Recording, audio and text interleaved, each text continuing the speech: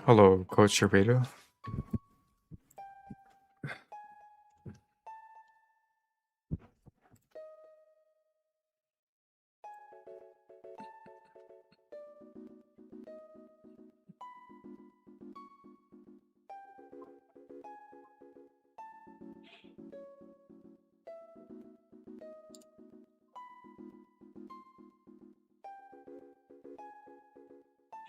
Hello, Max. Hello, Void.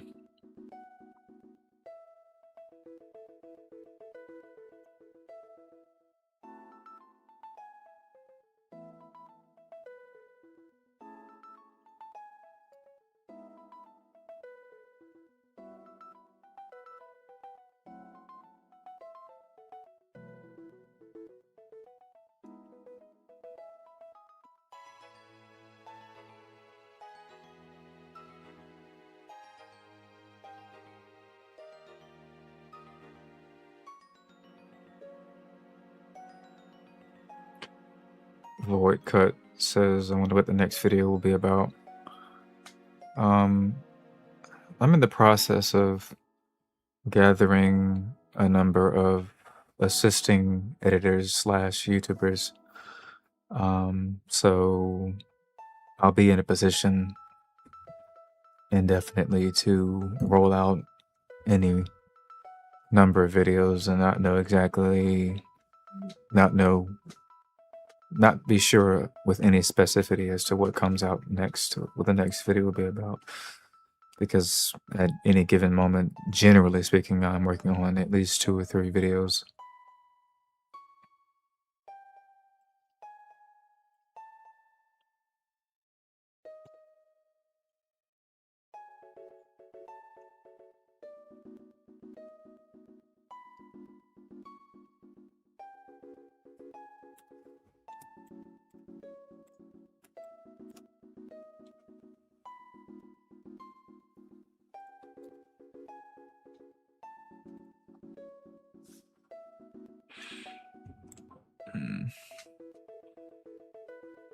Have you heard of a game called Gravedigger? No, I have not.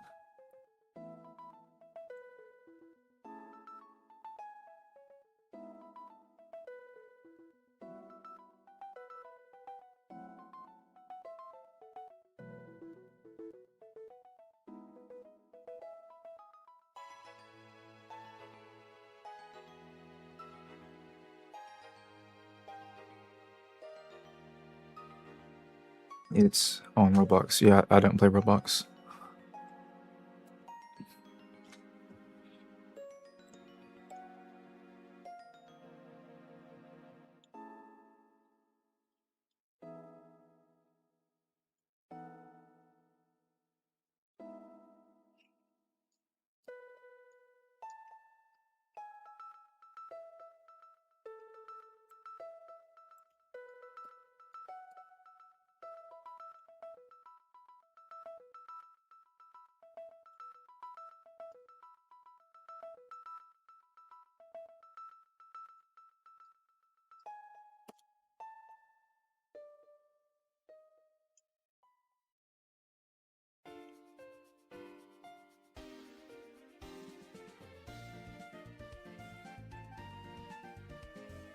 Everything is Epstein, IDF, Israel, Benjamin Netanyahu, fucking Diddy. I can't. It's fucking Reddit coded. Yeah,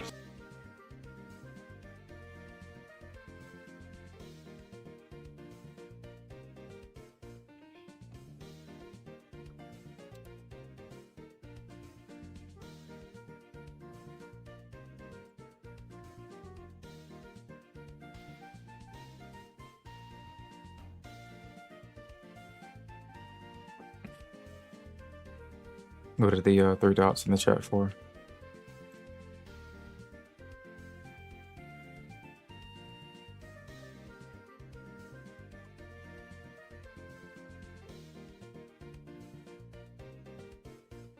I can never escape it.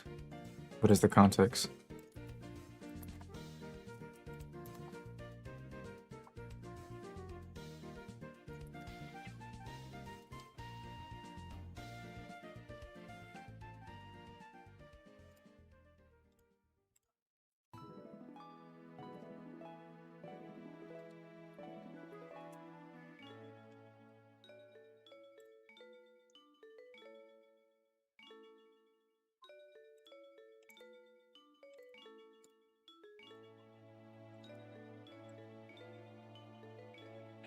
your YouTube profile.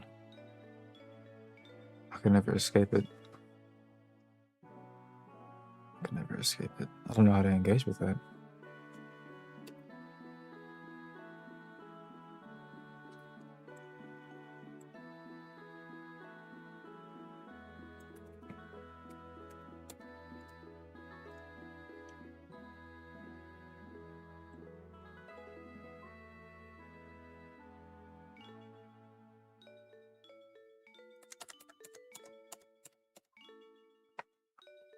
XD, you see, have I truly become a monster? It's one of those nights where I don't know how to engage with the chat in general, I guess.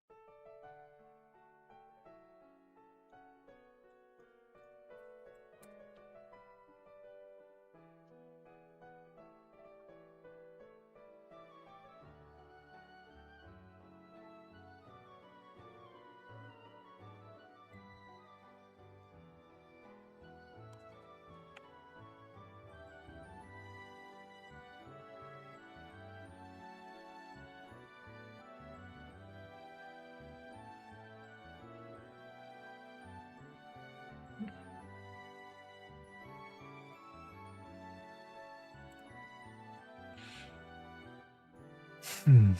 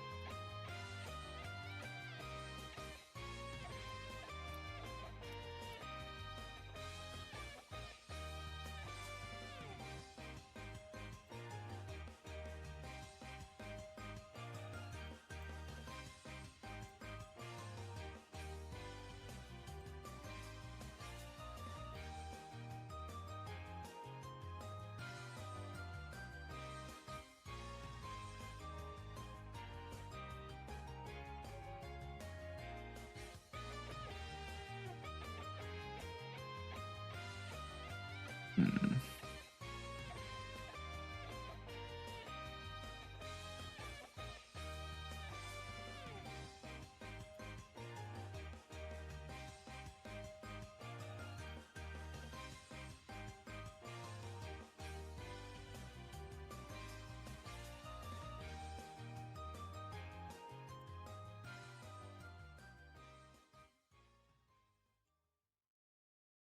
Hello,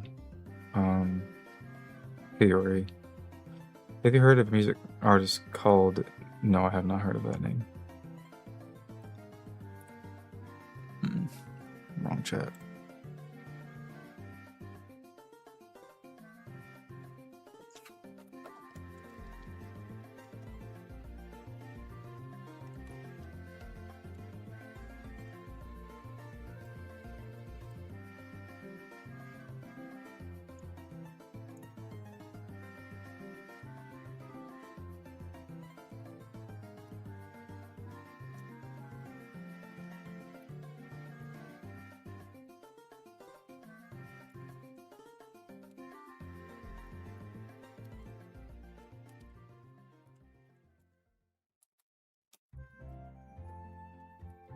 Hmm.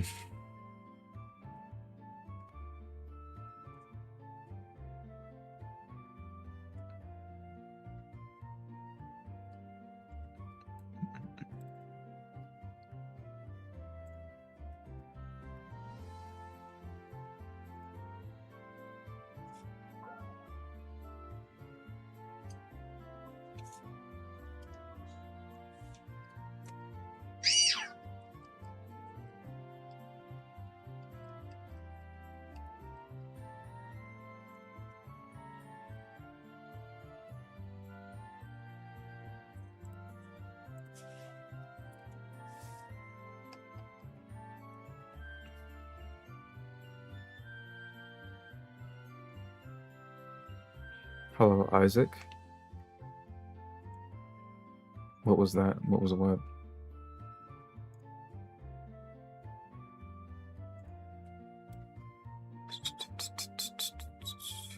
What app do you use? I use Vegas 23. I use Photoshop. I use After Effects. I use Topaz Video. I use Gigapixel Topaz. I use Vegas Pro 2026. I use Sound App. I use CapCut.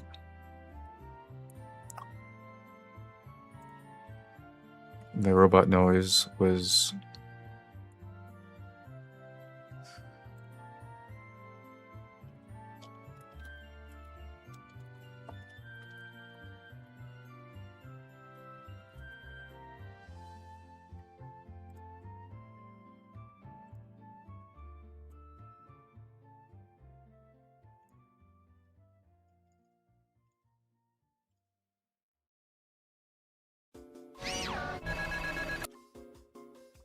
Is it Adobe Premiere? No, I'll start from the beginning. Vegas Pro, Photoshop, After Effects, Topaz Video, Topaz Gigapixel, CapCut, Vegas Pro 2026, Sound App. I didn't mention Premiere at all.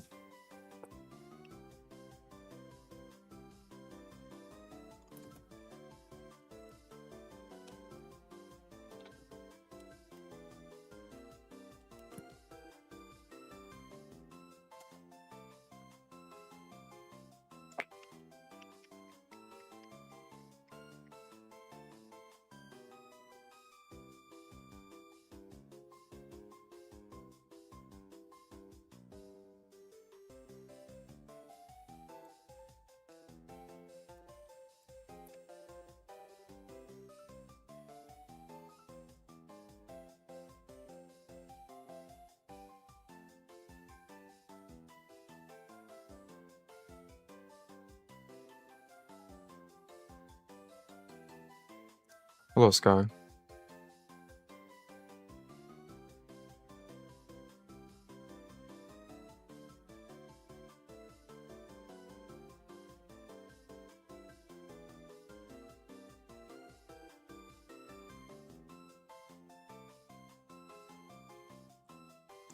Just these days got addicted with your vids. It won't last too much longer. You'll be over it in a couple of weeks.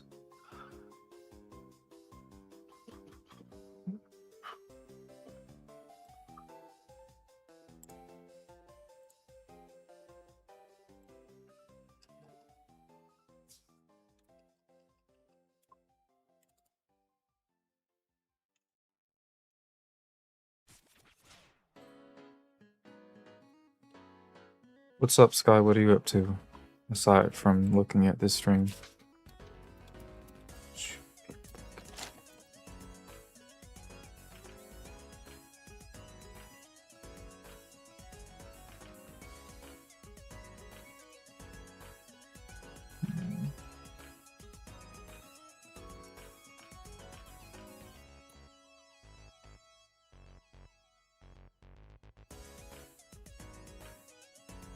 Interesting.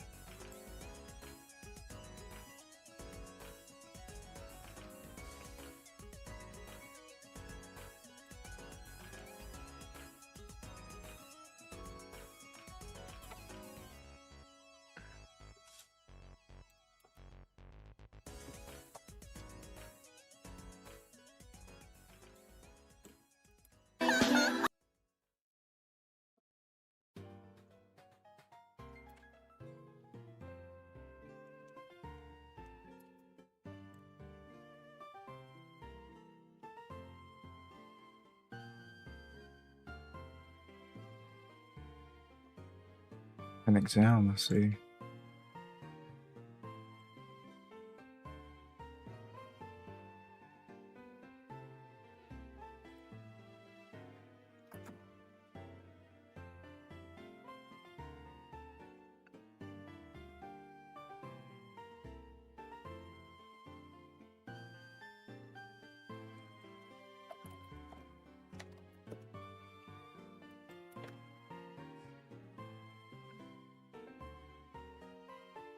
What is this vid you're making, fighting or yapping? No, I mean the next vid.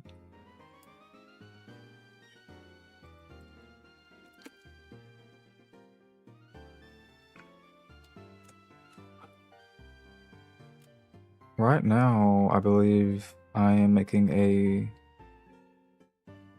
meta commentary montage.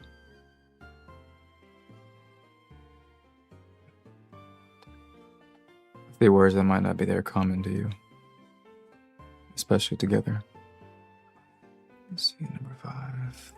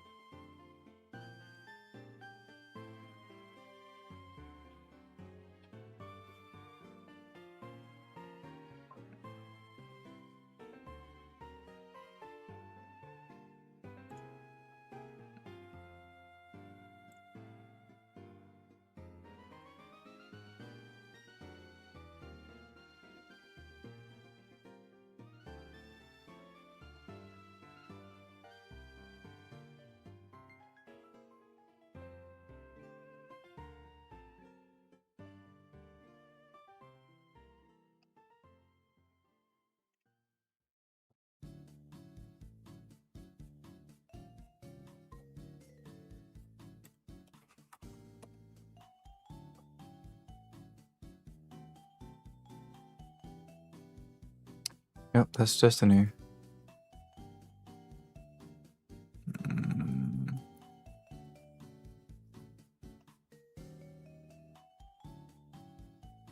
Hmm.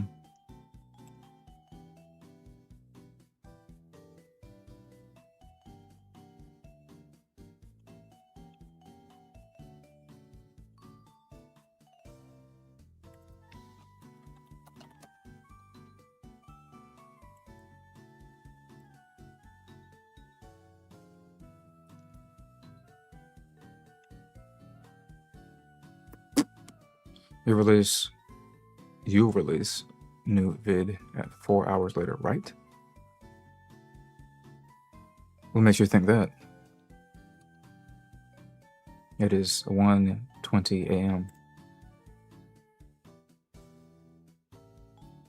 And I haven't worked on a video that only took 4 hours to make since 2016.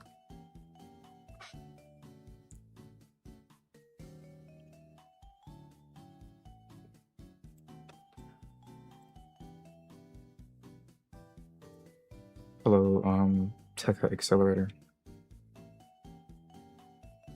What are you cooking today? We're looking at I'm thinking about this sort of idea that is a meta commentary montage.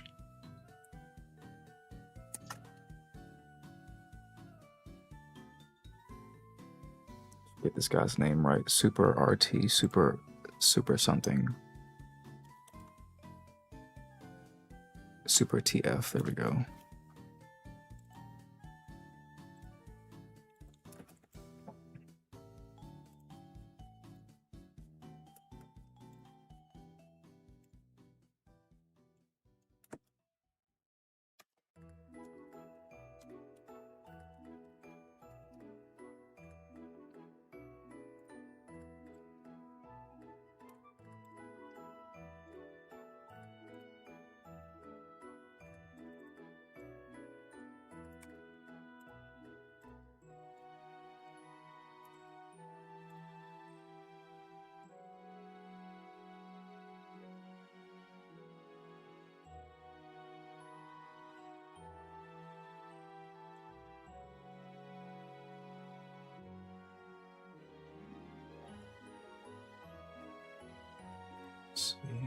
Do you have a daily schedule? How long does it take to make one video? I don't really have a schedule. I generally keep a bunch of ideas in my head, and I try to go about them in the most feel-good way possible. I'm a vibe editor. How long does it take to make one video? Well,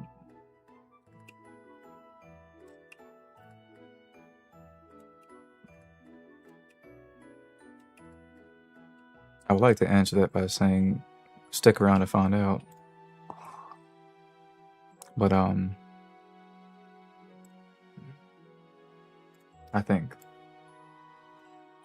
that if I just showed you my live streams or my live stream VODs, it might give you a picture. This live stream VOD here, I'm not sure how well the audio will work when I switch these tabs around. Maybe I should just go back to this main one and zoom in. Yeah, that works, I guess. No, not really. Dismiss that, please. Oh my god. Whatever. Okay, fuck you.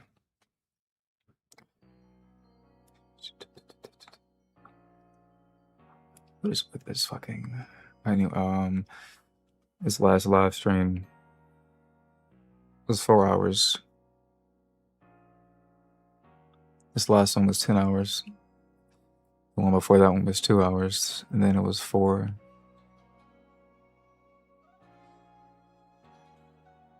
It's 6 minutes, right? Not 4 hours or 6 hours. That's 6 minutes, 29 minutes, 4 hours, 9, 5, 3, 8 hours, 4 hours, 2 hours, 5 hours, 4 hours, 2 hours, 9 hours, 7 hours, 2 hours, 9 hours, 5 hours, 11 hours, 3 hours.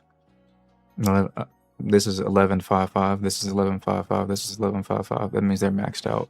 It means that it can't archive beyond 12 hours. So these are all live streams that are over 12 hours.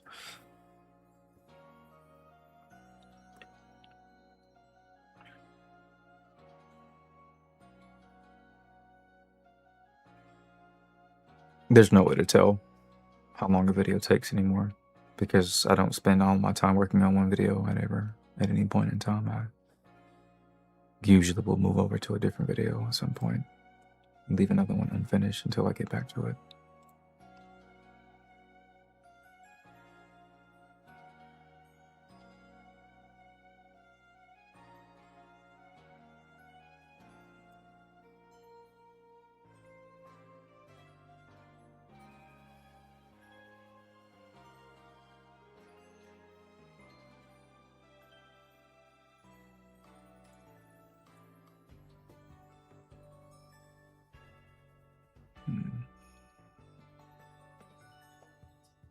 Thank you for the tip. I don't know what that slew of numbers and letters is. I'm not sure if that's a glitch or if that's your name.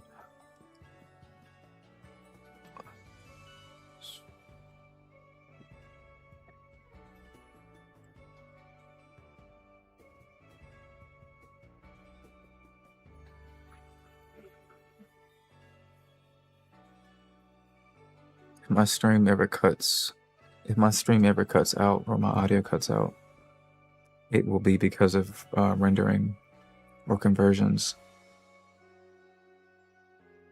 Dirty Nemo says, you are a pillar of creativity, anime, satire, and old editing. Don't second guess yourself ever. Peace out. Thank you for that, my Twitter friend. But second guessing is actually pivotal for a creator. If you don't second guess yourself, then you don't really have second, layers to how you,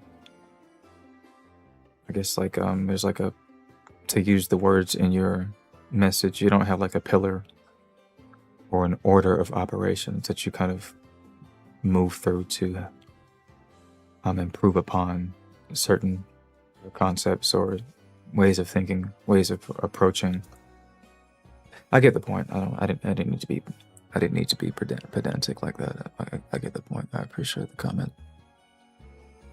I need to get this.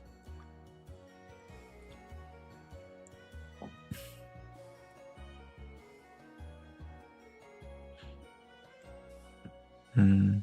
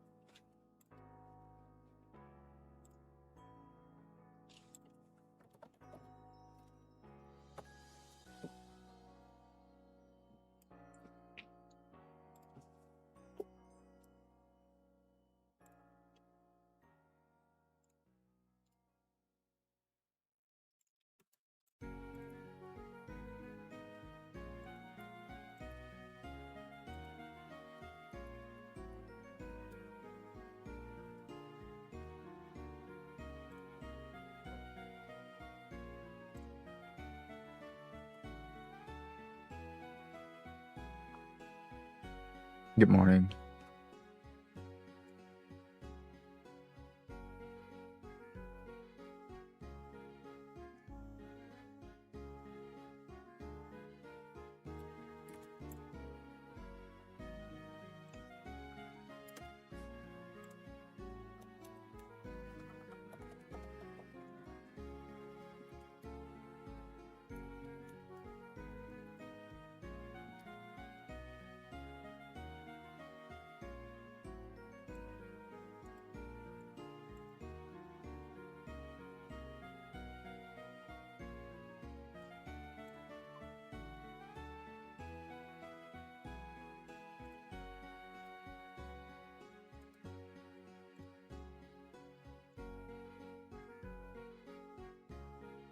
Is it racist to watch Boondocks?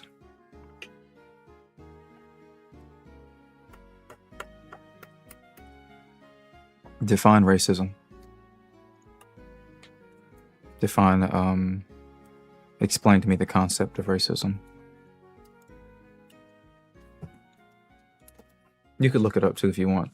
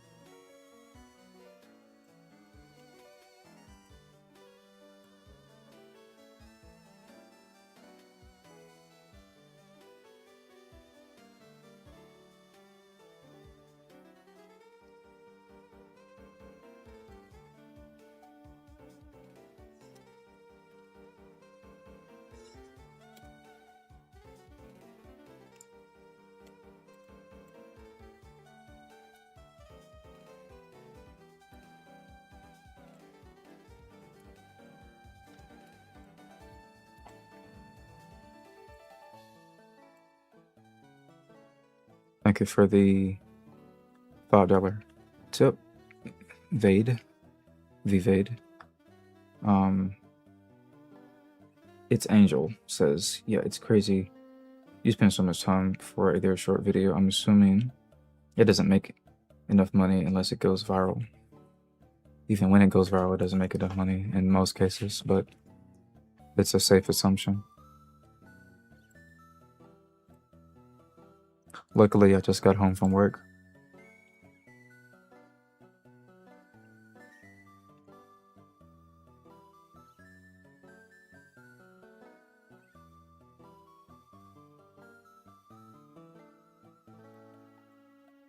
Okay.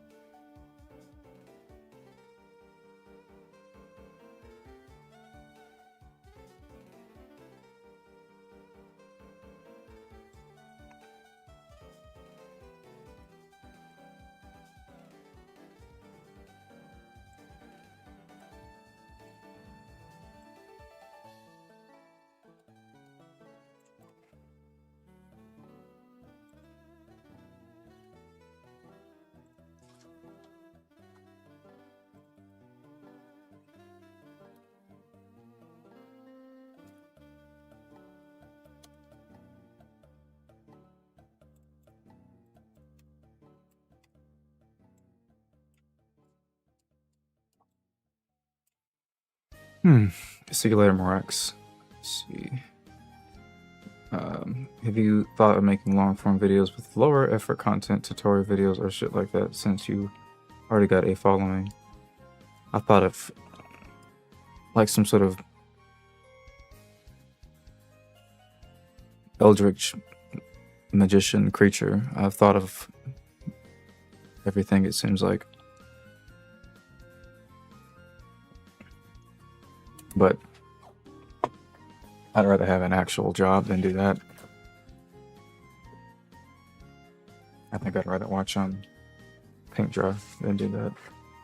I have a single tutorial video on my channel, and the amount of subscribers that I've had has no effect on it.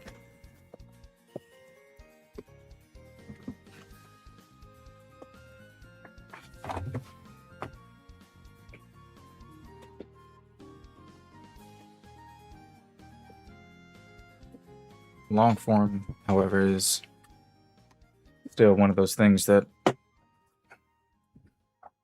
well, you use the word lower effort.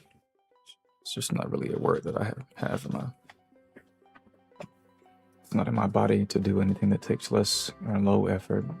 I accidentally almost always apply more effort to any project on accident, inadvertently, against my will, subconsciously.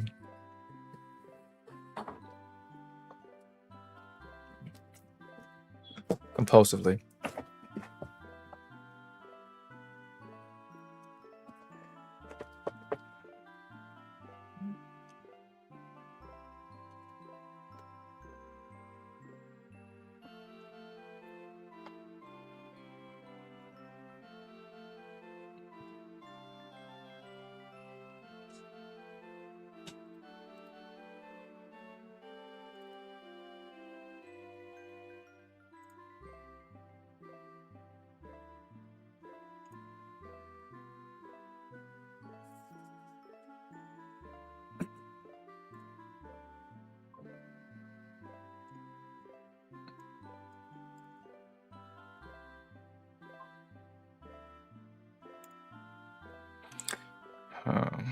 Is Vegas Pro better than DaVinci? No. I use Vegas Pro because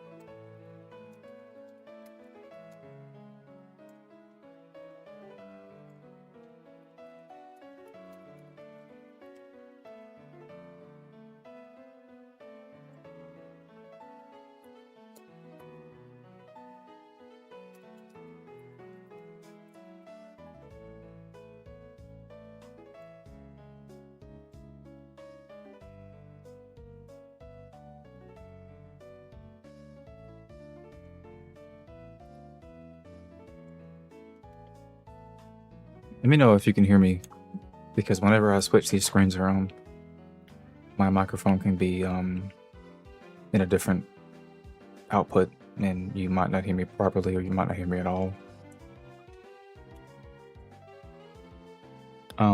This graph represents basically something in the space of like search results. For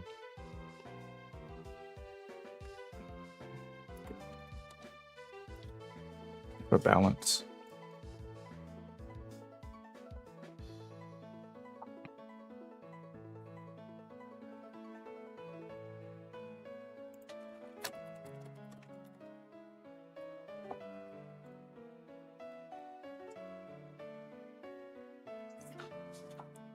So it's a 2000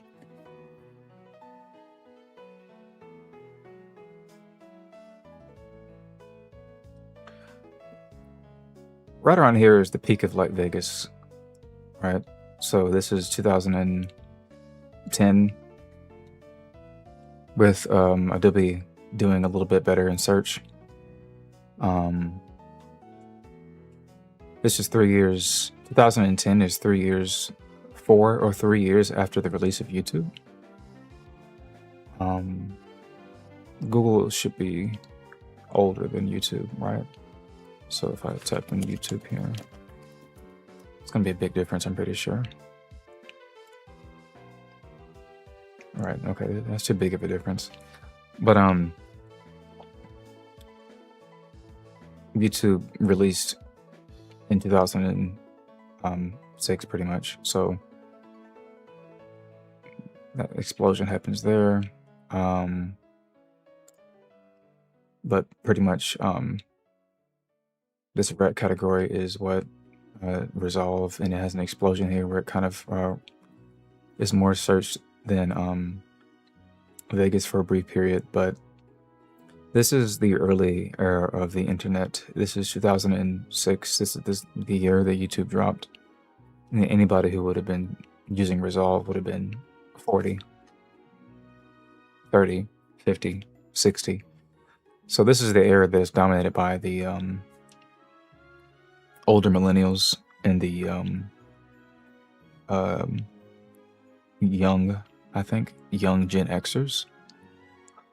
Older millennials would be like people who are currently like 50, I'm pretty sure, and young Xers, Gen Xers are like, I think, 60, 70, some shit like that right now.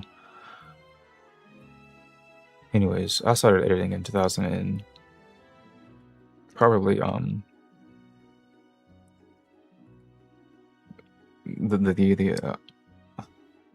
tired. I started editing the year that YouTube came out, so 2006. My first YouTube channel was in 2007, and I didn't use Vegas until 2020, or not 2020, 2013 probably. So around this time period, Vegas was on its way out in terms of popularity, and After Effects is pretty popular. I was aware of it. I was aware of the gap between me and other editors. I wasn't aware of the actual program being used because people back in the days used to keep the applications they used a secret, I guess, to some extent. Thank you for the $5 tip again from that. I'm guessing that's the same person or a glitch name again. What are your profit margins for these edits, and does it take a lot of time? It takes a lot of time.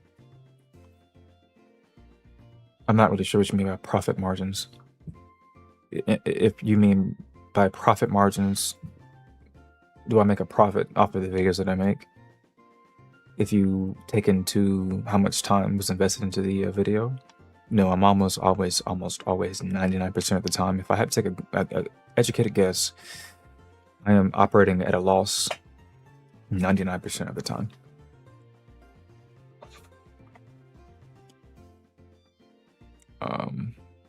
Anyways. Oh, and for you new humans, you test tube babies, you beaker babies.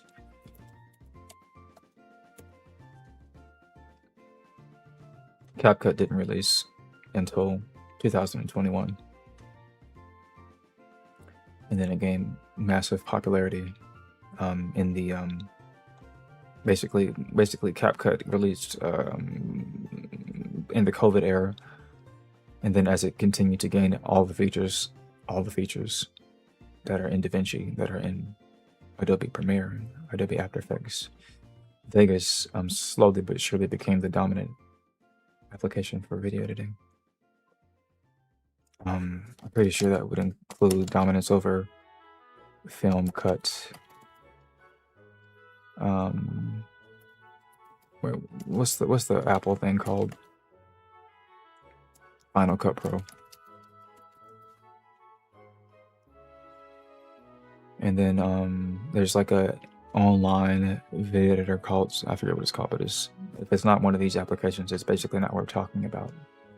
There's some open source bullshit that some fucking Linux user wants to talk about right now, but I'm going to shut him up before he gets his mouth from moving. Yeah, so Final Cut Pro 2011 is like the era where Apple swore that it was like the bee's knees, it was the hottest shit ever. So it took off in like 2011. But it's not really talked about much nowadays.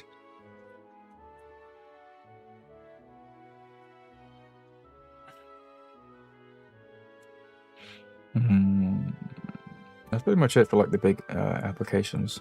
I feel like I'm missing something, but it's probably irrelevant for the most part.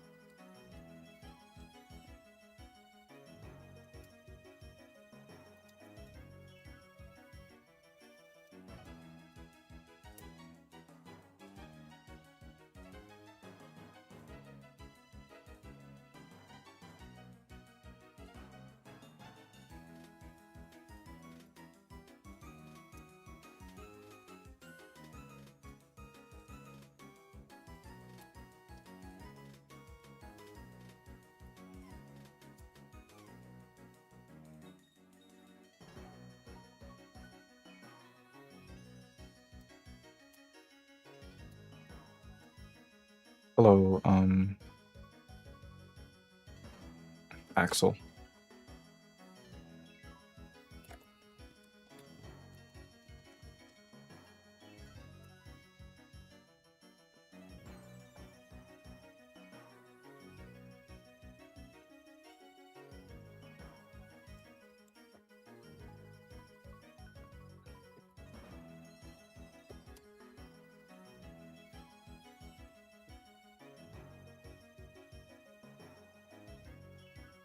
I'm trying to find chill streams. This may be a bit too chill.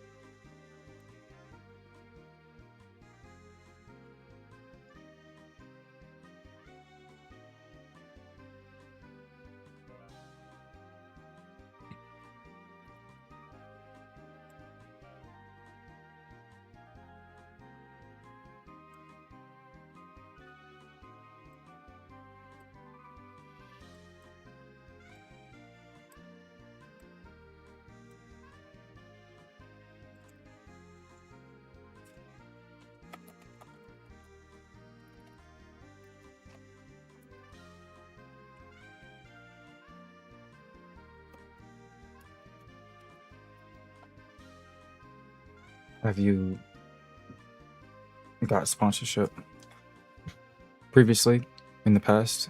Yes, a number of different types of sponsorships. Currently, no. Currently, as in there is no ongoing sponsorship. Have I received sponsorships as of late? Yes.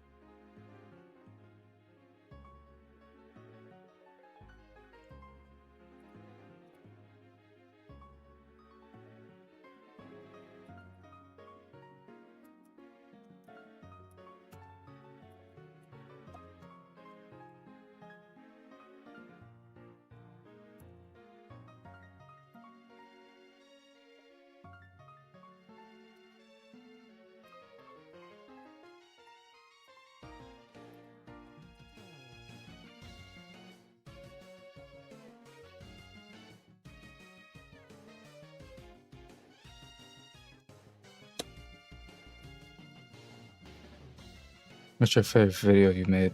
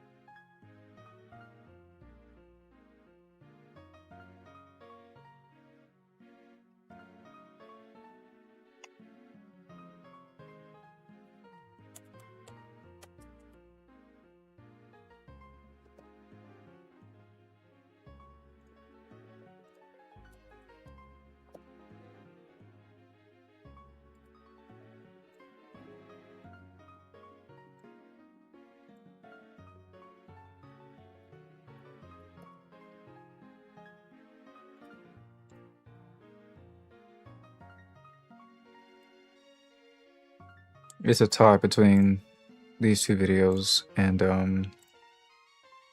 I am only including what I have actually finished. My favorite video is something that I haven't finished, that I haven't completed since I started working on it in 2019.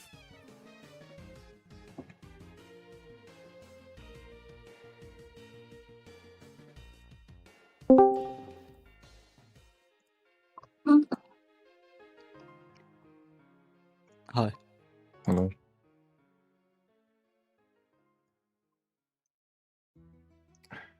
Rest. Soul. Bit of Soul. Haven't watched the other one, but Isekai 2 was amazing. Yeah. A lot of the video should have been longer, and actually that video should have been longer, and I ended up expanding upon it in this video. It's like two I guess continuations from that video, which is this one and this one. Both of these videos feed into that one. They all feed into each other. Can I clone this? Duplicate. And then just go to end up, go back.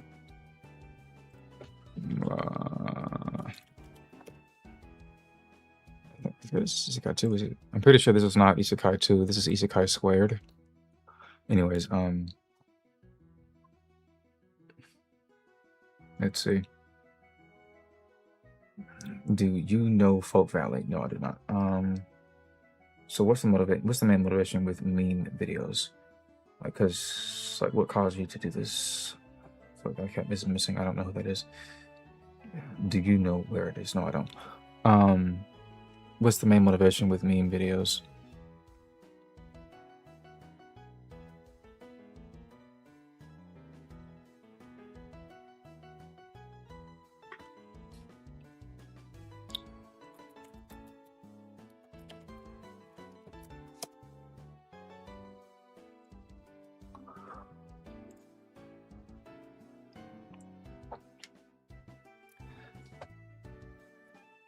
I feel like this is the best way to describe the main motivation. It's not something that I decided to do consciously. It just happened. It's kind of like being born. It's like asking somebody, what is the main motivation for being alive? And it's like, I think the main one is probably to not die, because the experience of death is probably one of the more frightening things you'll probably experience in your life. If I had to take a guess. I'm not trying to sound, you know, superficially fake, deep, or whatever, dramatic. I have a mental illness.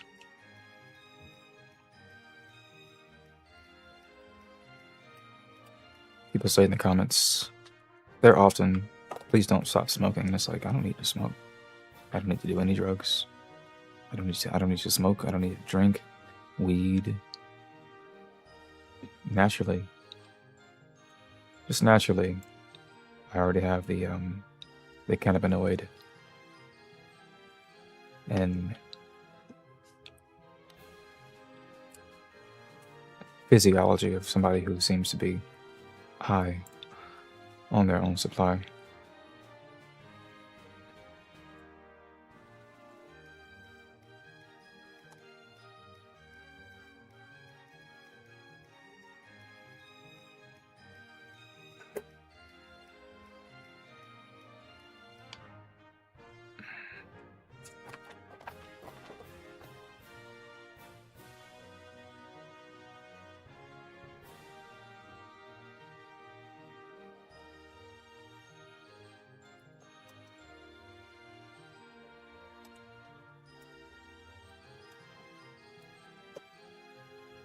Do your videos have a specific lure or something? Like I've seen John Wick multiple times. Pretty much. Let me see if I can do this gracefully without whatever. I'm at my physical limit anyway, so it doesn't really matter. I'll type in the word mask. This is the last thing that I searched across my channel. I have two different directions to go into. So this video is called Which is the Lie, the Mask or My Face? Control copy, control paste. The face is often the ultimate truth, while a mask can conceal, distort, or protect your face reveals raw emotions, vulnerabilities, and your genuine self. In philosophical and artistic terms, the mask is curated performance, while the face remains unfiltered reality. Curated performance. That's what every content creator does. This is also a quote from Jin from League of Legends.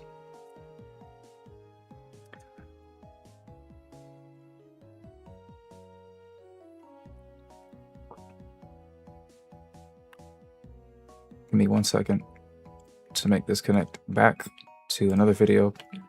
I'm only going to move in one direction. I'm going to try to keep moving in that one direction without splitting off into a fractal. The oldest mention of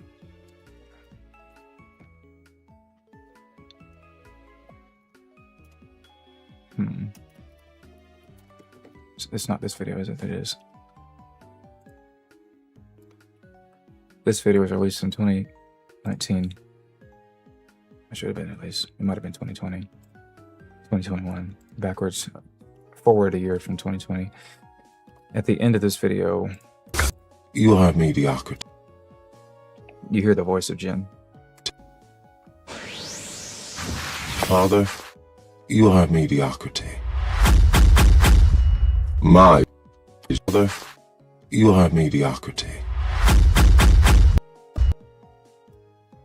This is a play on the name Jin. I'm going to keep moving in this one direction, because if I don't, I'm going to fractal. If I explain this last time, that I'll fractal off in a different direction. So I'm going to just keep going in this one direction based off of the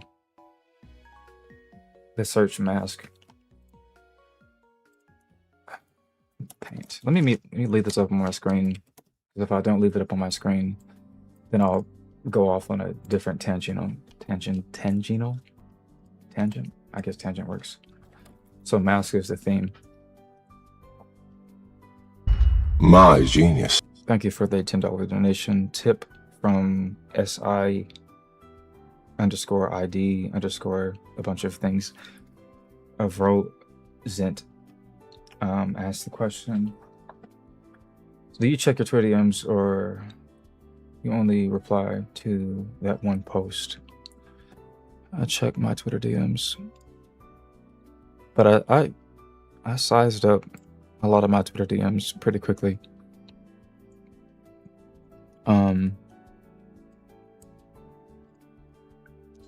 This guy, not that I hate it, but I just kind of completely ignored them to some extent. Not really, but they were using AI to converse with me in conversation. That's not a problem, but the way they used it was kind of deceptive, because it implied that like they knew what I was doing. I'm pretty sure they fed my video to the AI to give it like feedback, and the feedback was pretty subpar. It was feedback based off of like their surface level analysis of the video. It didn't understand any of the elements that I put in the video, so it gave me a very weird yeah. Anyway, so I kind of whatever. This guy, I know him. He's the only person that I'm actually willing to work with out of this entire chat, probably, because I know him. He's familiar with my work. I have a long list of people that I am working with that have either allowed me to budget properly, utilization of time properly, which means they've given me enough time for me to figure out how to work them into my schedule. And some of these guys, what was the question here, or the statement? I sent them like what's the word I'm looking for? I sent them a lot of roadblocks. That's almost the first thing that I do whenever I look for people. I set up roadblocks to see if they can get past them, because if they can't get past those initial roadblocks, then I can't work with them. It's just not worth my time. Not to sound arrogant or anything like that, but I'm 33 years old, and I've been editing since 2004, and I've been on YouTube since 2007. I've been on Twitter since 2011. I've been on Facebook since 2007. I've been on MySpace since 2006. I have the Sharingan, the Rinnegan when it comes to assessing people in an instant.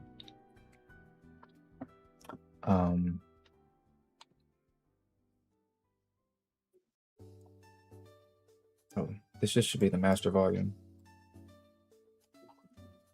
Assessing people in an instant, and especially when it comes to editors, that's the easiest thing in the world for me. If your main thing that you do when you edit is clip up VTuber clips, there's no way in the world I'm not taking the time out of my day to figure out how to train that person to get them to be on my level. I work with probably 70 editors over the span of 2020, 21 to 2026, and only like 3 of them hold a candle to me.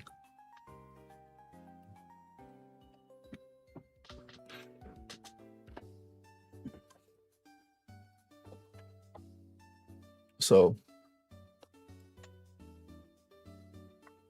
I put out that post in my Discord, or should I say my my Twitter, because I thought that I would have better luck finding people within my community.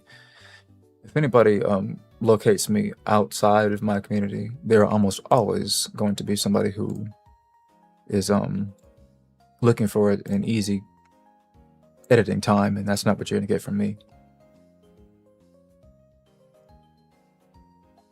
But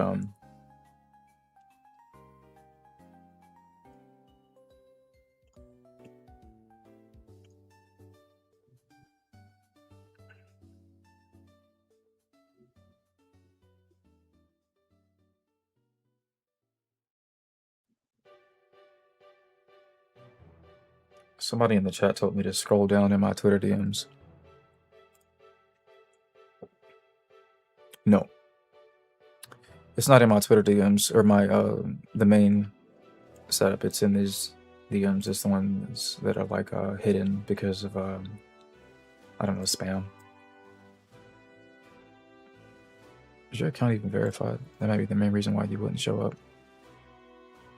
Yeah, you don't have many followers or many posts, so your account is basically spam marked. Rito Soul says, I'm just going to watch what you... I can't read. I'm just going to watch what you stream to see what I can learn. Your editing is quite amazing, and my skill is non-existent, so I shall resign to just watching for now. Good luck. Good luck with the watching. You're gonna need it. Let's look at this portfolio. Oh, you're gonna have to send me an actual video from this portfolio that you think matches what I edit, because just from the thumbnails alone, I can kind of tell what kind of editor I'm looking at. And most of these videos are not gonna, I guess, really gonna be troublesome to bridge the gap between what it is that is in this video. She blew up my protocol till and what it is that's in one of my videos. So let's just go through this, I guess, a little bit. Okay. I can't say much about the Twitch stream chat, because I don't know if this is something that is native to the actual VOD or if the editor put this in. I'm going to make a safe assumption and assume that this is actually on the screen by default from the OBS side, from the streamer. This right here is an edit. It's obvious because it's blurry. I blew on my blue. I would have spent time making that not blurry. So that whole, let's say this whole first 2 seconds. Okay. 4 seconds. That amount, the editing that would have happened in that 4-second duration would have been no more than like 15 minutes, right? Okay. So I'm 4 seconds into my project. I have I've acquired the deadlock footage from Super, what's his name? Super TF. The deadlock footage. from his channel. I went to his channel to download the footage. I had to scour it based off of the date at which this clip from his shorts feed popped off and went viral on TikTok, where he goes on a rant about how he thinks that people are brain rotted and all they do is say things like Epstein. Everybody calls everybody a pedophile nowadays. Epstein coded Diddy this, Diddy that, IDF soldier, Israel that. He goes on this rant. So basically, I do a little bit of research to figure out that some of the footage that he pulled for this short is probably in this video, but it's actually not. It's the same game, I believe, maybe not the game itself, but the match.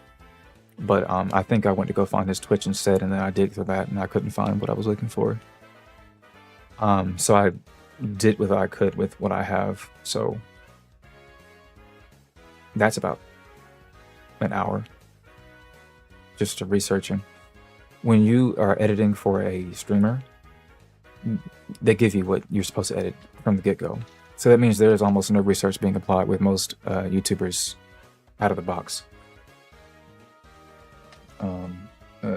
Dello something said, so what's up, man? How are things going? Things are going all right. Hello, Spixie.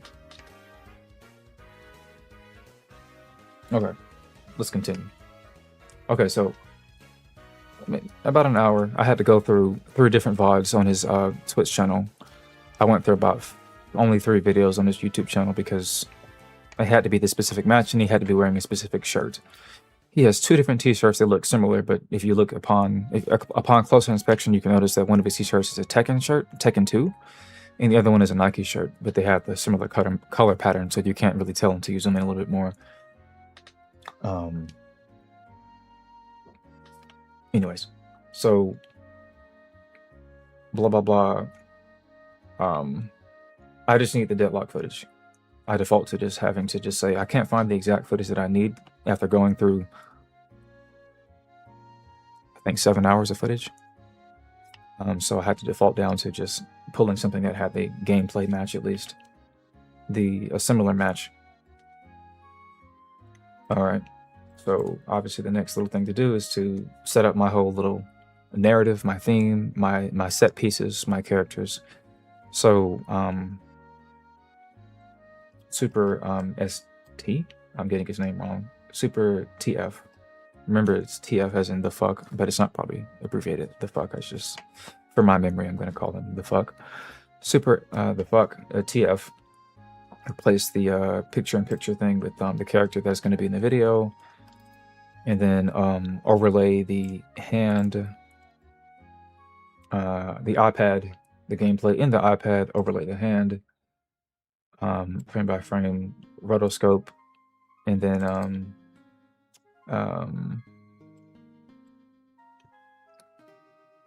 an hour and 30. This is only 1 second into the video. Effectively, we're about an hour into the project, and we're only a second into the timeline. All right, let's skip ahead to this thing that I call, I'm not going to call it anything. I'm just going to say that the taller your timeline gets, the more minutes you're adding on to the project. So I'm at layer 10 basically right now, right? Some of these layers are fake, so I would say maybe, yeah, actually this is good. This is 10 layers. Okay. So let's look at some things for this particular shot. So let's isolate the bottom layer, which is the raw footage. Let's use this one instead so you can see what it is that I'm doing. Because I think it's good that I have an edit in front of me that shows kind of the absurdity of what I do. People think that I'm crazy because of what the ideas that are in the video, but they don't know how crazy I am because of the editing that it is. So this girl is facing her, and the dialogue in the video, the lines, the spoken dialogue, does not call for her to be facing her. So I decided to freeze her motion so that she doesn't face her. So earlier in the video, earlier in this clip, she is facing away from her. So I want to keep her frozen. Any 90% of editors are going to assume that the easiest way to do this is to basically to isolate this part of the screen and then freeze it. And then you're going to basically assume that you're done until you realize that when you do that, half of the screen rips because the table is wobbling because she's jumping up and down on the table. 90% of editors can't make it past this point. They don't know how to figure out how to stop the table from either. Actually, they will probably think that the best thing they can probably do is to get the table to stop moving, because they don't want to over edit. They don't want to have to spend too much time editing. So basically, I have a layer for the shadow where the floor is. I have a layer for the table itself, and I have a layer for where she is frozen in place. So I had to recreate different layer dimensionality so that I have granular control over how the objects are moving. Also that she can't move. Just one little variable that is basically not really necessary. But because my script, the dialogue in the video calls for a certain presentation of the character, it does not make any sense for her to turn around and laugh at this girl when she says what she says. It will distract the viewer from the point of what is being gotten across. It will be a pretension dip, because people think that being confused by a video is funny until it's too confusing and then they click off of it. I'm hyper aware of this phenomenon because YouTube shows you a graph of where people click off of a video, and they've done that since 2019, I believe. I don't look at the graph because I kind of know from the comments where people are dropping off. This is before YouTube invented this sort of system so that you can see the most replayed parts of a video. Based off of the comments, I can already tell what the most replayed part of the video is, and I can already tell when somebody's going to fall off. And I have to make the decision to basically be fine with a fall off, because it's a balancing act. When a certain audience falls off, you can give rise to another audience. You can trade them out, so to speak. Whoever sticks around is what you would call, in the YouTube parlance or the content creation parlance, a core member, a core audience, a core follower, somebody who is going to be with you for a little bit longer than the guys who just stick around to the 30-second mark, 20-second mark of a video. But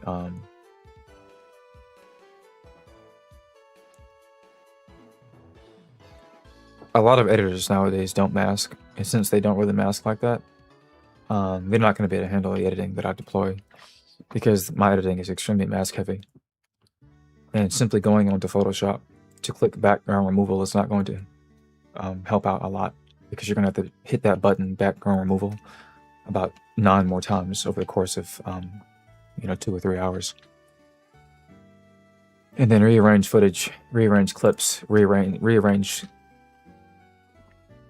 people's faces, clothing articles, create shadows, adjust shadows, ripple water, animate the water so that after a person walks into the water and the person is no longer moving, there's a time disparity between how long the water should ripple before it dissipates and the motion starts to die down. Principles of animation. So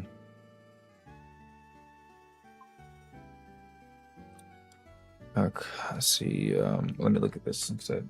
So for the most part, I still do research. This was 8 minutes ago. E10 says, this seems like an art and you seem extremely talented. I'm not talented. I've just spent too much time on this stuff.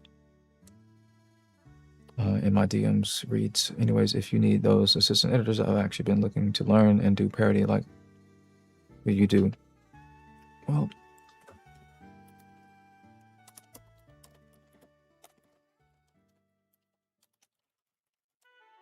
trial.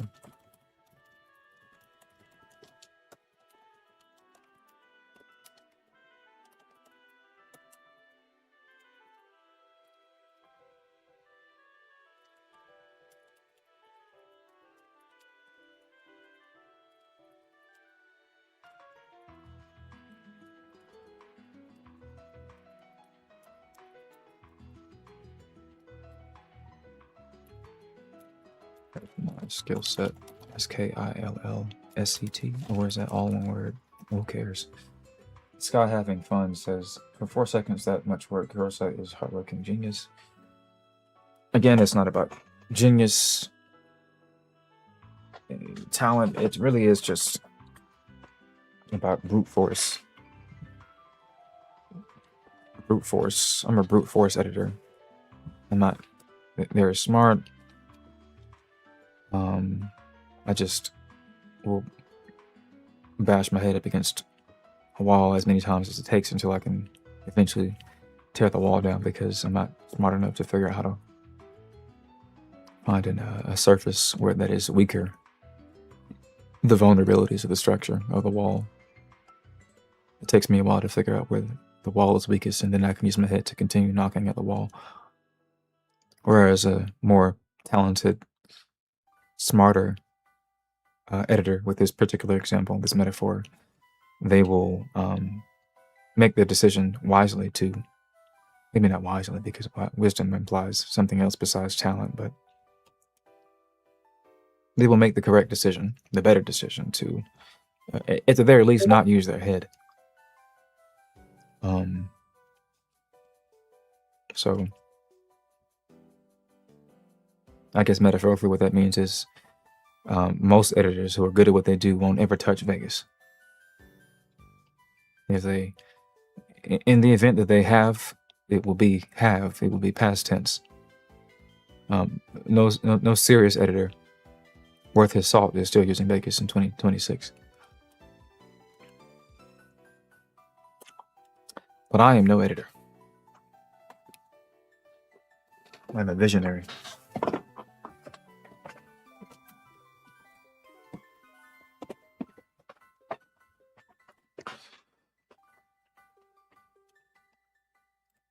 That's why a lot of people get confused when they ask me questions about editing. None of my answers about editing are very straightforward because they're philosophically laced with vibes. I don't like to give straightforward answers about editing because a lot of the editing that I deploy is not particularly straightforward. And you can tell this by me telling you that I have never went to school for editing. This means that my understanding of editing is all self-taught, and it's basically still in this sort of novice domain. The reason why the editing seems so good to people who don't know how to edit is because they don't know how to edit. But any editor that is in my general league, they know how shitty it is, even though they can't match the grit. A lot of editors are better than me, but they don't work anywhere near as hard as me. But that's what makes them good. They don't work as hard as me. By default, that makes them better because they can get the same result as me in less time.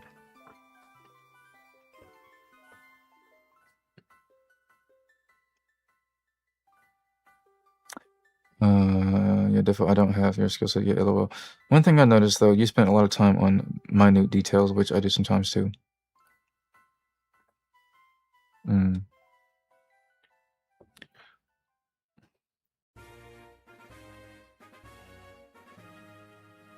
I won't break that down right now.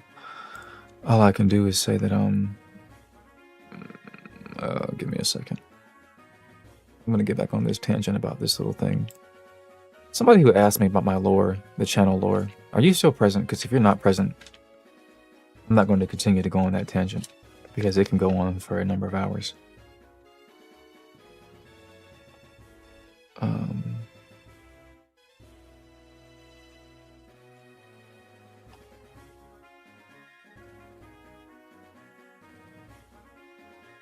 I'm still here. You asked me about the lore thing? Okay. I guess we'll get back to it. Did you ask me about the lore? Or you say you're the only person on Twitch, but I'm not tracking which comments are coming from what thing, what platform. Oh god.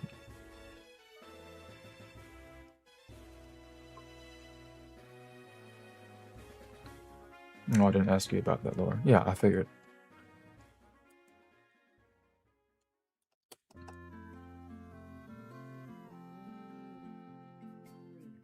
Hmm. Hmm. Hmm.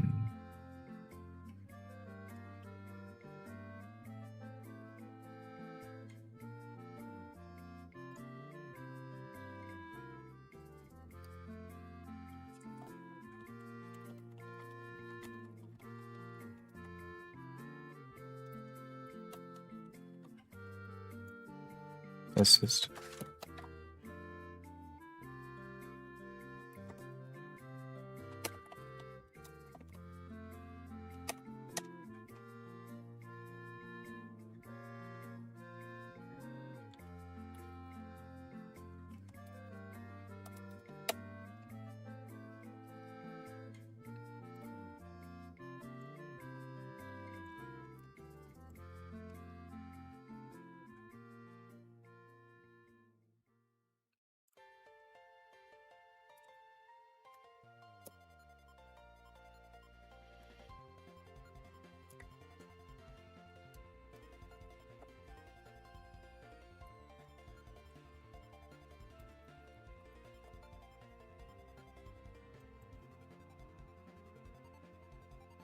What is this Clipster thing?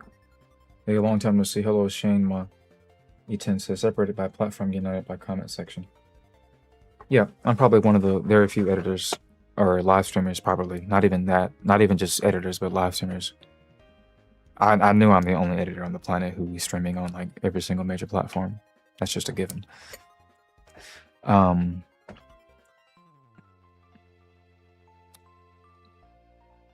But yeah, not many people are gonna have that combination of streaming on Twitter and TikTok.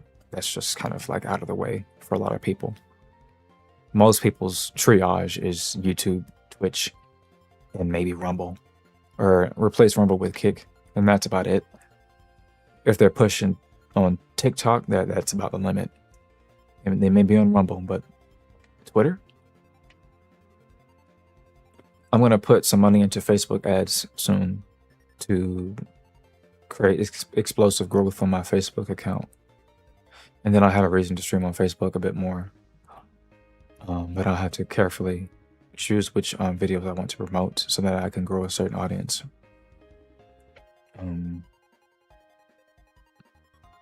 What is the Clipster thing? It is a platform that allows you to basically make money off of clips. You clip something and you do it for a client and they pay you based off of how good the video does. So I'm planning on doing something like paying people an initial flat fee to create the clip and then give them a scaling amount based off of how well the video does as well. And then I'll put that on a secondary channel and have a new stream of income coming in so that I can eventually dominate the anime sphere. Anyways, okay.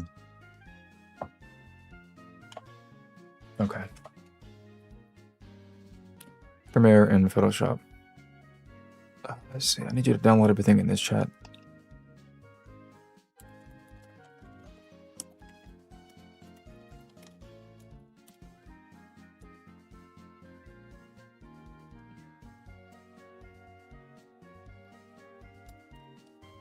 Put it on your timeline. Enter. I just be watching content, but these for real levels to it. There's for real levels. Okay. Yes. Let's see what we have here. Yes. I'll get back to that in just a minute. Had a little hiccup. Previous setup happened to lose a lot of brushes, have a lot been used, and the tablet itself is a whole different type. Now, screen this. You had me?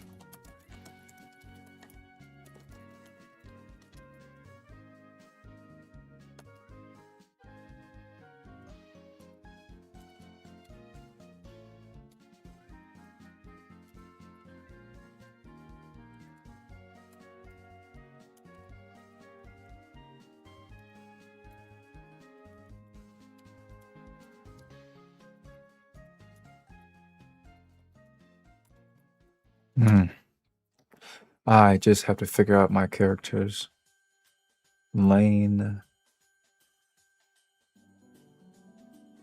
I had more than Lane. I know Lane and Miku is necessary.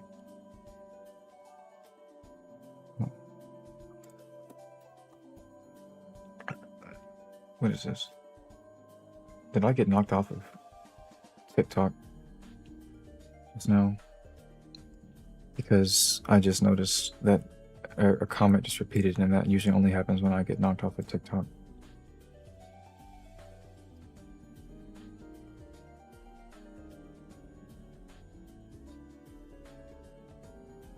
I didn't really say anything to cause me to get knocked out. Okay, I'm still up. I guess the player itself had an issue with it, so it happens whenever basically my setup for how the live stream captures chat information is based off of if it can detect a window, and if this shit right here happens, it's going to basically fuck it up, I guess. Hard to log into these windows because the way the API access works nowadays is if it doesn't recognize the kind of application that you're using to sign in, then it won't even sign in properly.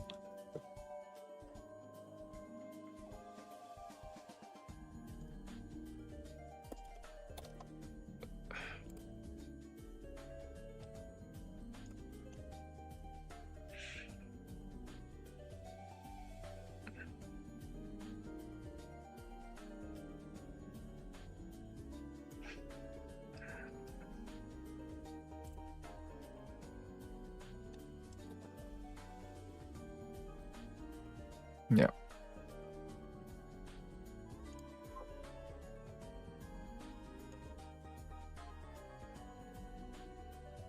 I don't know why it wants me to log in for this.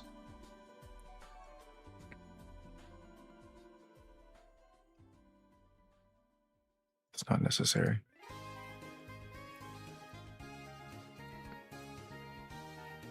I leaked enough information. I've leaked enough things in general to know. A password, a stream key being leaked is nothing. I've leaked much more personal things than that. As if it were another walk. In the part, I can hop in a call for brief on what it is.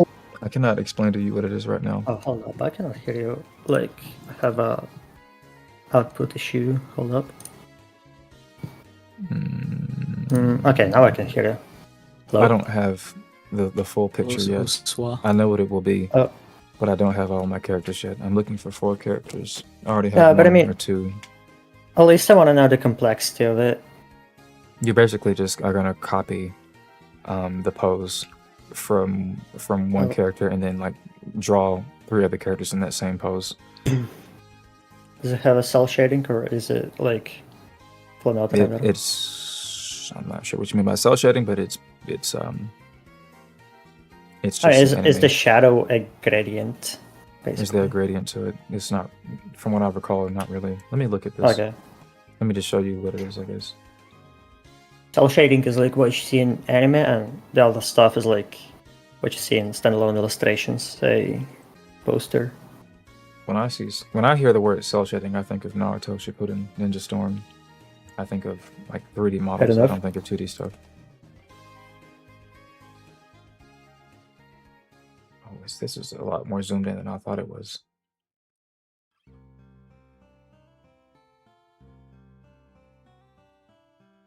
Is that the ghosting? Holy fuck. Oh my god. Well, that'll work. I think that'll work. I'll figure it out. It's just this frame is good enough, I guess. How do I message you? Hmm. This audio. Delete this. The face shot? Yep. Oh, okay. I was expecting like a whole like a pose. Yeah. There would have been more of a pose if I had enough time, but Let's see. this is all I can really afford at this current What about point in an art time. style though? Like, do you want it to be the same art style as that, or? I don't. I kind of don't. Okay, really so care. no vision yet. Okay, I got you. Don't delete that.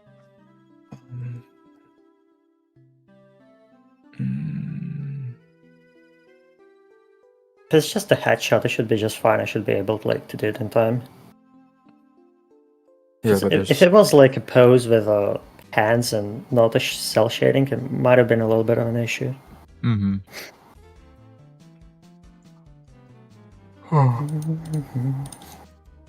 How's the things going though? My what? How is the things going? The things? Like, yeah, I heard you had like some issues with YouTube monetization and How are stuff like things that. going? Okay. Yeah. Specifically regarding the YouTube and your channel and stuff like that. Like everything that is on Discord, on this Discord. I don't look in there often. Mhm. But like, do you have any interesting projects in time or something like that? Is it kind of stale? So I was demonetized on the 16th of last month, and was remonetized on the 17th of last month, which means that the decision was overturned in 20 hours. Well, It was that's an AI better than I sweep. heard. It was an AI moderation sweep. All I had to do was submit a video of me explaining why the decision was retarded. I see. They want your video to be no longer than 5 minutes, so I utilize all 5 minutes.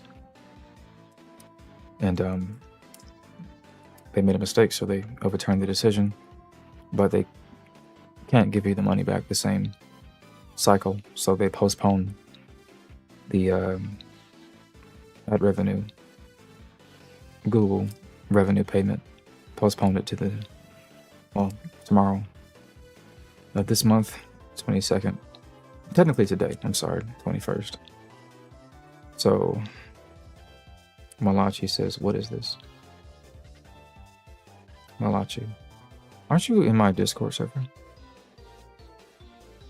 I'm live streaming, by the way. Okay. So,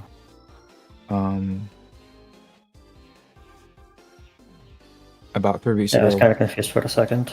Yeah, about 3 weeks ago, I got a full-time job. So, I'm back in that sort of mental space of utilizing my money. Utilizing money to create income. I have to make a distinction between my money and income, because the income that I utilize to, for example, get you to edit videos for me in the past was not my money. It was for a company. So this time, what you're working on is for me. I see. Is this editing all? Why so much red and green stuff? I'm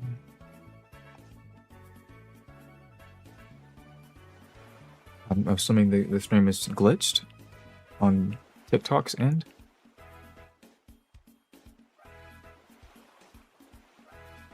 Because By the way, can I swear? Like a little bit. Yeah. Because, like, holy fuck, when you were explaining that stuff, I had to tinker so damn hard in my head. I don't know. I don't know if I'm at English C2 yet. Probably not.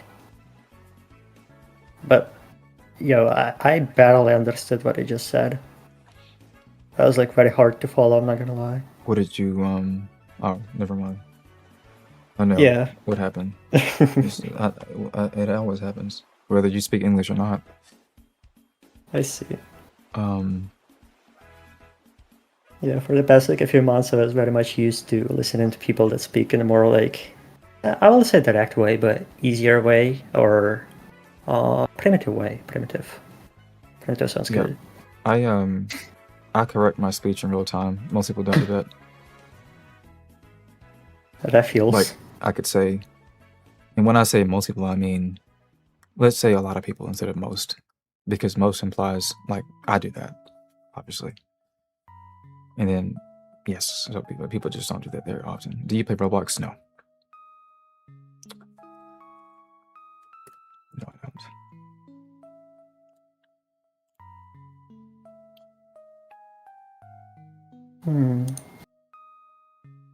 Alright, I'm gonna go then. If you have like a clear vision of what exactly do you need to do, like do you need me to do, just type me. I'm gonna respond pretty much ASAP. I'm pretty free now. So, see ya. Take care. Okay. I watched the Backrooms. I did not watch Digital Circus. I watched Obsession. I'm something you asked me because you did.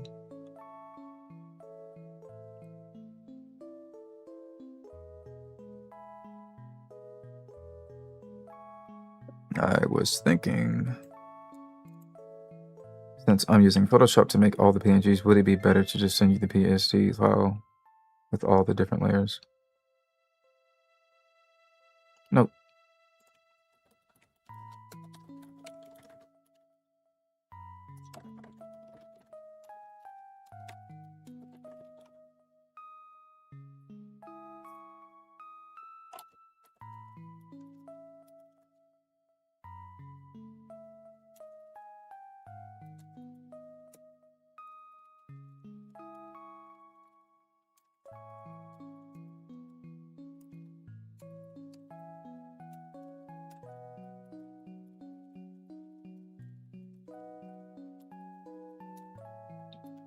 You should play Roblox.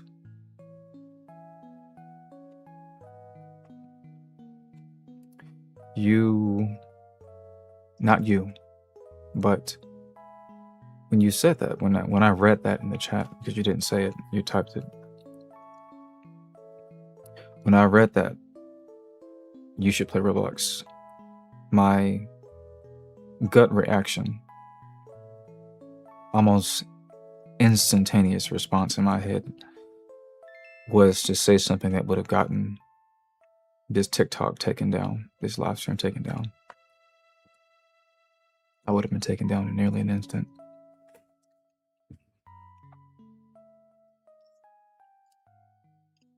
And I would know because I have 2 strikes on my TikTok account right now, exclusively for things that I say in my live streams.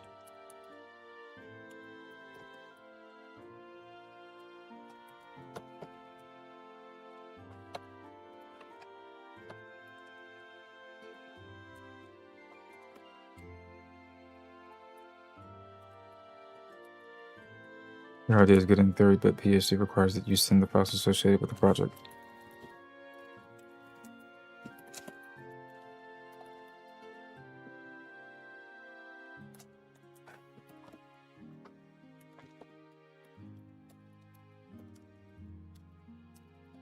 Guy trying to convince you to play Roblox, ... Roblox is good, bro. You should play the Backrooms games on there. They are amazing. Wait, what editing app do you use? I use Vegas 23. I use Vegas Pro 23. I use Photoshop. I use After Effects.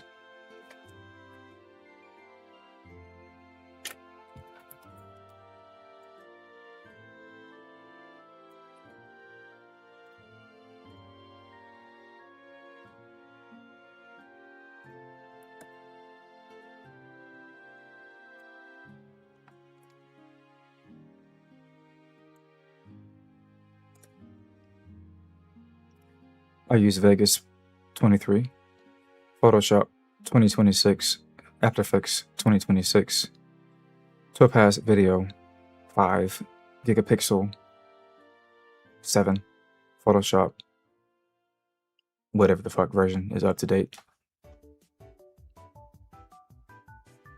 Sound app, Vegas 2026.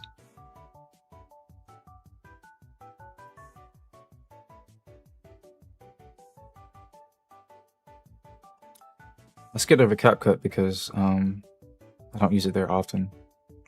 It's not a pivotal application that I use. It does not break or it doesn't really add much to my editing, to be honest. It doesn't add anything that I wouldn't, whatever. I use it for subtitles and rarely that. I won't say rarely, but I get to a point.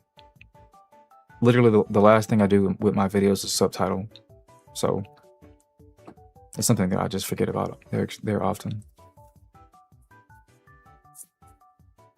The Whisper technology that utilizes AI to detect speech is the most powerful in CapCut versus any other application currently, to my knowledge. I have DaVinci, but I don't use it. The Master Sigil Stop the Throne with two viewers. That is a king in an empty castle.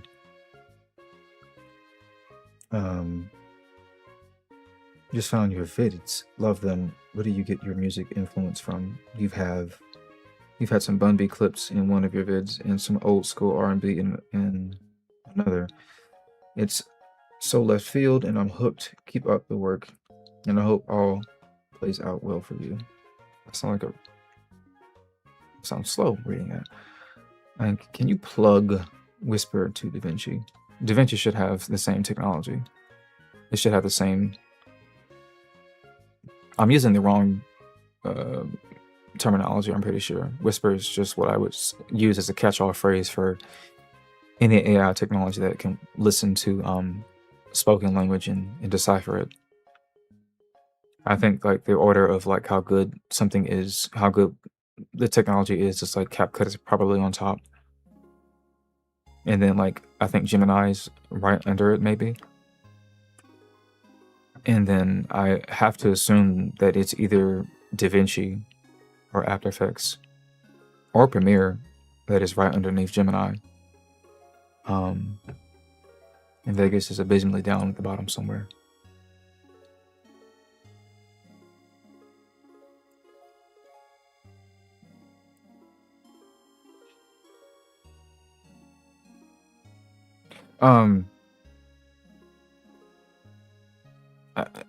Yeah, a 33-year-old still editing animes. Parody content is left field, so that gives you a good idea as to what's happening, I guess. You know, once you start to mention some very crucial variables to why certain things are being done, it doesn't seem so random anymore. Like a 19-year-old making my content the exact way that I make it would be. Not left field or right field, it would be impossible.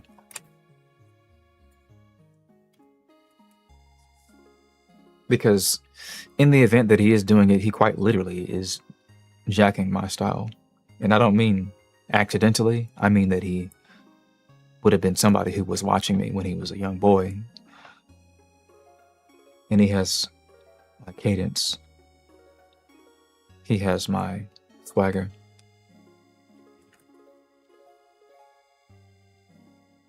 He is me. And I don't mean that metaphorically, I mean that almost literally. Not literally as in I'm talking about myself, I'm talking about two particular people that I'm aware of that basically are like my internet sons. Anyways, I try not to say that too often because one of them gets upset when I make the comparison, but anyways.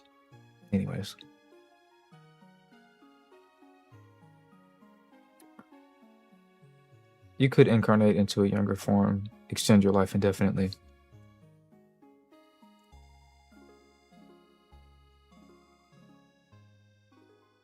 Does this image... Does this shot of Orochimaru mean anything to you?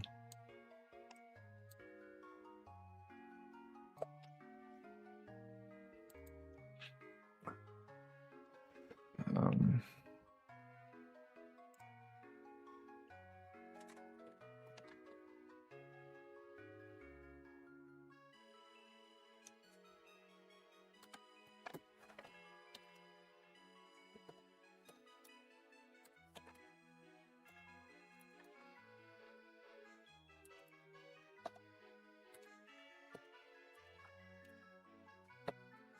How did I fix this before? That's not how you do it either.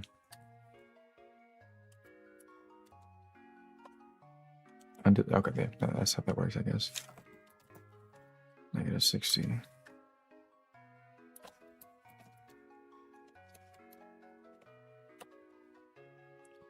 Let's see. Are you happy if someone copies you?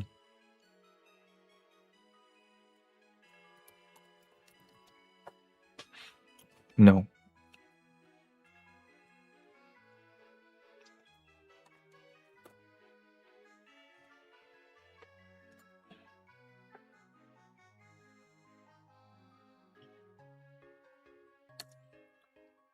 Not upset either. I had to clarify that. It was slow, the clarification, but I had to clarify that.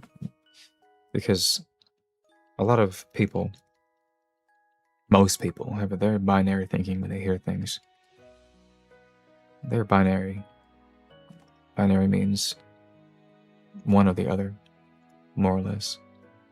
Zeros and ones. This or that. And if you say that you don't like something, they hear that you hate it. If you say that you dislike something, they think that you hate it. Maybe I should say instead, if you say you don't like something, I think dislike obviously carries a heavier connotation of negativity than not like. But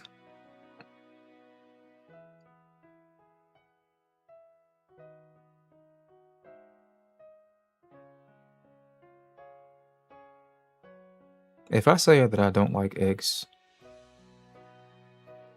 that doesn't mean that I have some sort of aversion to them. Mathematically speaking, that's an x variable that can actually equal 0. It's not a -1 or 2, or it does not automatically default to a negative value. It could just be a neutral value.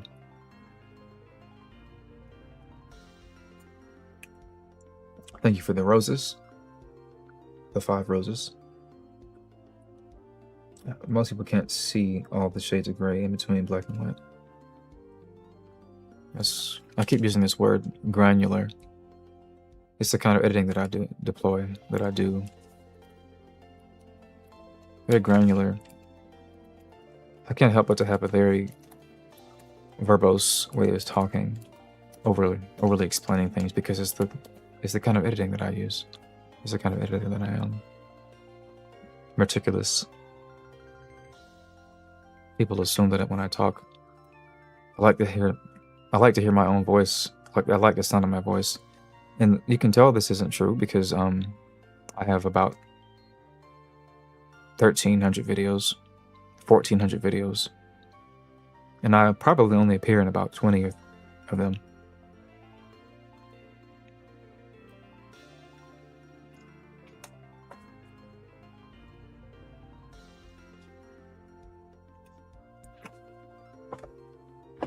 It's not because I don't have a good microphone. You might not be able to tell, but this microphone is decent. The settings aren't set up to record for a video. They're set up to allow me to move around freely without a too noticeable drop in quality. I have 3 different videos where I compile most of the moments in which I speak in my own content. And for clarification, I speak in my own content 9 times out of 10, way more than I'd use anybody else as a voice actor. Before I use a voice actor, 9 times out of 10, it would be me instead of a voice actor. That's confusing for some people, especially on TikTok, because the content is so seamless. The editing is nigh undetectable that they assume a number of things that give me no credit, so to speak. The base assumption is that I'm uploading a video that I didn't make. A more elevated assumption is I'm voice acting in my own videos, every single one of them. Just watch 5 videos and you'll figure out that that's not true.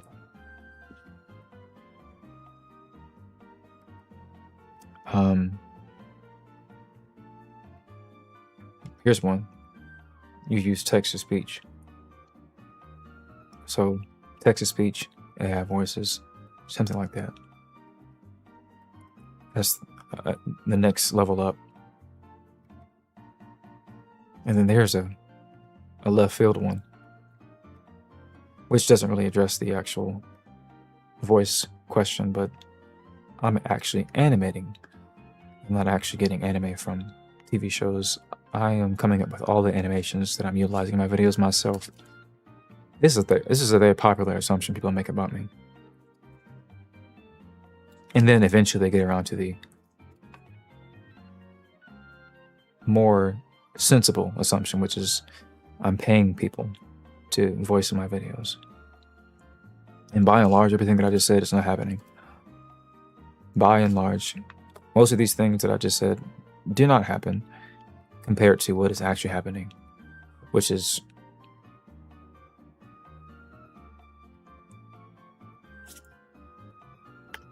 within hours of him dying? Because isn't that part of the problem here? When One are of you the supposed to reasons that do people it? get radicalized, Like well, 2 they want months to use later? violence, Like, they people are get like, it. why the fuck are you It's bringing him because up? it's He's dead, constant bro. Move bombardment on. from the left and right of this kind of language, even when people have just died. It was natural diseases that took out Lindsey Graham. I don't This believe the right in conspiracies, and I video believe we What treat do I? But what's that got to do with what in you the said? top corner of the I believe we screen. treat these political figures in death the way they live their life. The reason why the entire world, literally on the jump, when it was announced that he passed away, I was awake at 2:30. The reason why the entire world brought up his own receipts, his own rhetoric, was because he lived his life as a genocidal warmonger, as a person who literally said that Gaza should be leveled, as a person who promoted phase 4 starvation against Palestinians, as a person who cheerled this illegal, unwinnable war in Iran. You had a fantastic interview with Naftali Bennett. As a person who said we're in a holy war. No one ever brings up those quotes as people, children, are literally dying. Who was the #1 cheerleader of that war that's going on right now? Lindsey Graham. Who was the cheerleader of Israel's occupation of Palestinians and the genocide in Gaza? Lindsey Graham. Who literally... Lindsey Graham. All right. Quickly. Lindsey Graham was mentioned twice, right? Right? So what's the through line there?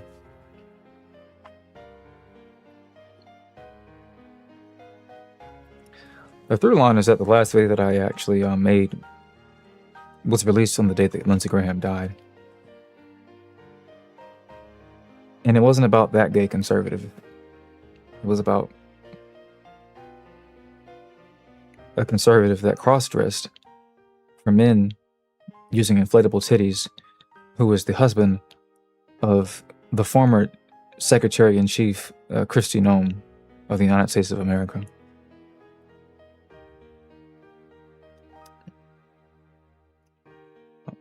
I explain it like this, I preface it like this because at any point in time, anything that I hear, anything that I see, I can use it in a video before I have to even think about opening my mouth to say anything in one of my videos. Before I have to think about typing out words to form any sort of text-to-speech tool. Before I have to put a microphone in somebody's face to ask them to say something for me in a video. 7 ways till Sunday. Anything that I hear, no matter how crazy it is, no matter how inaudible it is, I can use it. Because that's what it means to be a curator. Not curator, but curator. Somebody who brings together things and then mixes it together to collage it to figure out how it can come together.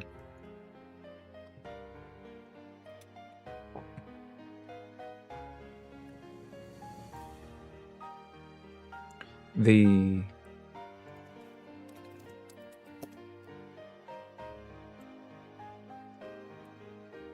people in that video was a Piers Morgan. And I know him. I don't know his name. I don't know him. I don't know him. He looks familiar, but I don't know him. But I know these two guys. And because I know them, both of them have showed up in one of my videos before. Destiny has showed up at least twice or thrice. Piers Morgan has showed up at least once or twice. Piers Morgan showed up in a video about joining a Discord server in 2022. He should appear at the beginning of the video and at the end.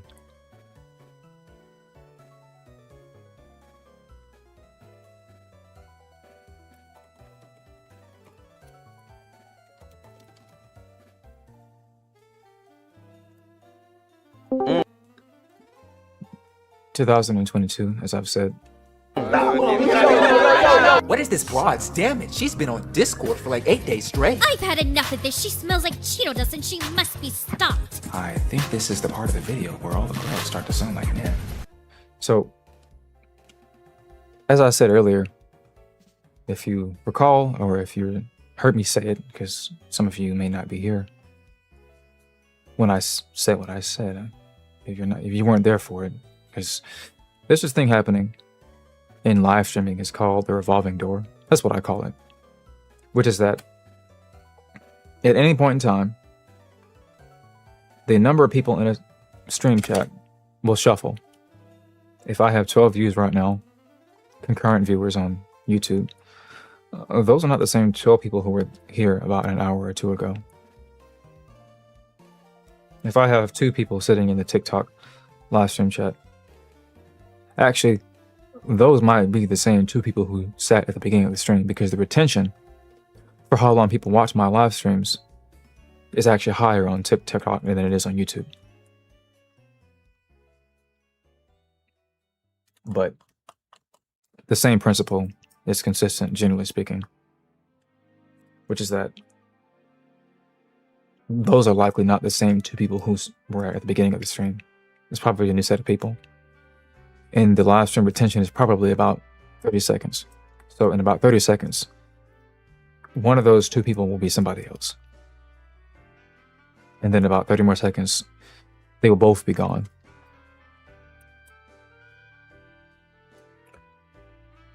So anyways, that's me. That was me speaking in the video. She must be stopped. I think this is the part of the video where all the girls start to sound like men. That's me. Is you tend to demonize people who differ from you politically by standing on the graves of the That's Ben Shapiro. children of Sandy Hook, saying they don't seem to care enough about the dead kids. If they cared more about the dead kids,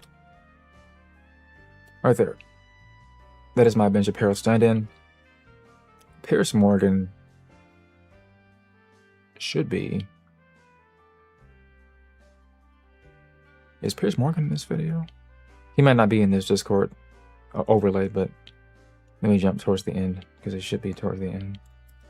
No! Reproduce with me? I don't like the deep throat. Really, it's too much for me. No, because that means our kids will have to intertwine, and then their kids. well, no, it's not a matter of morally good versus morally Don't stop. Yeah, there he is in the background. morally good versus Who morally don't stop? It's not a matter of morally good versus Who morally don't stop?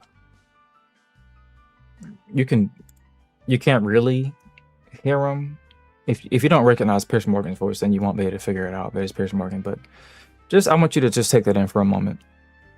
That I knew that Piers Morgan was in this video, despite the fact that there's no visual indication of him. This is a video that I made 4 years ago. And I had near perfect knowledge of where he was in the video. And he isn't even visually in the video. And he only says about 4 words.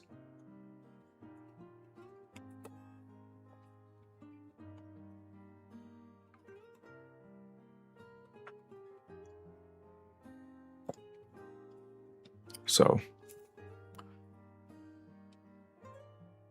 I don't need voice actors like that I don't even eat myself.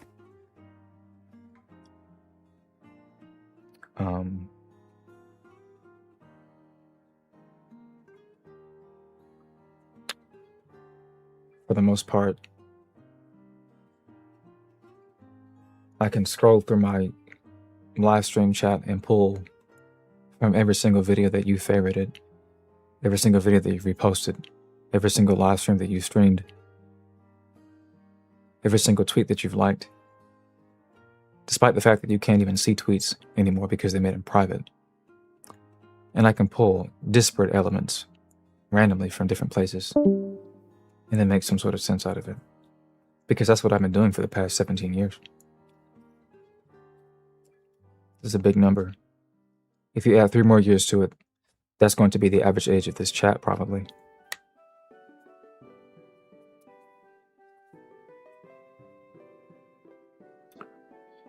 So who's Bro's talking to? There is the YouTube chat, there is the Twitch chat, there is the TikTok chat, and there is the Twitter chat.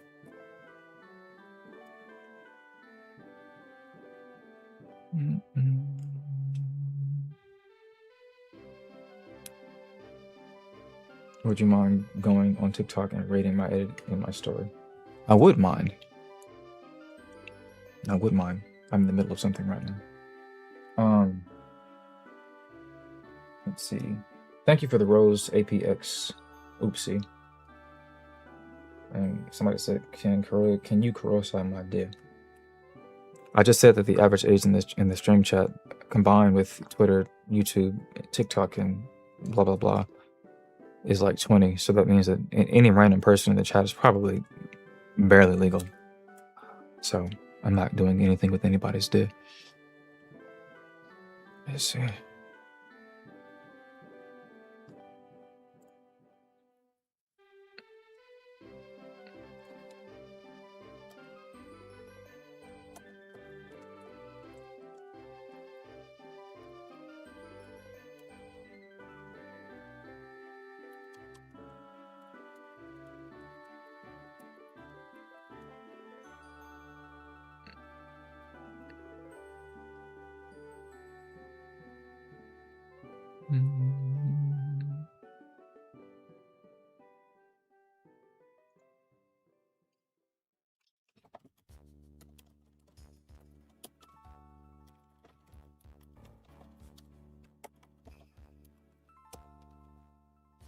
$301.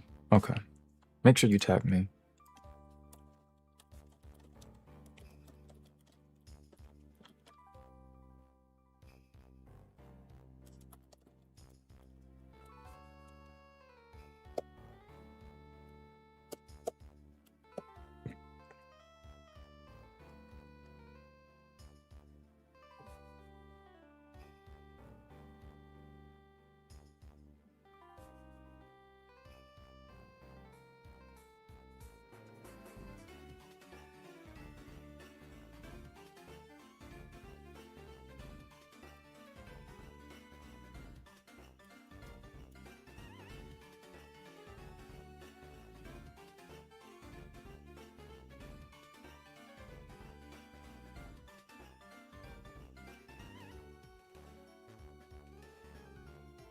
Hello, lopsiding.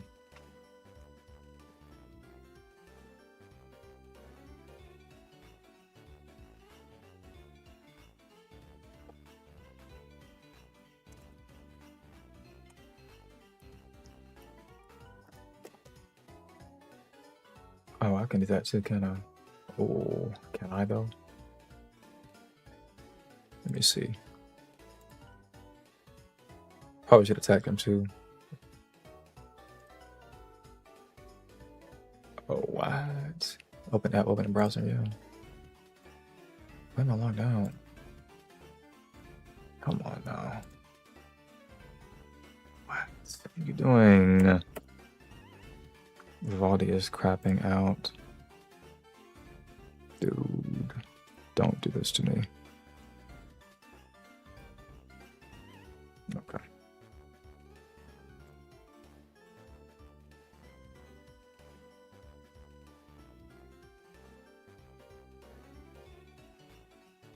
Isn't any watch down? Whatever, it's probably some sort of... Have you seen, what it's called?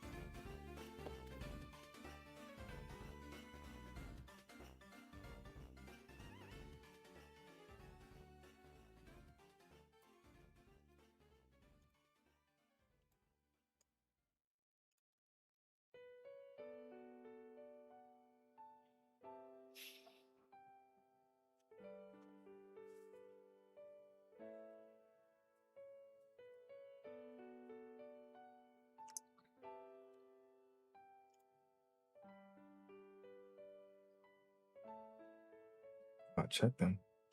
Or should I look at them from the...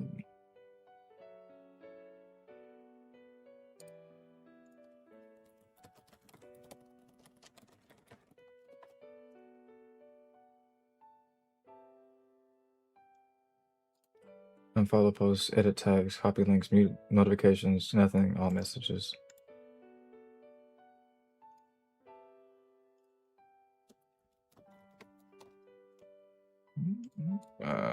Notifications, all messages. I'm going to unlink from this for now. As well as this one. Hello, Eric. I don't watch Full Alchemist. I usually watch more slice of life stuff.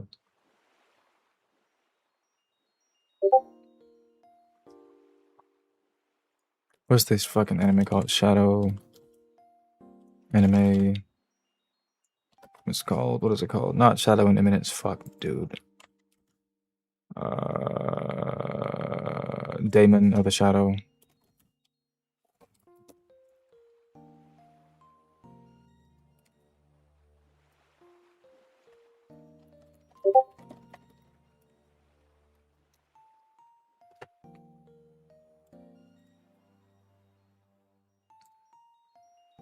Here you can also comment on a particular frame and also draw.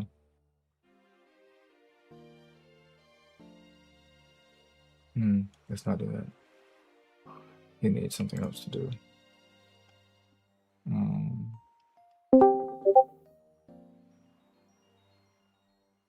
Well, I did give him something else to do, actually.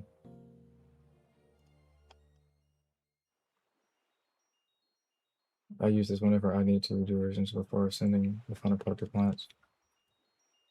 I actually have something similar.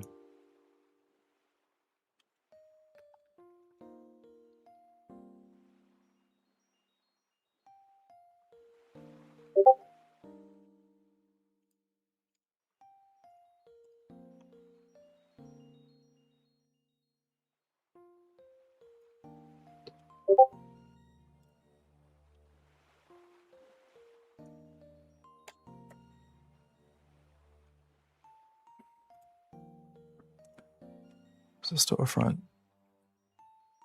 Storefront shot. Storefront. I don't know if when I said last episode, I meant the actual last episode or if it was actually the storefront shot. I need to get him to do it, and then he can trim it down.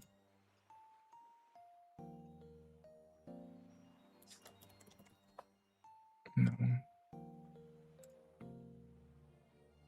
The fact that I haven't seen these tells me enough.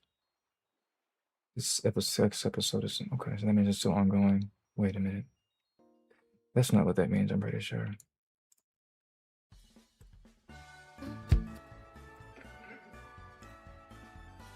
This before or after?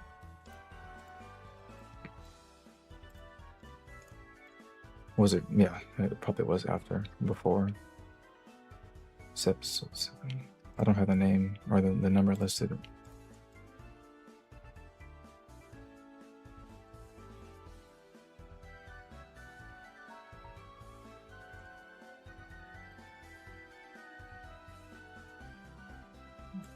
This all happens before they go into the thing then, so they get ready. There we go. Episode 9.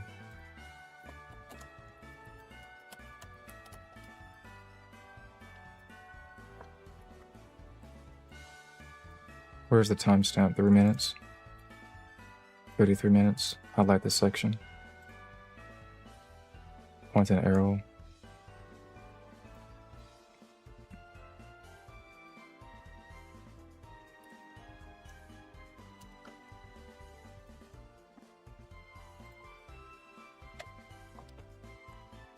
Let's see. Anikoto is the... Let me see. I'm looking for no watermark. Is this soft subs or hard subs? Soft. So hard subs is going to be pulling from Kiwi streams, it looks like. This is the download button. Hard subs on a secondary server from VidPlay. Still no watermark. HD. Hard subs from a different server. Still no watermark. Interesting. Pull shots. No. Scenes shots. From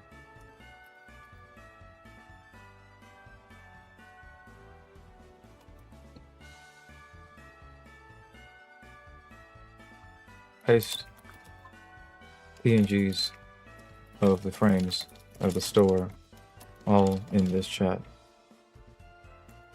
Why not torrent an episode then? Why not torrent an episode? 1, 2, 3, 4, 5. In 5 seconds, I have the episode downloaded. 448 megabytes, which implies 1080p. You're talking to somebody who has a number of processes that allow me to act as fast as possible. And I've been working on this, the tooling for this kind of stuff for years and years and years. I have your torrenting site. I have that. The quintessential torrenting site. Formerly known as Nyase, as opposed to Nyasi. I had the horrible subs. I had the that one site that is raw. It's all raw, but they all die. These Russians, these Czechoslovakians, or whatever they're called, they get arrested. You heard about the one guy, right? Who got, not the one guy, I'm sorry, the 4 guys, the 6 guys who ran High Anime, they all got arrested. It happens. So torrenting isn't particularly something that I do there often because the utility for it is diminishing over time, and it will pick up, I assume, whenever eventually Japan just sends out their little IDF, I guess, and or would it be JDF? And just take out every single anime hosting site on the planet that isn't Crunchyroll.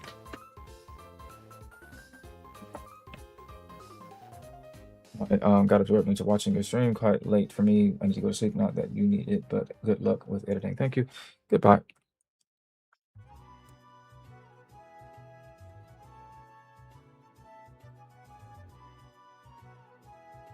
I think it's time for me to... Hello, Rosali. It's time for me to do that thing that I do. Okay, let's see if I can reactivate the same exact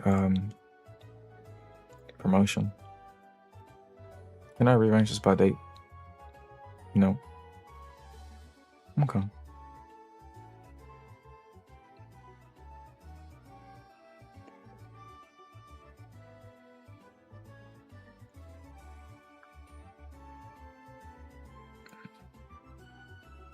End date.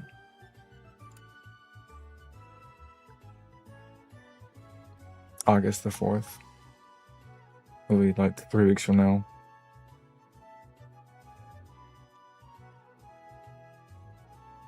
European Union political ads. The Euro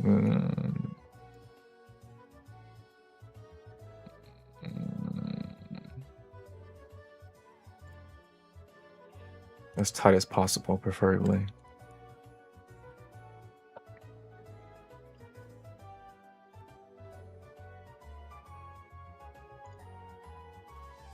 There should be another one. Is it the same exact? This promotion even work? I was gonna say something smart. Promotion works for what you're trying to do. If you are trying to grow subscribers, you better have the fucking money for it, because the conversion rate is not particularly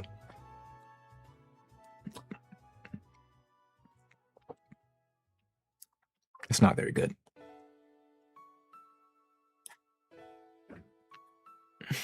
But advertisers spend money at a loss because they can afford to. I'm not an advertiser, but I spend at a loss because I've lost my mind.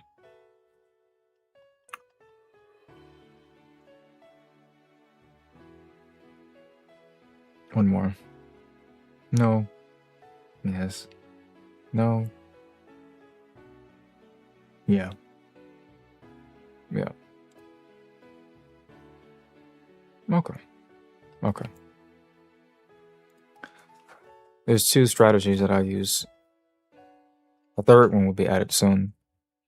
But the base strategy is to promote particular videos that actually don't. I'm either looking to bring in a certain audience.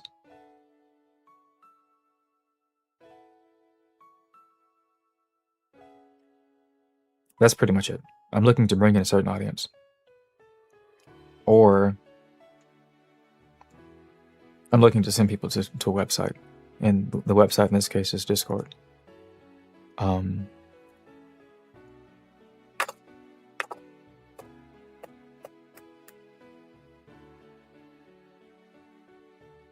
The third option is obviously to advertise a merch, some sort of brand, a service. That's what it's supposed to be used for. If you're using promotion to grow your videos via growth or more views, well, views is not something you want to do it for. That's ridiculous. But subs, yeah. I suppose views. I don't even think the views count towards the actual view counter, which is why you would use it if I'm correct. But basically, a lot of people follow my channel for Gun and other things kind of like that. And by promoting certain videos, what I would effectively be doing is that I would be creating a targeted audience. I don't have control over what video blows up. Not really. So that means that I get a random explosion of people that came in for a specific kind of video. And if they don't see that video being created often, then they leave when they see that video not being created often. So the only way to counter that in my estimation, from where I sit, is to promote the videos that actually give you a better picture of what I produce more often than not. And that is a tough battle because it is almost purely a financial one. But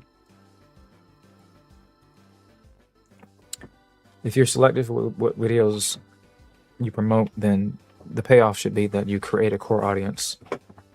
You don't want to throw videos, you don't want to throw money at random videos. You want to have a very selective requirements for the videos that you want to promote. That's my opinion. That's my strategy. It doesn't work as often as it doesn't work very well because I don't have much money, but we'll see how things are nowadays. Do you have a core audience right now? No.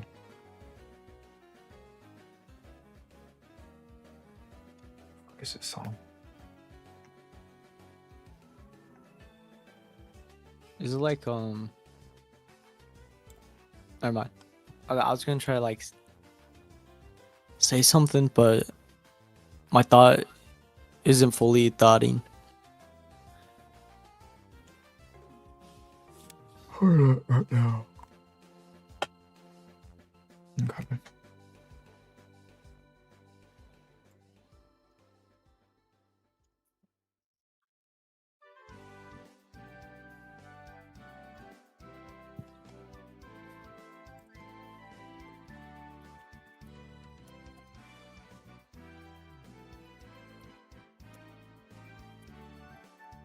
How do you spell this girl's name?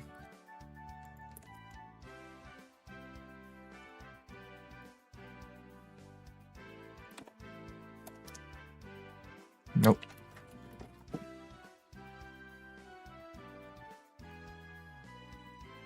Okay. You would have some regular audience. You would have some regular audience. I'm not sure what you mean by that, but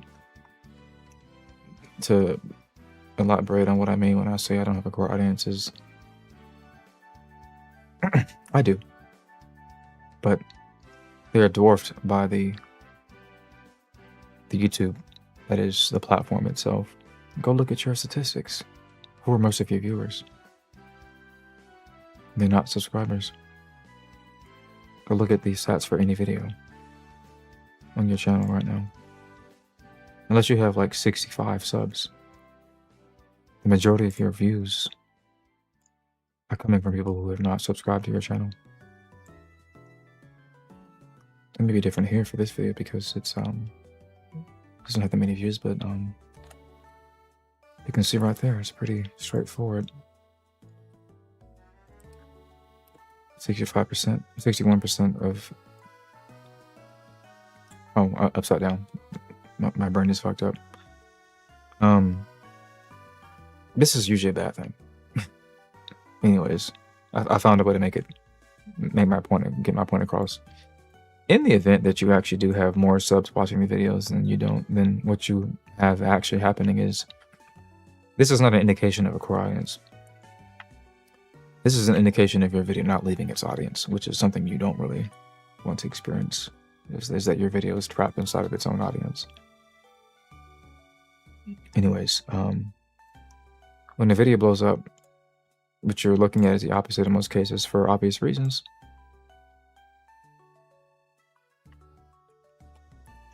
So for this video that went, I don't know, stage 1 viral, 74% people who watch the video are not subscribed. 25% watch that are subscribed or whatever, blah, blah, blah. Here's a better way to look at this. Let's take a look at these two videos. There's a particular stat that I don't think people look at this there often. If I had to take a guess, I would assume people don't look at this stat there often. Let's see, where is it at? There we go. This one right here. Bell notification sent. Push notifications from mobile devices, excluding inbox delivery. This means that it's 20.1 thousand people received a notification. Only basically 2% of them actually clicked.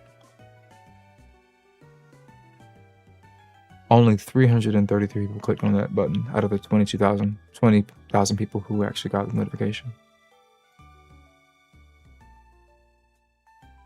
YouTube is watching every single thing that happens on the platform, and it's filing it away, and it will use that information. Whatever YouTube sees, they're not just looking at it, they're looking at it and they're filing it away.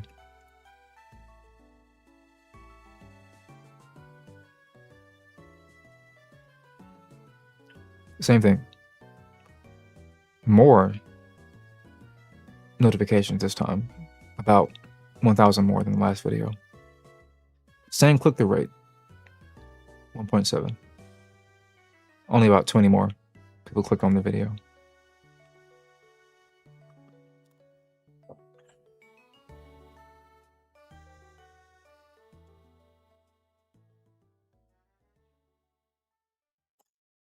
The fuck is that?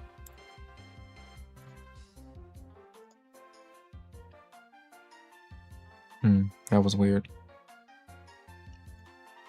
Is that because of what we're gonna see soon enough, I guess?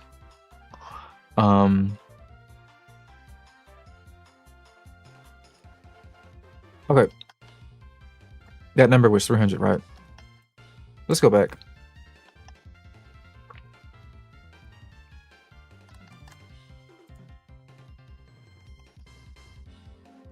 To 2023.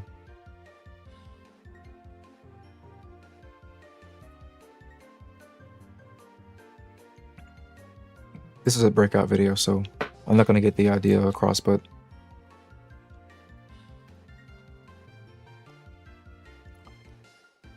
that is, what is that? 6 times the amount? 3 times? Whatever.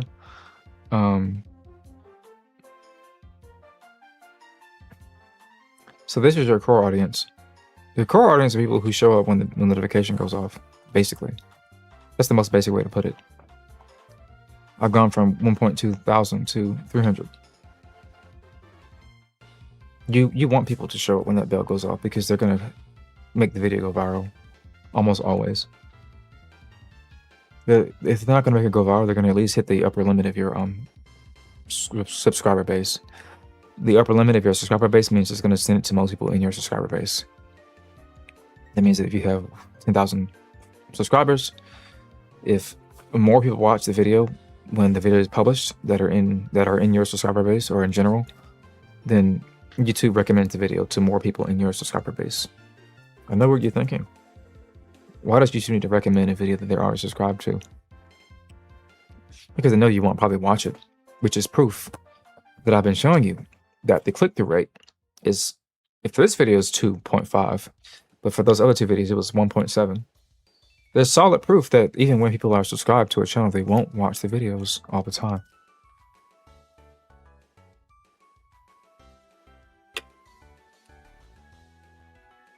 Also, what's happening in the stream chat right now, in the YouTube stream chat, this is YouTube's worst nightmare. You do not want random people watching your YouTube videos unless they find them naturally. Because YouTube notices every single engagement on the platform and off the platform. Because Google is still a part of YouTube.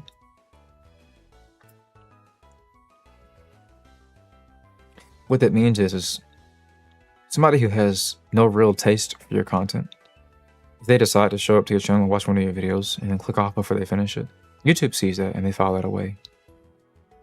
And they don't file it away in a way that is helpful to you. They file it away in a way that is negative to you. Let that happen enough times, and that video is getting deboosted. Ergo, never show anybody your videos, ever. Let them find it themselves. If you show anybody your videos, show them the fucking video file itself, not the video when it gets on any platform. Any platform. Any platform that includes Twitter, that includes Instagram, that includes Facebook, Threads, Blue Sky, does not matter. Everything is algorithm driven, and every single platform is reading dwell time and retention. And if people click off of your video enough times, your video is getting deboosted.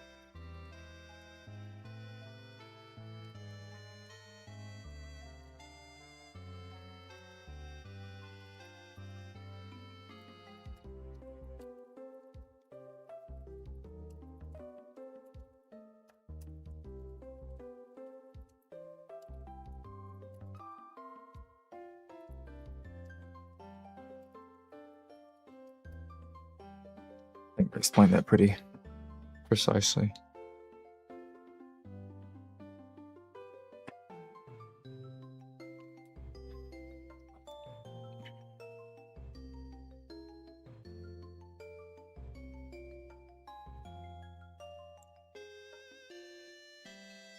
Three. All right.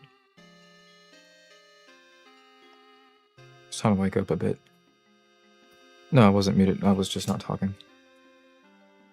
When I said I think I explained that pretty precisely, I was typing something. And now I'm going to go to VC. A new VC. I'm moving VCs. I'm moving voice chats. If you didn't know that I was in a VC, which you should have known since you heard somebody else talking just now, unless they were muted, which is likely since YouTube's never mind. Anyways.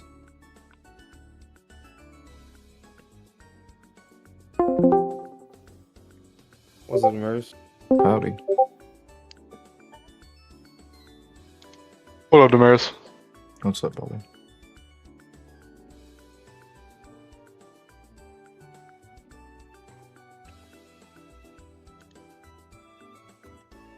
That's a lot more than I thought.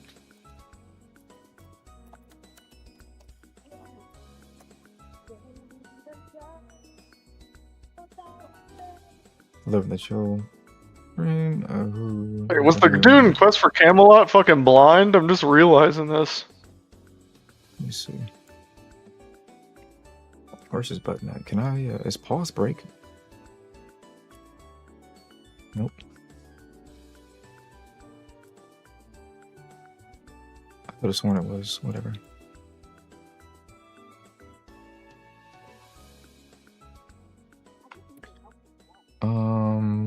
Who was your favorite content creator growing up, and did you take inspiration from anyone? Bro talk so chill. Did I take inspiration from them? No. I'm old. So my artistic inspirations would predate the internet entirely. Playing with the big boys now. My artistic inspirations are like mediums and philosophers and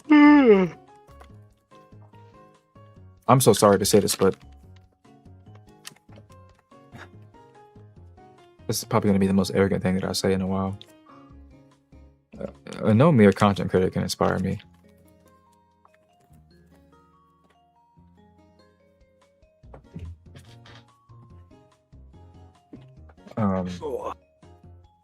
If 10 people are doing this one thing, I'm not inspired by 10 people. I'm inspired by the idea of what they're doing. And I won't recall a single name of these 10 people. I had to actually dig very deep to figure out who I was watching when I was like 15 years old back in the day. But he was doing what everybody else was doing, which is doing something called machinima. Machinima, which is the phenomena, the process of taking a game. This is well before people got into Blender. This is well before people got into Unreal Engine, Unity. And you just play the damn game. And that's how you make your little, as I say nowadays, what do they say, brain rot content?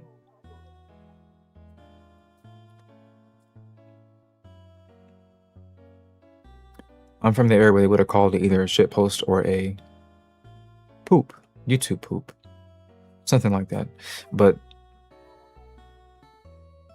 my first video was 18 years ago on YouTube. I think I've said this before like a million times, but you can't really understand how inspiration works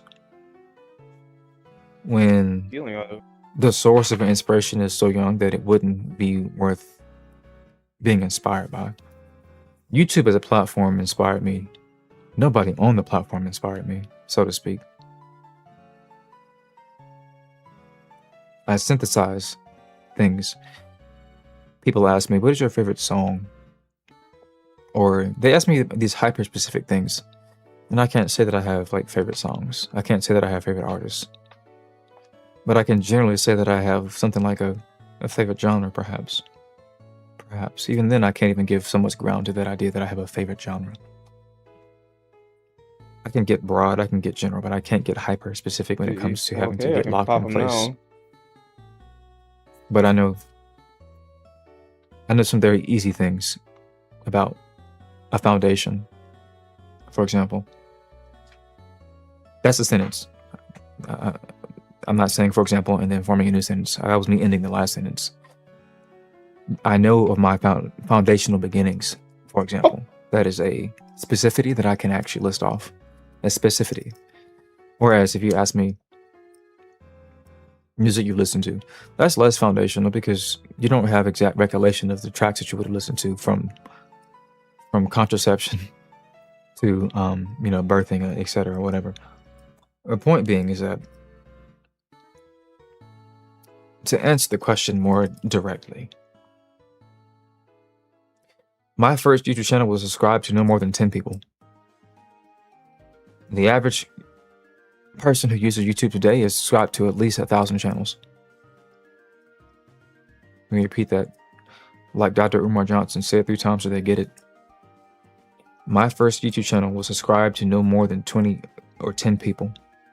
The average person who has an account now in the calendar year of 2026 is subscribed to at least 1,000 people. And I know this with certainty because I saw somebody subscribe to 9,000 channels. This is not a impressive thing to do, by the way, because if you go onto Twitter, you can see people's following count. Not follower count, but their following count.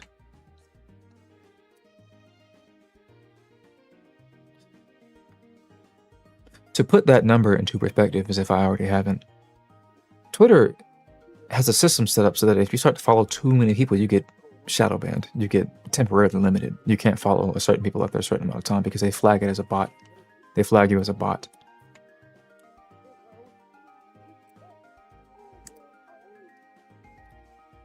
I came from the era where there was no such thing as this newer recommendation system. This very smart, intelligent recommendation system. And it is smart. It is intelligent. Don't make no mistake. Just because it doesn't work the way you want it to work does not mean it's not smart. It does not particularly have your best interest in mind. But it is working as intended. Aside from all that nonsense. With such a small pool of people to pull from in the content creation space, during a time where the phrase content creation wasn't even a known term, I was not taking any sort of strong inspiration from people.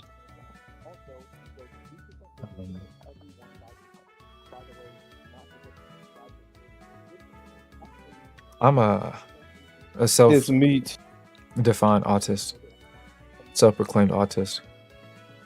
I draw way more inspiration from fictional characters than I do real people. And to quote Little Uzi Vert and Lex Friedman, all my friends are dead. People who I draw the most inspiration from are already dead. And they've been dead for a number of years.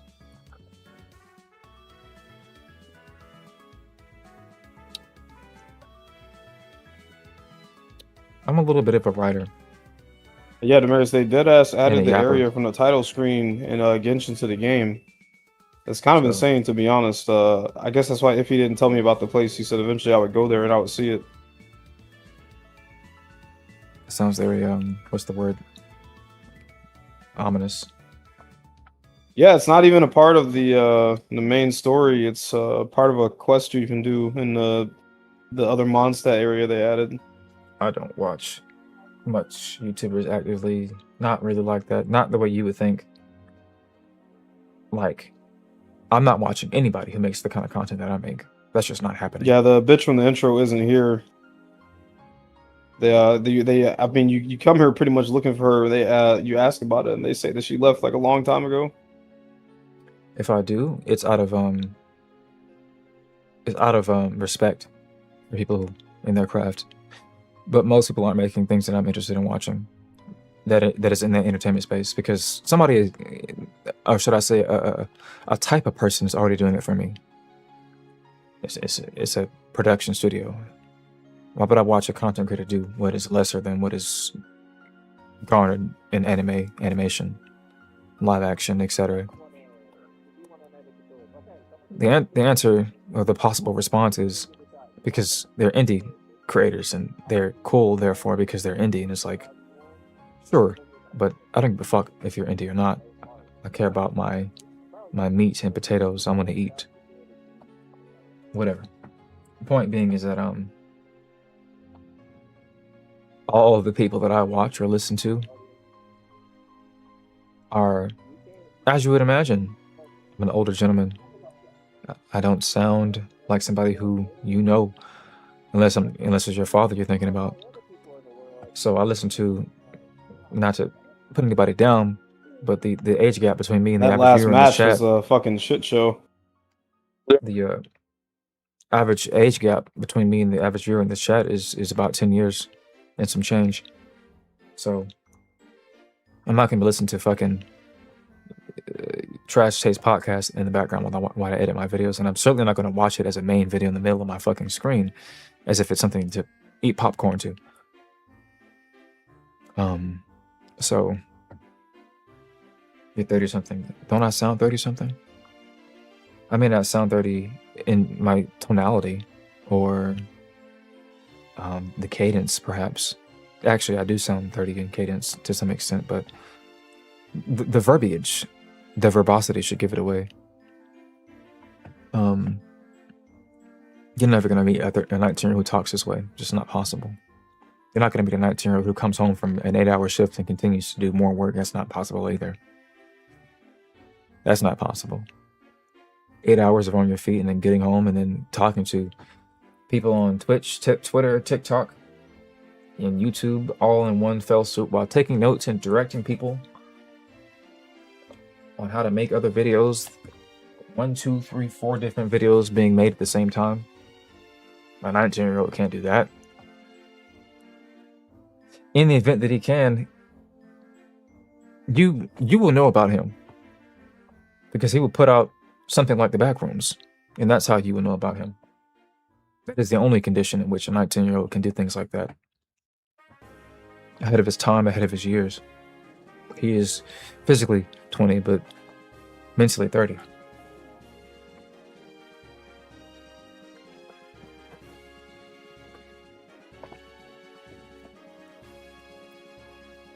Anyways.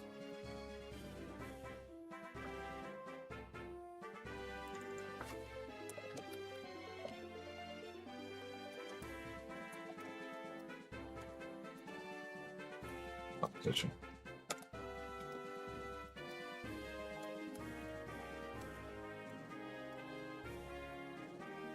Jinwoo.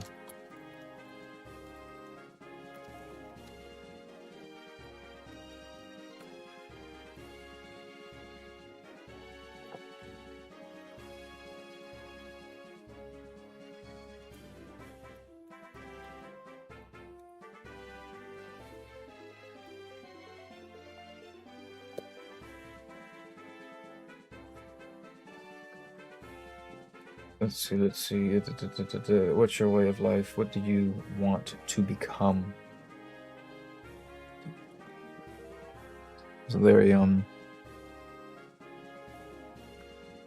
dangerous question to watch.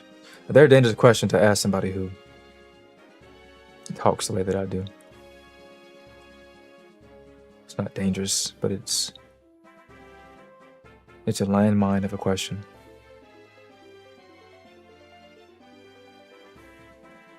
So when I said all my friends are dead, my best friend is Socrates. The person that I pull the most inspiration from is probably Socrates. He's been dead for about 2,000 years or so, right?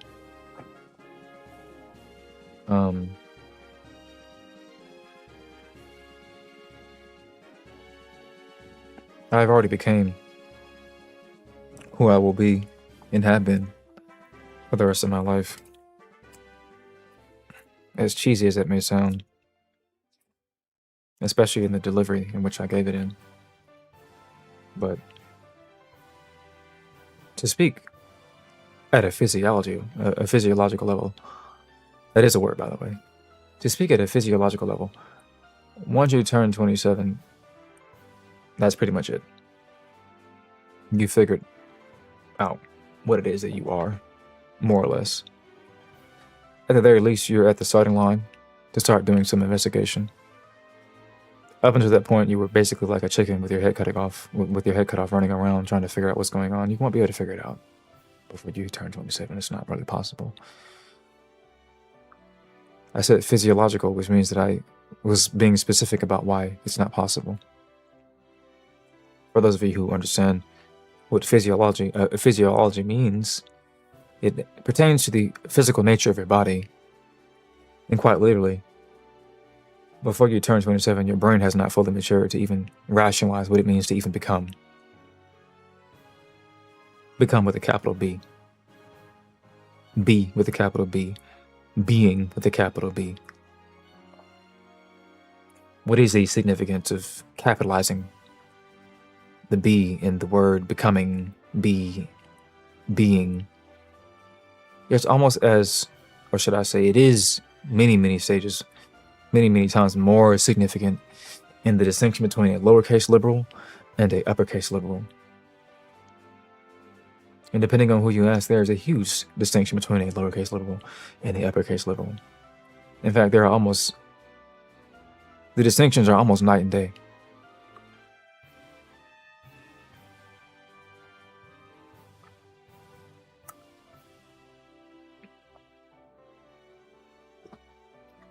I've always been curious, who is your profile picture?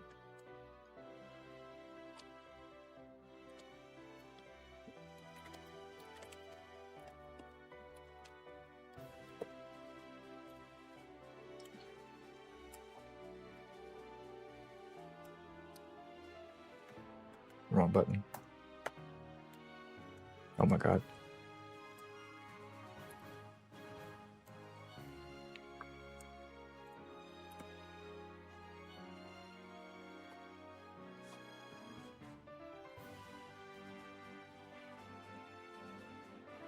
That is my OC. OC stands for original character. Don't ask me why I had to define that. I know some tards. I know of some tards in my life. And I know they phase in and out of my chats from time to time.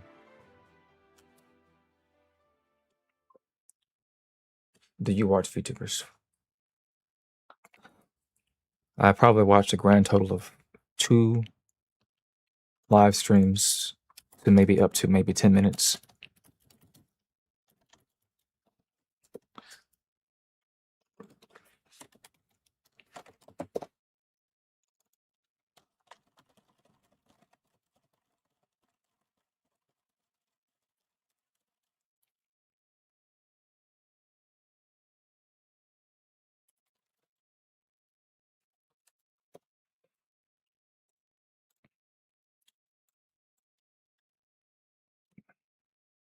That's basically it. Oh. I'm old, so I can't forget the OG.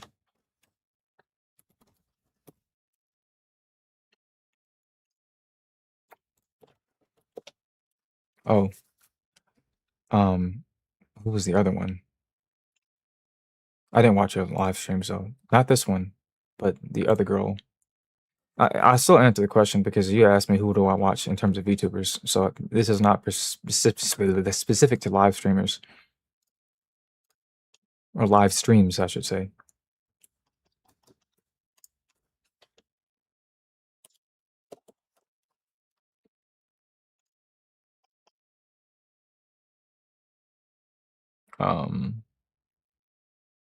What about the...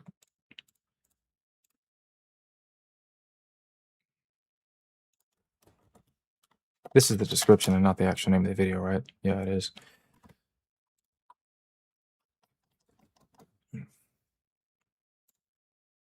I have a lot of videos, so I can answer most questions by pulling up a video.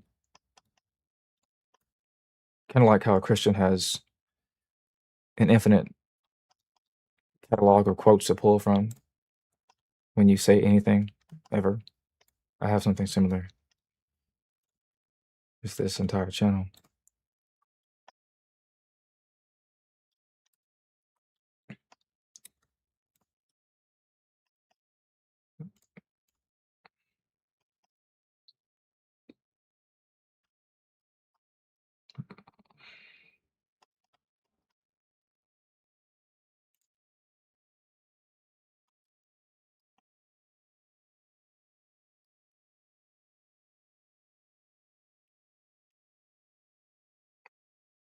The chances of being this far back is getting lower, but I'll know it when I see it. Yep, it can't be this far back, right? This is something more advanced, so it wouldn't be anything this far back.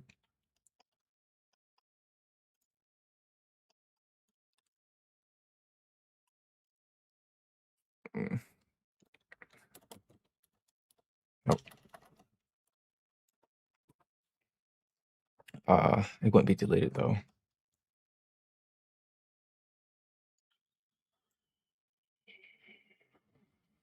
Nope, that's too far ahead. What are you doing?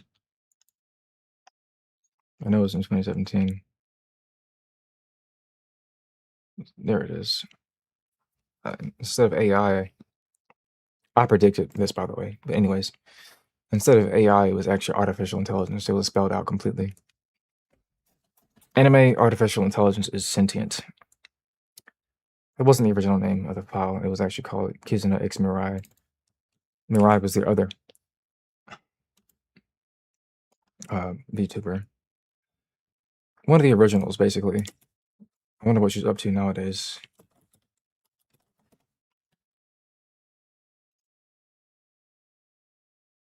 That's not what I expected to happen.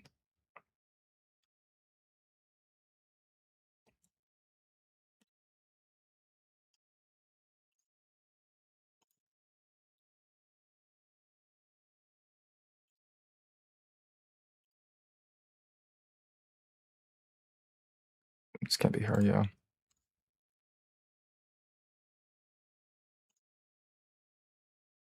No, this is not the same person.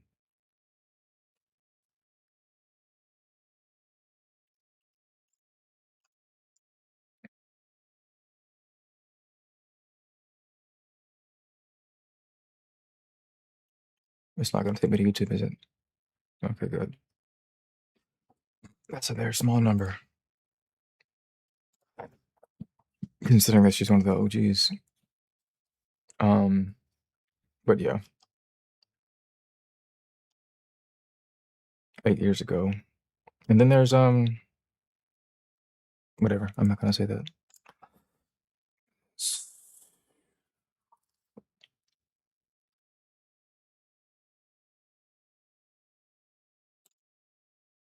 I understand. Is money 100% guaranteed, or is it up to views?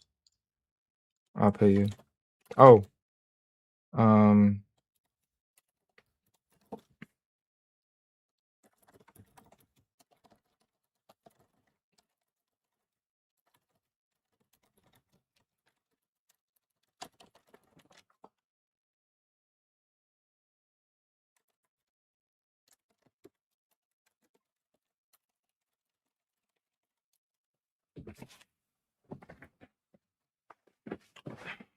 did you edit any of these two?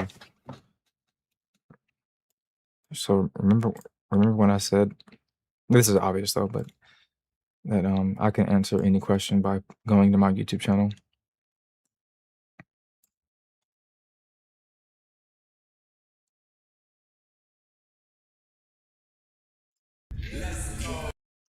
Let's see.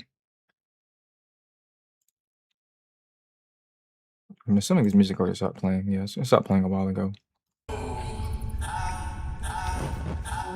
Somebody get this nigga some help. You know it, baby nigga. You know it, baby nigga. You know it, baby nigga. You're not the baby. Let's go.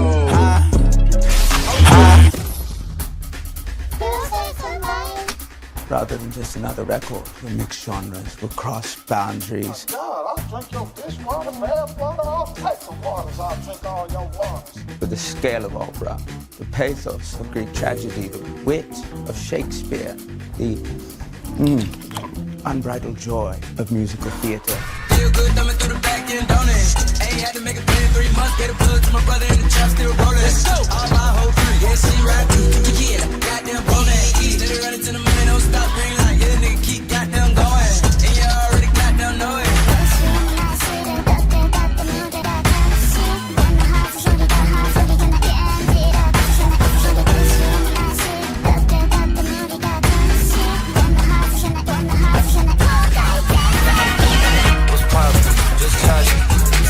Holiday logging. My body got rid of them toxins.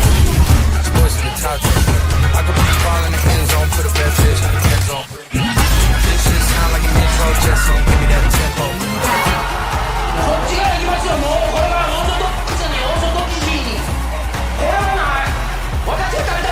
Impress me. Theater Rift is my trademark.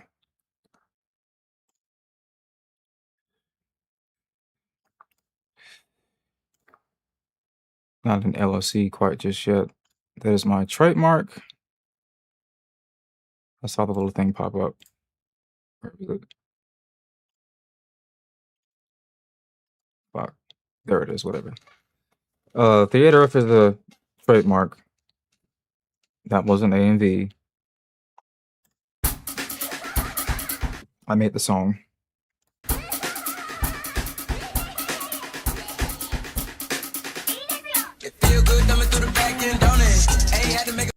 And this video dropped 5 years ago. When the presence of AI was nowhere to be found. Neither was CapCut or TikTok. Effectively speaking, I think it was still Musical.ly at the time. A platform that preceded TikTok that was strictly about music.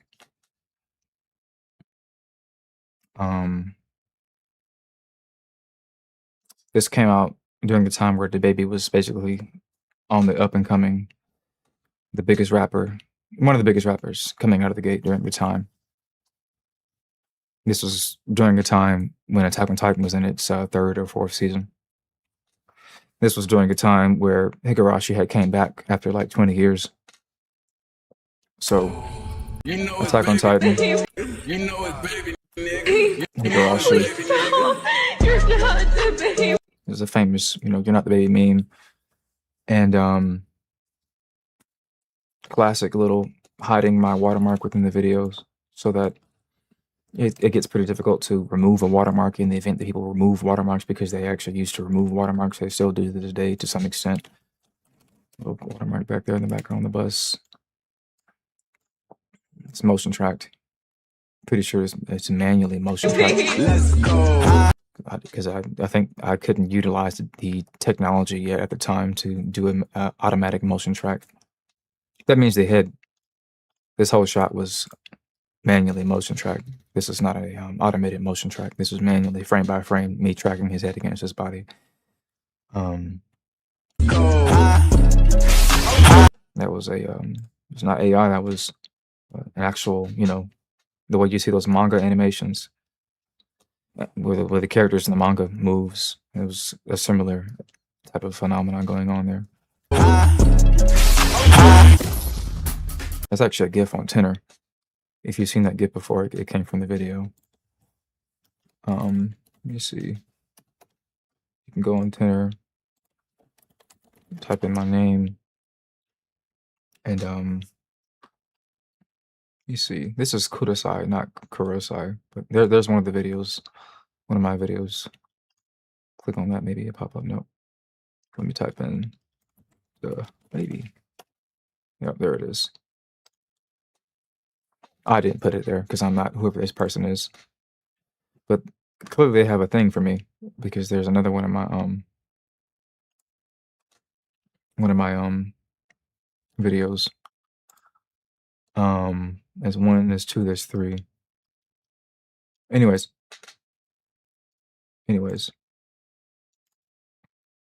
Yes, I make AMVs. Where is the let's check this thing out. Turn this back on. No, not that. This one.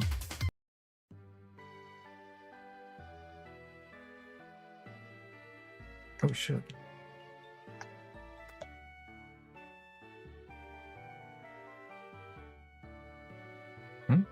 Oh, so there's no way I did that, right?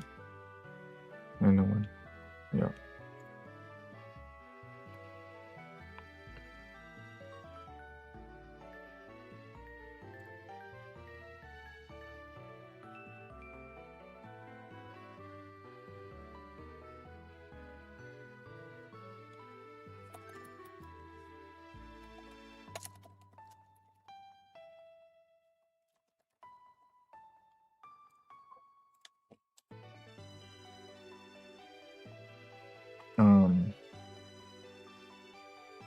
Whatever. I wasn't even done explaining everything. I'm gonna just breeze through it. The effort is crazy. A lot of styles mixed together. Well, that's what I talked about in the video, actually. Rather than just another video. Rather than just another song, we'll mix genres, we'll cross boundaries. I don't utilize voice actors in my videos the majority of the time. This is from the movie called Bohemian Rhapsody. A movie about music. So it was, you know, easy pickings to pull dialogue from the movie to create portions of this video. That is Haruhi Suzumiya getting out of the car with a character from Idolmaster. And basically this whole shot is about going to the theater, going to the cinema, going to make cinema. It's another record. That other girl is from It's another record. My Teen Romantic Comedy. Not Fool You. Not Fool. The mixed genres. That's obviously from Rent a Girlfriend. Cross boundaries. This is me self-inserting, obviously. That's my favorite girl from the series. With the scale of opera, the pathos. The scale of opera means it's the whole idea of the skit that precedes the music video drop. There's a conversation to be had before the music comes in. That's what you do in old plays, stage plays. The pathos of Greek tragedy, the wit of Shakespeare. And then when the line, the wit of Shakespeare appears. Greek tragedy, the wit of Shakespeare. And then Drake appears. This is a pun or a joke because Drake utilizes ghostwriters.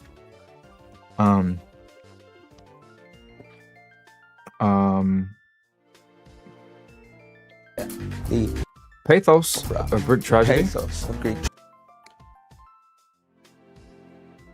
I only have a handful of videos that actually feel tragic, and each time that I've done that, I've disturbed the community to some extent. So this is like half joking, and then there are times where I can put out a video that makes people unsubscribe or ask me to make more stuff like that. No in between. Tragedy, the wit of Shakespeare, the unbridled joy of musical theater. So 1, 2, 3, 4, 5, 7 animes been shown at this point. This is Relight. Probably this is Relight. That is Wake Up Girls. Relight again. That is Pecora. Somebody asked me earlier in the chat, which YouTubers did you watch? I watched a few from her. One of my, now that I'm thinking about it, somebody asked me as well my inspirations, and I answered the question with that my inspirations can't possibly be content creators because my inspirations would have been way back in the day before we would have had this idea of content creation. I'm not saying Pecora is my inspiration. I'm saying that my inspiration likes Pecora. One of my inspirations likes Pecora. And that is Hideo Kojima. He put Pecora in his game, his recent game. So she's pretty up there. Idolmaster. The other one. Basically the first era of like Hololive. Inugami, I'm pretty sure his name is Inugami. Idolmaster. Not the same one as the other one. There's Idolmaster Cinderella Girls, and then there's the original Idolmaster. This is the original Idolmaster. Just a random animation from an indie creator, I guess. Let's relight again. Let's Wake Up Girls. And this is like, I spent probably 20 hours on that sequence just now.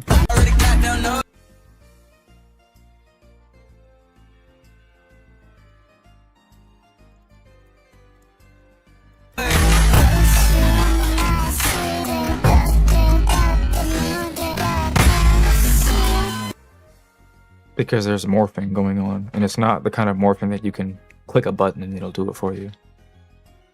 You do it frame by frame.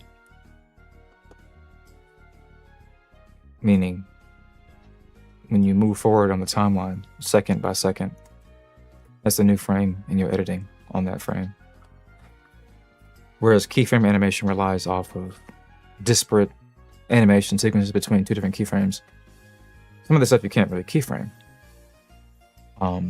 in the traditional way, because you would need to get granular and get very specific about each individual frame.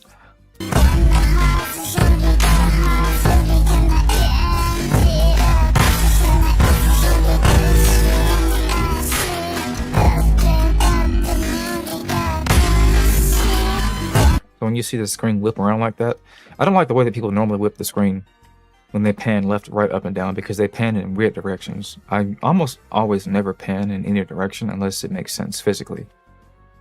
So those two shots were like two different shots. Those are not, that wasn't the anime, that was my pan. And that's something I specifically like to do a lot. It just kind of helps to create what people call flow nowadays. I think flow is a term that was probably coined in like probably 2013, maybe, I don't know. So this is flow editing. Everything seems to flow. That's the idea. It's not heavy in effects, it's heavy in flow, heavy in kinetic energy. You can't tell when one clip starts and one clip begins. Unless you just know the animes, but people typically tend to ask me the question, what's the name of this anime? And I say, which one? And they say, this one right here, this one frame. And then I say again, which one? Because there's about 20 characters in that frame right there you're pointing at.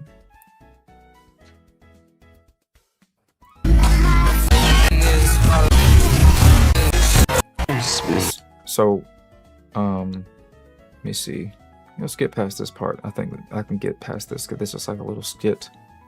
This whole video it flows with basically the style that I kind of created, pioneered. I pioneered the whole idea of anime girls on the shorter stature, petite side, plus rap.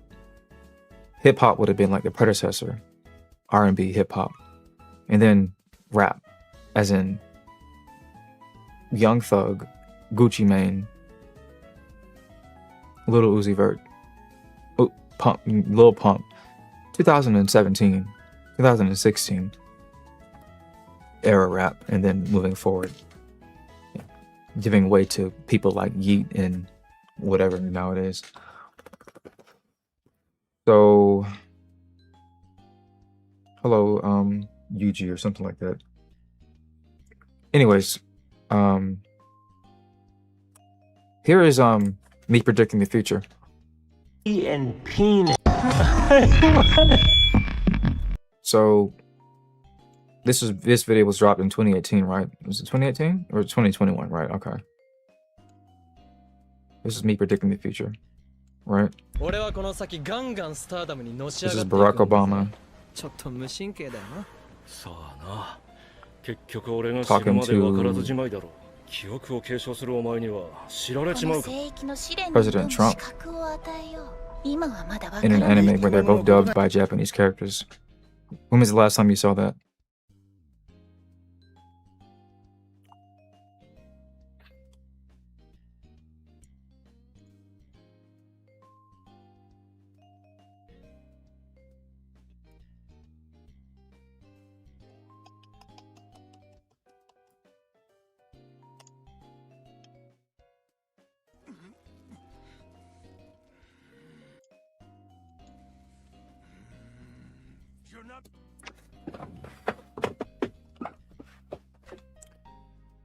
So, every single Fortnite crossover, I did it first, for the most part. Every character in Fortnite is in one of my videos. Almost, it's not a single one. Even Josie, or whatever. The main Fortnite character is in my videos. I just have so much tenure, Tenure, that at some point, I hope you knew Baki was bringing that up at some point. Was bringing this up at some point. Right. But I did it first. I just want to put that out there. I did it first. My little avatar, Kurosai avatar thing, when I was live streaming pretty early on, I pulled out a VTuber model and had it on the corner of the screen before HoloLive was even a thing. My VTubing days predate HoloLive. Therefore, they predate anybody that you know that streams with a VTuber avatar. I am the anime soldier boy. I do most of the things first. I was the first big person to blow up on Vine when it came to the anime space. And once again, after Vine returned with an app called Divine,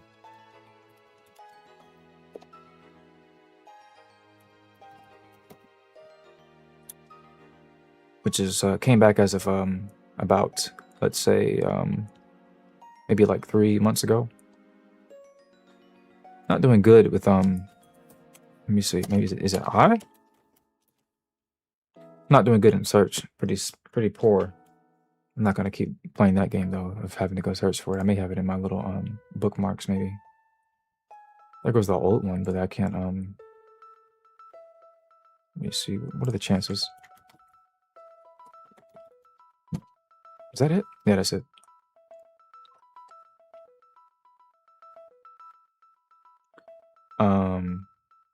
So you see where it says March 11th, 2015. This is actually an archive of all Vines being removed, or should I say moved over from the former Vine to the newer Vine. So this one is called Divine, just like, it's the play on the words Vine and divine as in like heavenly or godly or whatever. So they fetched 665 Vines that I made in the years between 2014 and 2017.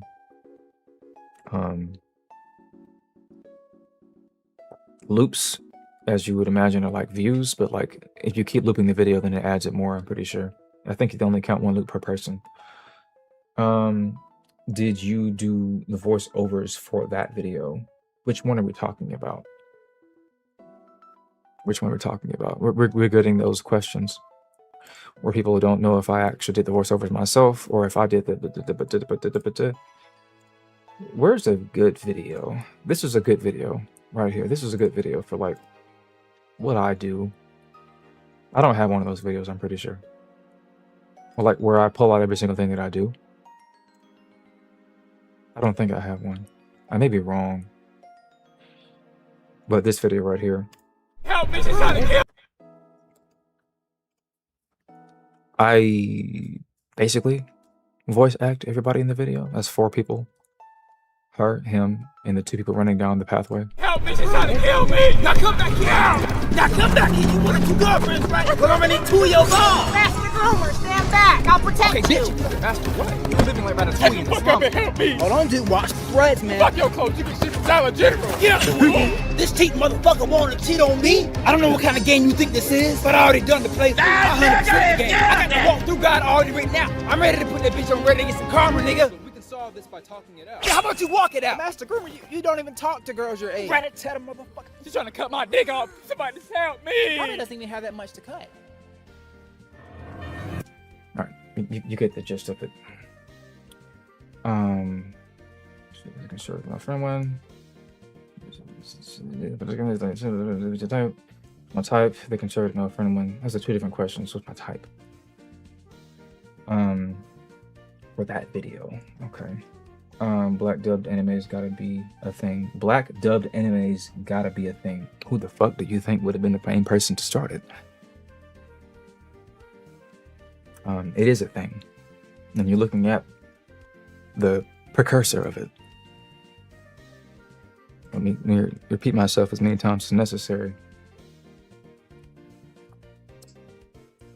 My first YouTube video was 18 years ago, where I dubbed Ricky Smiley over Halo Reach footage. That takes it back. Puts into perspective. Halo Reach came out in 2011. Was it 12? Or one of those years, right? And Ricky Smiley. You might know about Bernie Mac, you might know about Dave Chappelle, you might know about Steve. What's his name? The bald-headed guy? The bald-headed black dude? The Black Comedy Kings? If you don't know those guys, I don't know what to tell you. If your modern day guys is like Haha Davis, fucking I Show Speed, or Drewski, Long Beach Griffey, if I didn't already say him. I did, I'm pretty sure. Caleb City. That's fine. That's fine. But before that we had people on stage who had to set up prep and control a room. Control a big room. Control stadiums. And Dave Chappelle. When you ask me who are my inspirations in terms of content creation, I can't give you any names, but I can give you plenty of names in actual artistic spaces. Dave Chappelle, obviously the creator of the Boondocks. That's not me answering the question. I'm not. Those are two different sentences, comma, between the creator of Boondocks and Eric Magruder. I had to say the creator of the Boondocks because people don't know that his name is Eric Magruder. There's a bell. Eric Magruder. I'm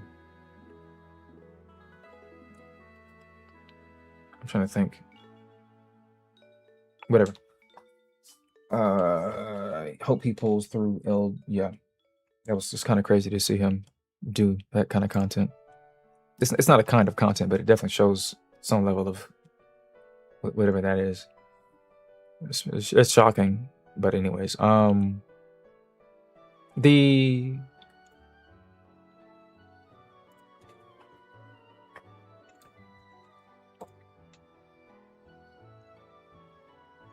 Maybe when I'm so there's this thing called a description section, and they've existed on this platform since the dawn of time, since 2006. That's the dawn of most people's time, actually, in this chat. So as far as you're concerned, 2006 is basically your inception year. And in this thing, especially from big YouTubers, typically what you see is information about the video. So when people ask the question, the conservative male friend one, you know, did you dub it? Did you voice it? Whatever. Right there where it says video sources, the anime and the TV show. Right there. White Lotus.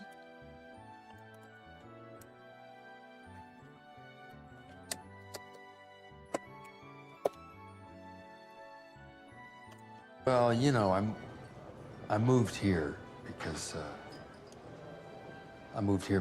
you know, well, I had to leave the States, but I picked Thailand because I always had a thing for Asian girls, you know.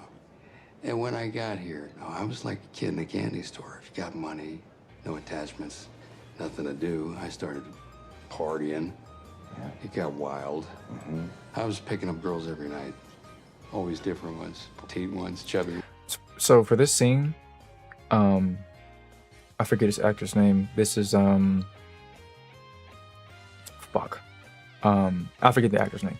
But for this scene, they had him sit down, and they didn't tell him what he was going to talk about. They just told him to sit down. I forget what kind of acting that's called, but it's like what is it called? Not improv, but it's called it's kind of acting where you basically use certain tactics to get a effect. Like method acting, I'm pretty sure, but I think this is slightly different from what you would call method acting. But like for example, some actors will do things like, I need you to be mad for this scene. The director will say it. The director will tell an actor, I need you to be upset, get angry for this scene. And then some actors will call this a gift. Your partner actors, your co-actors on the set with you for a scene will come in and give you a gift. You need to be upset for a scene. You can't really get it right. An actor comes up to you and tells you something that makes you upset. Literally, it makes you upset. They say something like, by the way, your wife, me and her had dinner last night. It was great. And he hits you on your ass or something like that. And then the director goes, all right, take one. Roll. That's a form of method acting. You didn't do anything. Somebody else did that to you. And now you're in that state to give some real anger.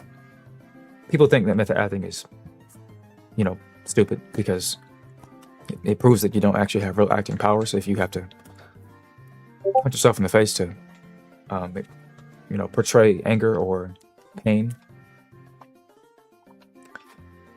But whatever. So once again, people ask me that question, like, is there lore to the channel? Is there lore behind the videos? I just want to say that I specifically included the same actor in the prior video. Things gonna happen. You shoot that thing off down here with some of these fire dampers been building up some of these gas pockets for God knows how long. I'll tell you what's gonna happen. We're gonna go up like the 4th of July. That's what's gonna happen.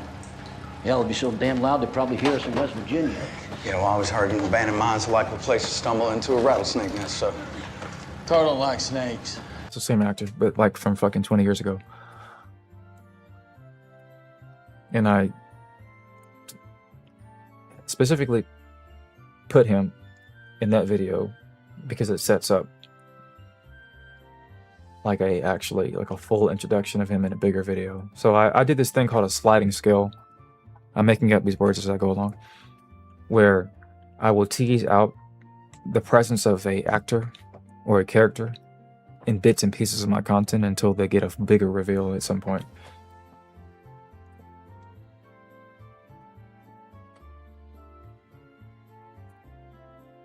Who gets paid to nowhere was the only thing holding the fabric of society.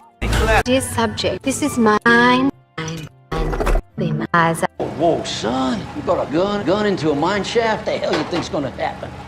You shoot that thing off down here. We're gonna go up like the 4th of July. That's what's gonna happen. Give it over. Come on. So, as you can see, that was an abridged version of what you saw in the last thing that I played. It was way shorter, way tighter. And the phrase gun repeated if you didn't notice, and it's a subtle reference to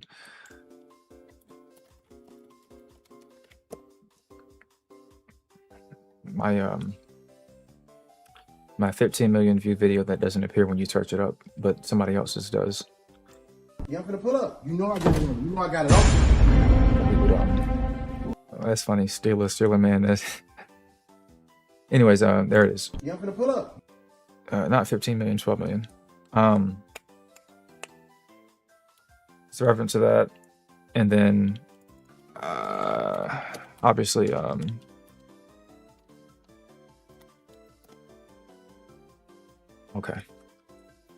This is somebody's reaction. Yeah. I guess I'll just use this one. Today we're gonna be reacting to Kurosai's my Isekai senpai John Wick is that guy. Basically, the title should say it all. I'm interested in watching John Wick. Well, technically, I haven't even seen all John Wick movies. I only saw the first one. I like the first one. I haven't seen any other ones, but guys, are the other John Wick movies any good? Let me know in the comment section below. But yeah, so apparently John Wick got isekai'd, and I want to see what type of isekai he happened. Also, I don't know how the hell, dude. By the time I'm watching this, it has 69,000 views. Nice. Now, joking aside, dude, this deserves like a little bit more views from what I like. Well, the title alone, this deserves more views. But either way, ladies and gentlemen, let's sit back, let's relax. We're gonna be playing Spider-Man 2 tomorrow too. If you guys want to come in and join on the fun, come over here. Come on, join me. Let's go. Restricted. But yeah, he needs a gun. Wow, John Wick is already in there. Oh wait, hey! Yeah, you guys are all going to hell. Do it! The procedure is basically you're gonna hand salute the world and you're gonna go. Oh, but that. Whoa! Yeah, no, again, the bulletproof suit. I have garbage and aiming sense, so this Again, is called Wick's Sisters. The Wicks. Obviously, the character's in the video, so is this some meta content? My autistic brain is going off a little bit. This is meta because of the fact that I'm playing a video of somebody else watching my video. So that's meta in that regard. And then there is the actual literal fact is that I actually quite literally make content that is meta in nature. Like just straight up.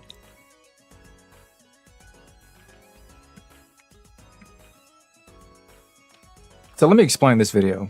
Who knows the truth? By removing these subtitles first. Myself. But you just lied to yourself. So how do you know the truth? I undo the lie. Explain this to me. It is myself. And if I lie to myself, then it's either a lie or a truth. Which one comes first in this case? No, the lie helps the truth to lie. So it's a true lie. Now, it is lying truly.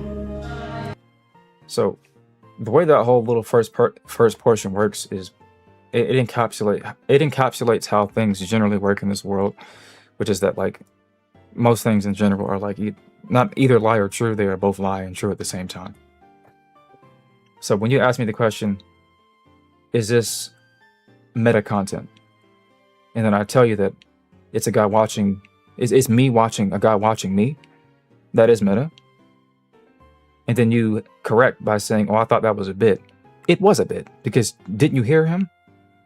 That was a bit. Yeah, I didn't tell him to do that though.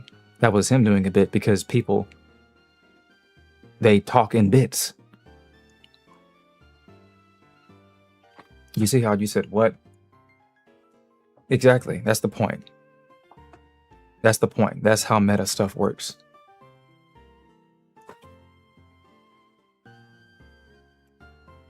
I'm going to explain this whole first little portion, I suppose. So, who knows the truth? So let me get Jordan Peterson for a second. Where is he at, by the way? Let me get Jordan Peterson for a second. What do you mean by who? What do you mean by no? Who knows the truth? And what do you mean by the? And what do you mean by truth? All right, let me actually do better than what he probably could do. So, who is there specific, even though it shouldn't be? Because if it were specific, then it wouldn't be who, it would be a name. Or a person, maybe an idea of an entity, like God, for example. So, there's that little portion. Let's just say who is the subject matter, as in like, it's either me or you, or something above us, or below us. It's not really a matter of who, as in who knows, but more like does it matter? It doesn't matter. That's why it's not being specific. Sounds like a trick question. Who knows the truth? It just is an opener. I don't know. Just who knows the truth? No trip up response. Immediately, myself. Why? It's pretty simplistic, actually. I mean, you wouldn't know about anybody else knowing the truth because you have no access to their minds. So all you can do is answer myself, even though you're wrong. You're not wrong because other people exist that can prove you wrong. You're both wrong and right because, as far as you're concerned, you don't know that anybody actually fundamentally exists the same way that you do because you don't have access to their life, their mind. The liberals have this idea of personal truth.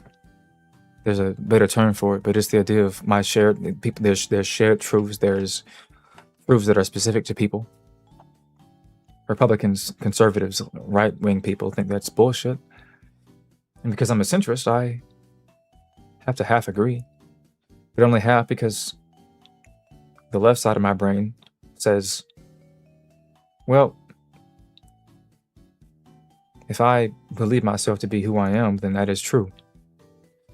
But if you believe me to be somebody else, then that is your personal truth.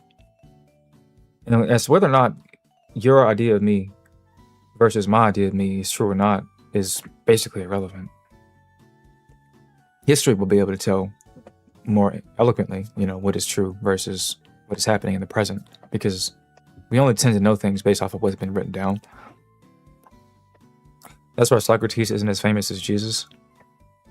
It's because Jesus had a book and Socrates didn't.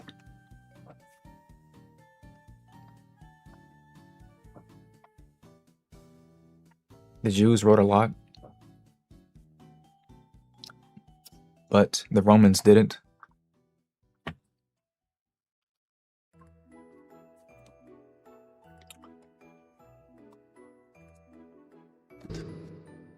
Myself. But you... So, when I first made this video, it would have initially been Subaru talking to Itadori to play on this idea of two idiots going back and forth.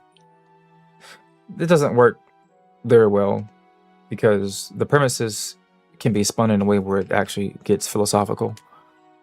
And Itadori and Subaru aren't exactly stupid. So I chose to go with the intelligentsia of the group.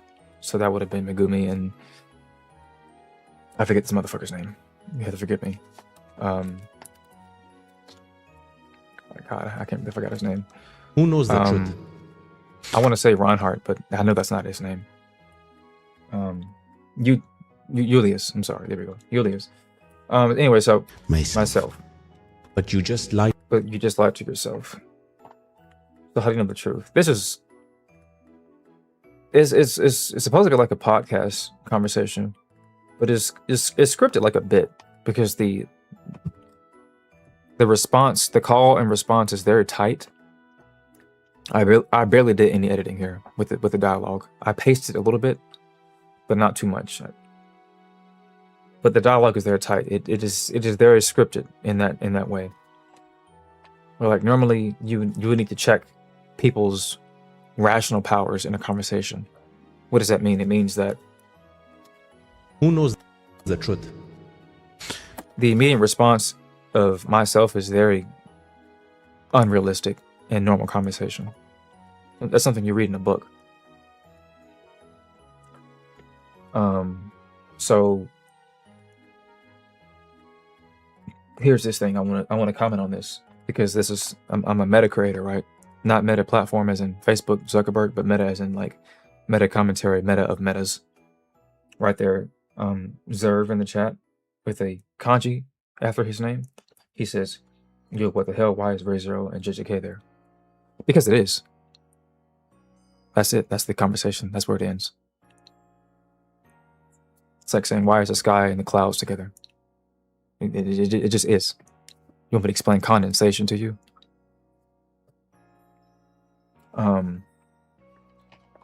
But that's not what he asked. That's not what he asked. He didn't ask if it's there. He asked why it's here. But the why is there.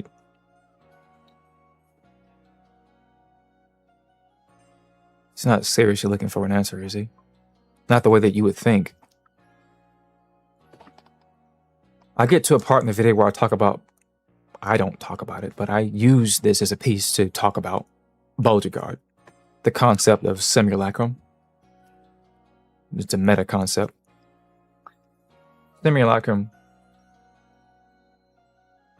more or less, is about the idea of the absolving of modernity to die in the face of post-modernity. So people talk in postmodern ways. Instead of saying, oh, it's cool to see Re:Zero and JJK together.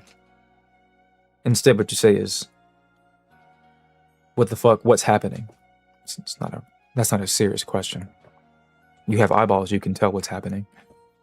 JJK and Re:Zero on the same screen at once. Anybody can do it. So why is it out of nowhere? It's because you don't see it there often. So instead of just saying, oh, I don't see this there often, instead of just saying that, you have to use language that is more provocative to stand in place, because you can't really translate and put out properly what you want to say with your actual emotions. You do it in a postmodern way that is more assimilated. Notice in the word assimilation, there is the word simulation, and that ties back into the simulacrum. What's happening in all that?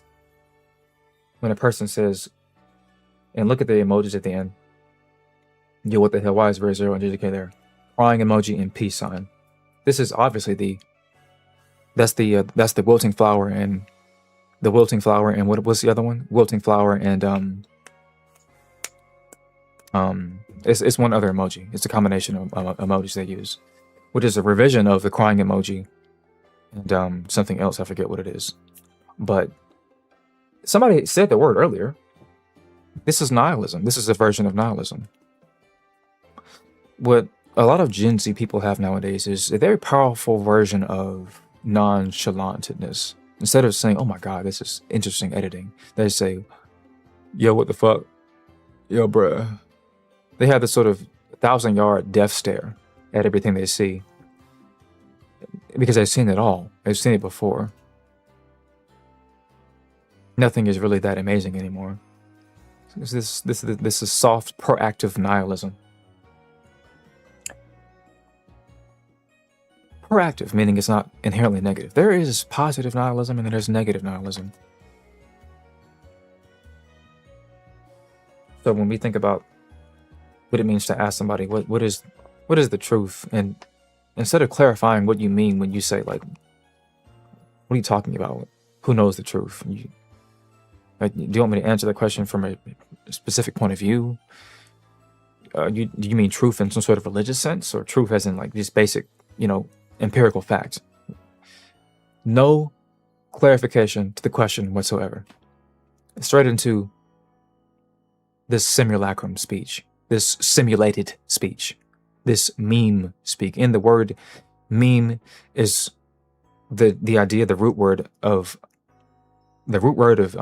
mimesis or mimic is meme. And what a meme does is it actually copies and clones concepts constantly across one field of media or genre of topics to the next. Mimetic. Mimetic is not a new word that was invented 10 years ago, 20 years ago, 30. It was actually something I believe Richard Dawkins kind of coined in his book about the meme. And then it dates back further than him. We go back into, again, Beauregardian concepts, and then we go back a little further than that. So,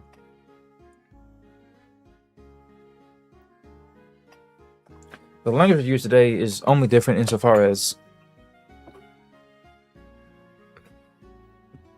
semantics. It's only semantically different. The point, I would say that the basic substrate of the point is still there, which is that you want to communicate. At least that is still intact. What makes it seemingly different, despite the fact that that condition is still being met, is that what's being communicated is not obvious anymore. That's the idea of the simulacrum. Postmodernity. Postmodernity gives us, not to shit on anybody, but postmodernity gives us, it gives people on the right, I'll say that much, confusion about things like gender identity. Even though, since this is the idea of the truth versus the lie,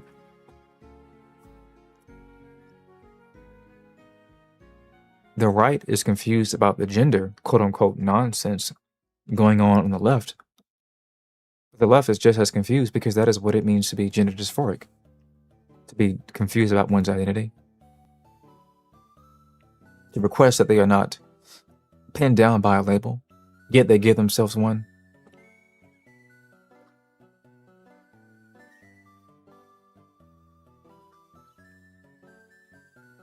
Myself. But you just lied to yourself. So how do you know the truth? This is like saying, I don't identify as a male, I identify as female. This is my truth. But you just lied to yourself. So how do you know what your identity is? Why is it a lie? Why can't it be a truth? I undo the lie. Well, of course I know who I am, because it's me who defines who I am. But in order for you to be trans, at a physiological level, you need to be categorized into this thing called gender dysphoria, which implies confusion. If you are confused about who you are, then doesn't that mean that you are...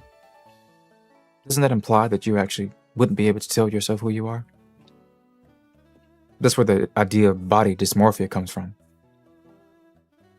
Not really gender dysmorphia. We don't have it. We have gender dysphoria, but we don't have gender dysmorphia. Those are two different types of words. Dysphoria is a feeling, because euphoria is a feeling. Morphia, morph, is a change in something. You can't say that you are experiencing gender dysmorphia, because that implies that you have access to what it means to be that particular gender. You don't beyond the literal gender content of what you have in terms of the eggs and the sperm and that kind of stuff. You don't have access to that imminent knowledge of what it means to possess those things beyond fleeting feelings that come in and out, which isn't really that detectable.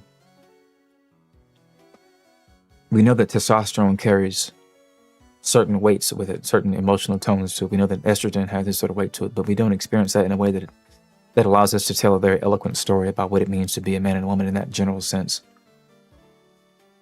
So why do we have these labels? To give ourselves something to work with, but it doesn't really tell us the full story. So we need actually less labeling. We need a conversation more so. Explain this to me.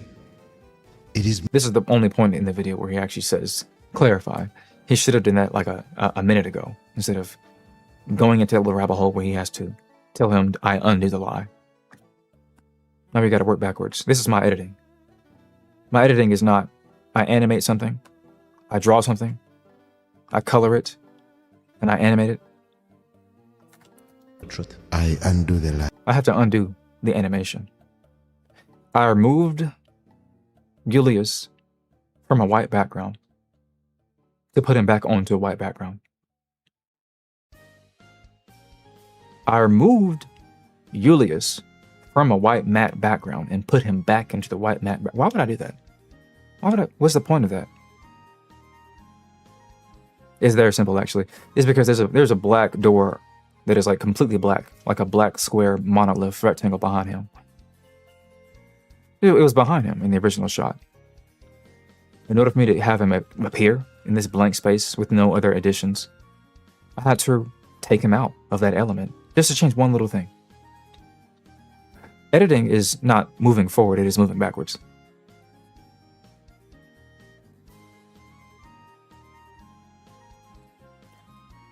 Somebody in the chat said FMA, door truth.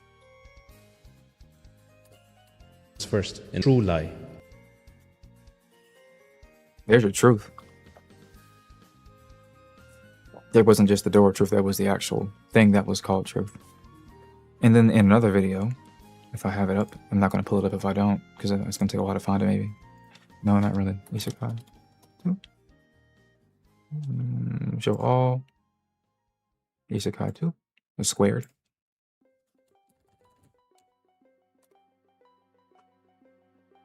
I'm going to play the other one and finish it before I get to this one, because the other one is more complicated. This one gives you a good little... It warms your brain up for the other video.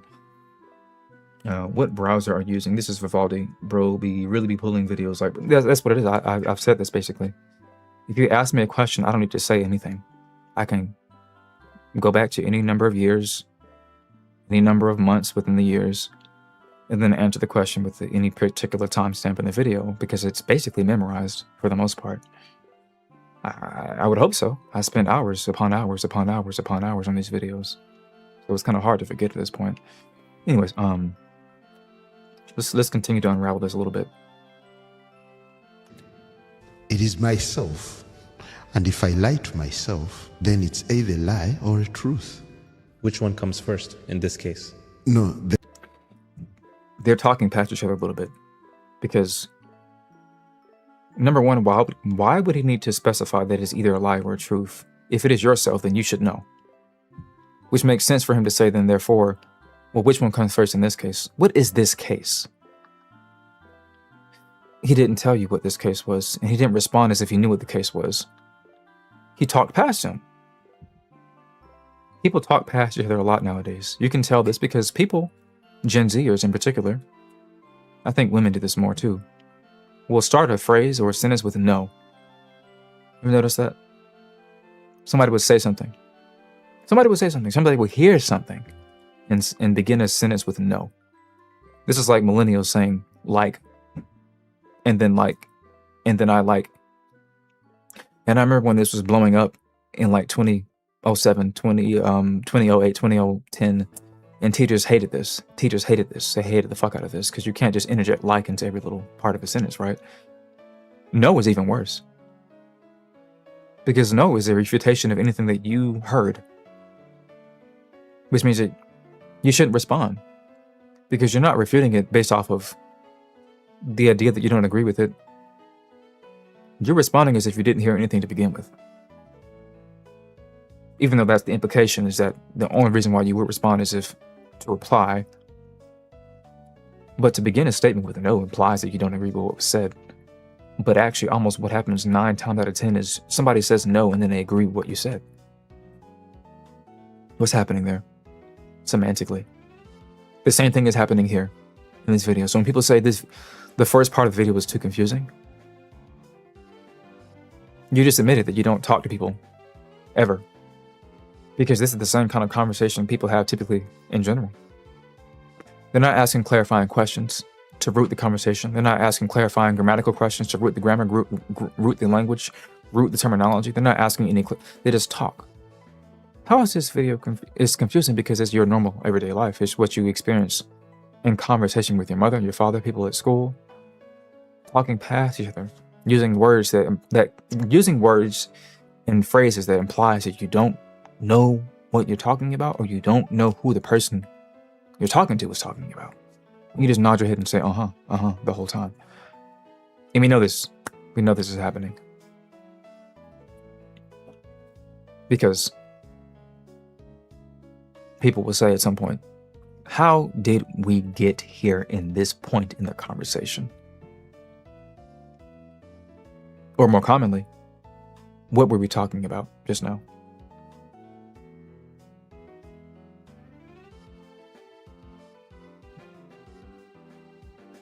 One comes first in this case. No, the lie helps the truth to lie. So it's a true lie. Now, it is lying truly. So when the people said they heard Chester in the background from Linkin Park, that wasn't just Chester. He was saying, lying. I'm sorry. It was trying to bend the truth.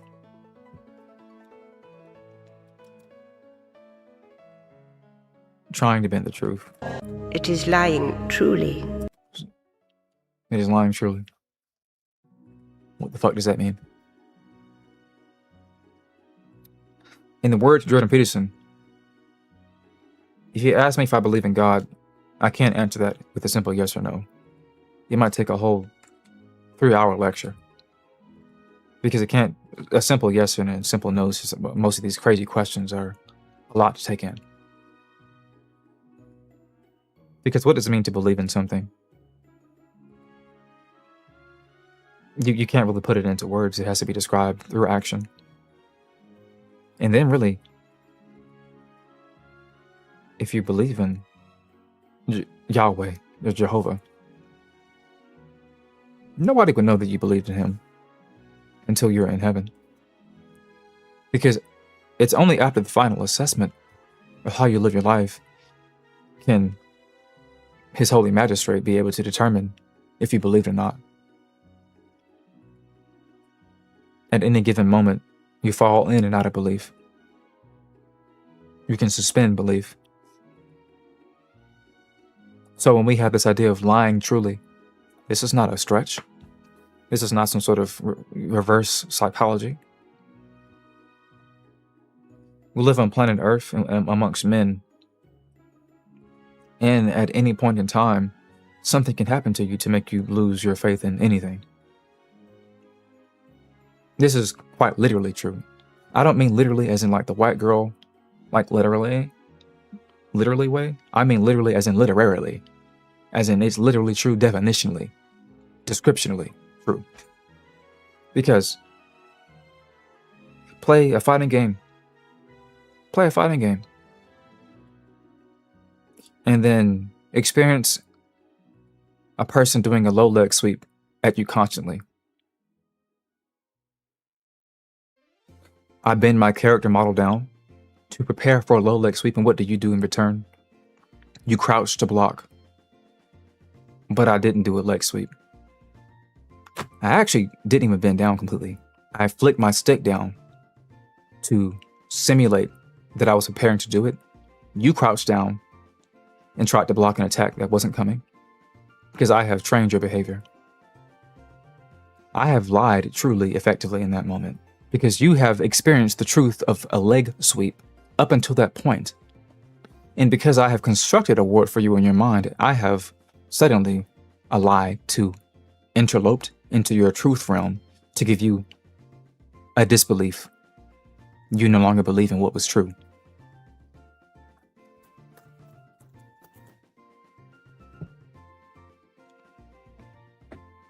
Simulacrum.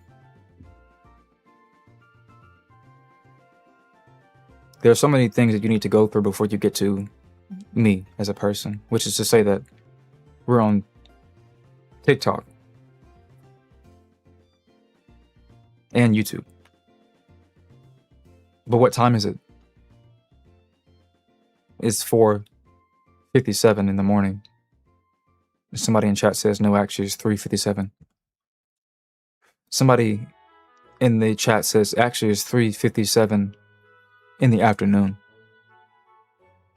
We're living in four different worlds. All four of us. Geographically speaking. Or is it really just geography? Because last time I checked, people sleep during the day. Wait a minute. You see what happened just now? That was a Freudian slip. I should have said people sleep during the night. But I said during the day because I sleep during the day. That's the reverse of what you should expect.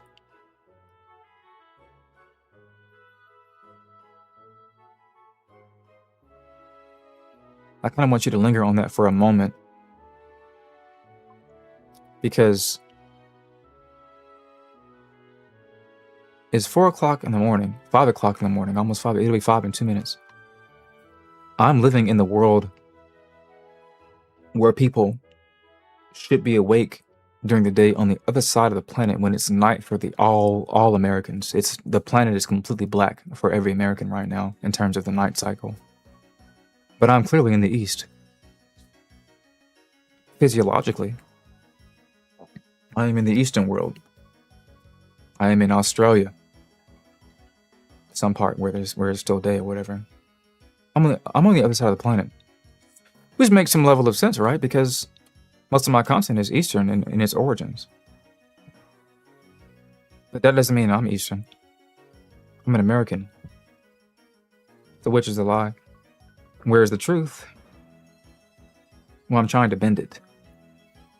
I'm trying to bend it. So when somebody comes into my chat and says, why is Ray Zero next to JJK? Because so you could ask that question. You see, earlier, about 10 minutes ago, 20 minutes ago, when he asked the question, I answered it in a completely different way. I said, because I can. Now I revise my answer to say that just so you can ask that question. And you think to yourself, what are you talking about? What did you mean? No.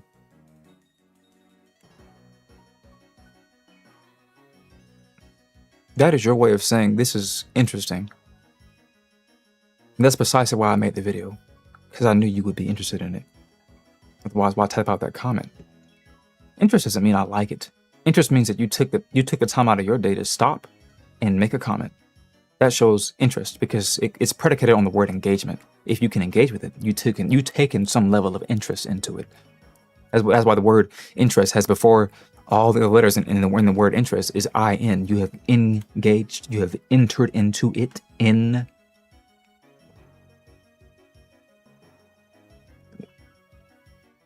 That's why JJK is next to Ray Zero. That's not the only reason though. That's why I lied. But I'm lying truly. Because the reason why JJK and Ray Zero are next to each other is because they actually have the same episode. That's actually the simplistic of that's actually the legit answer. They had the same episode where they were in a white space together. It was obvious to me.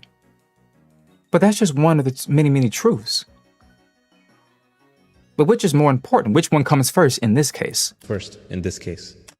Which one came first? Which truth comes first? Did I make the video so people could comment on it about the mix-up? Did I make the video because these two episodes have the same setup? Or did I make the videos because Ray Zero and JJK are very popular, so I knew it would get views? Based off of what, though? The mix? Or the fact that the two enemies are popular?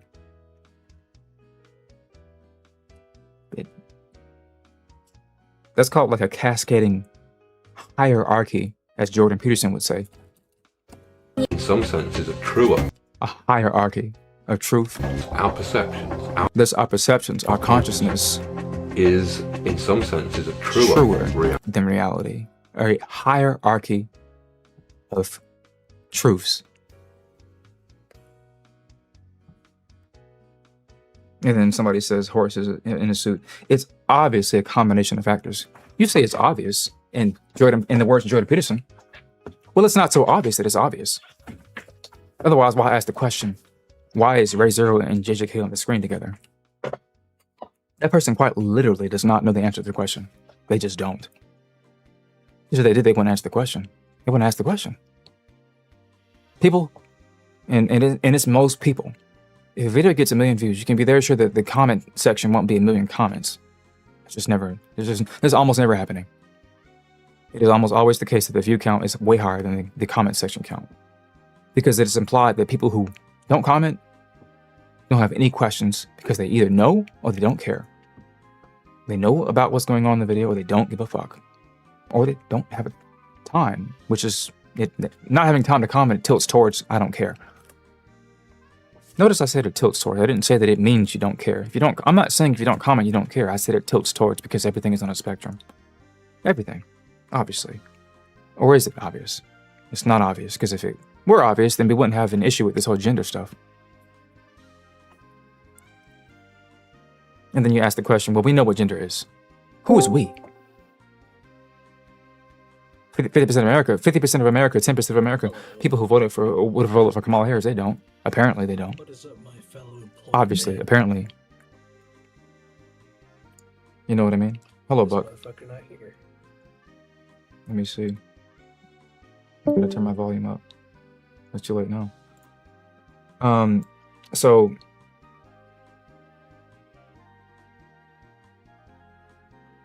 I've been studying philosophy for like since 2011.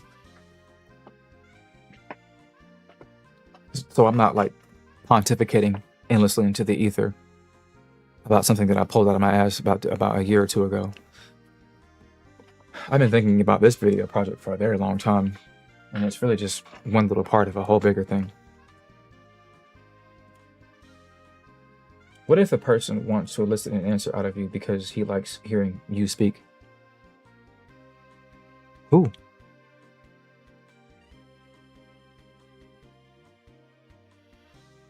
I can tell you my experience of being what people have literally called a god. Not just once or twice or thrice, but so often. In a particular example, somebody said they didn't want to enter into a VC with me because they would break the illusion of me being a god, in their own words. Who do they want to hear speak? The person in their head that they think is me, or the actual me? Or the person that I think that I am? That's too much, Kurosai. You're being too... No. This is important if you give somewhat of a damn about who you're talking to and how you engage with them.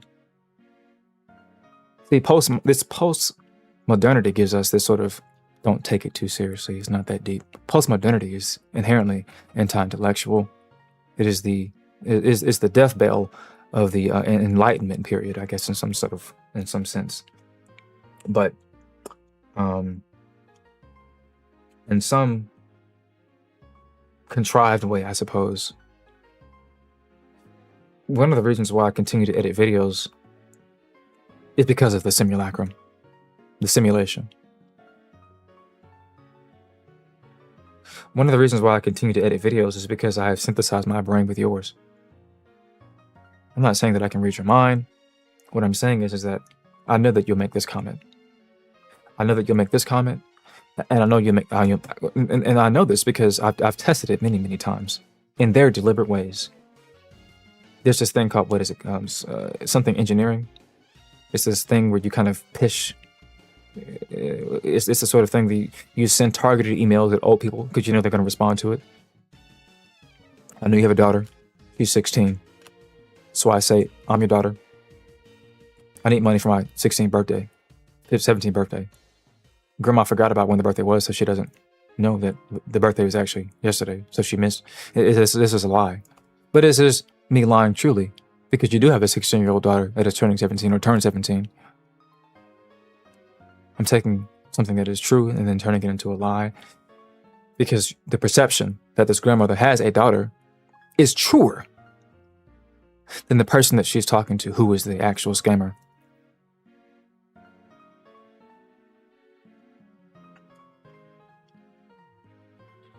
So, to continue from this point, it is lying truly.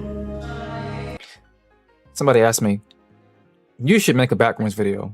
And they asked me that question in 2023. Not 2026, but 2023. Because that was when liminal stuff was blowing up on the internet. The liminal space stuff has phases, right? And I said to them, I don't want to do backrooms, because that's too close to what I'm already doing with my meta universe, my meta context, my white matte spaces. It's just the same thing that I'm already doing. But the young director behind the background movie gave me some sort of inspiration. Like I said, I don't take a lot of inspiration from content creators because I need a simulacrum. I need a simulacrum to take inspiration from something. What does that mean? Michael Jackson's fame is more famous than Michael Jackson. The Backrooms as a phenomenon is more famous than the director who put out that movie. I need the thing that is bigger than reality in order to get into it, because my dopamine circuitry is fried. The only way I can feel inspired is if I get raptured. I can't just have somebody walk up to me and say, hey, you should do this because this looks cool, right? No, I need you to hold me at gunpoint and tell me that if I don't do this video, you're going to shoot my mom or something like that. I need to feel rapture. I need to feel a sense of urgency. And the amount of people, the ferocity of the people, the timing of the people, and all of the elements in between. That gives you a sense of urgency, a sense of weight, a sense of this simulation, the mind meld, so to speak.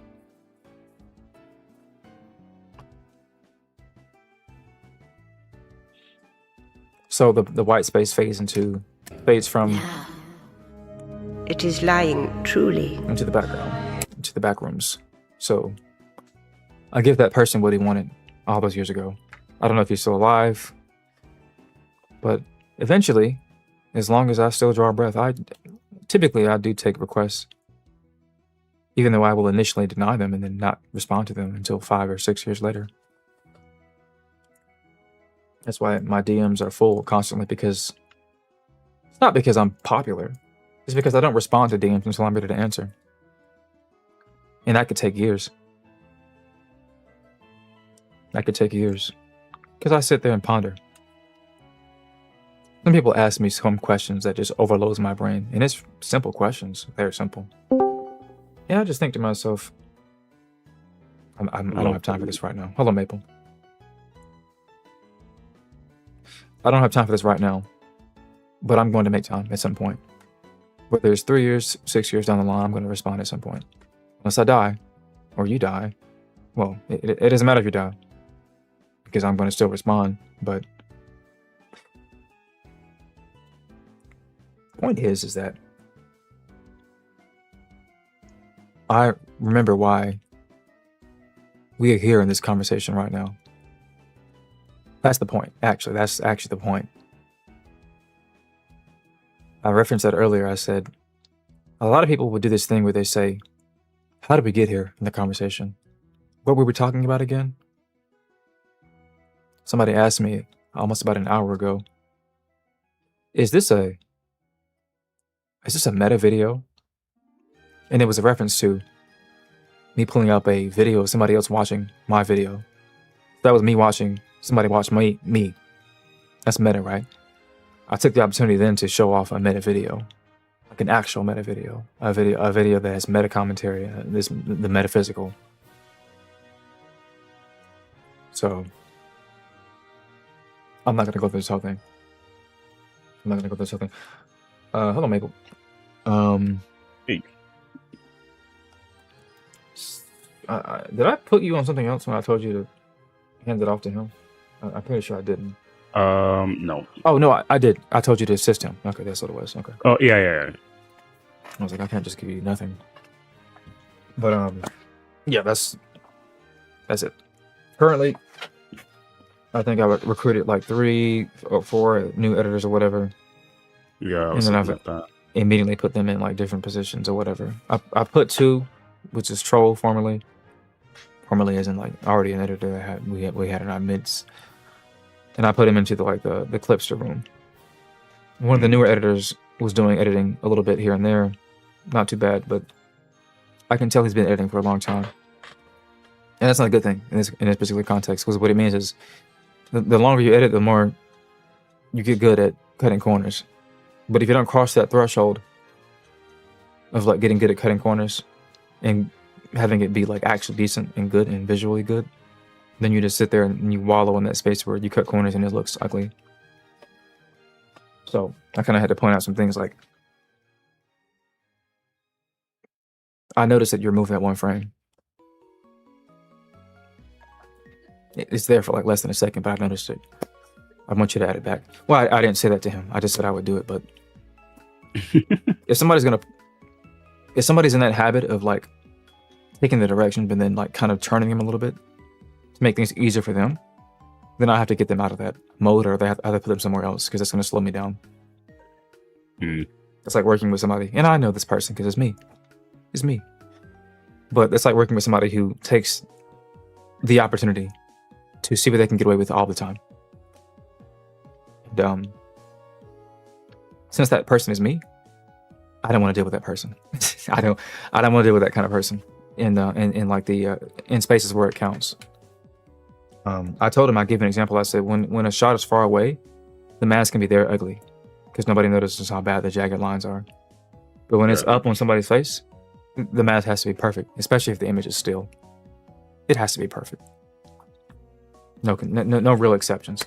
It has to be perfect. So like even this shot in front of me right now was not perfect, but the reason why it couldn't be perfect is because the amount of work that I went into to create this shot was difficult. Because Now,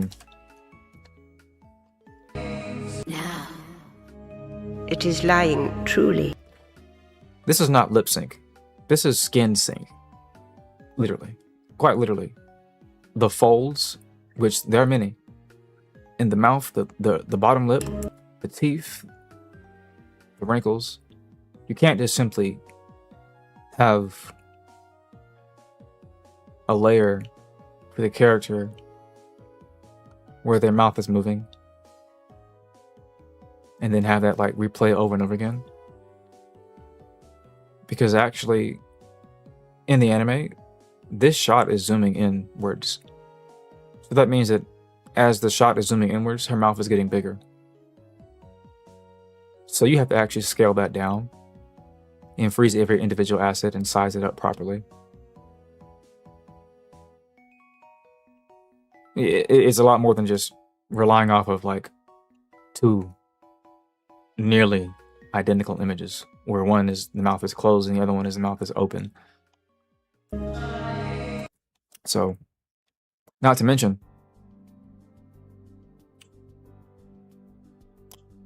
in this shot, probably can't tell, but it actually starts off a lot lighter. Truly.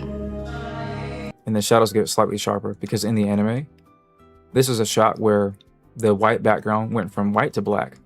If you recall this scene in JJK, when she was monologuing, or not monologuing, but explaining how the rules of the culling game worked, she transitioned from the white matte space to a black matte space where a bunch of text was in the background as she was explaining things. Yeah. So I copied that, and that means that when I lip sync,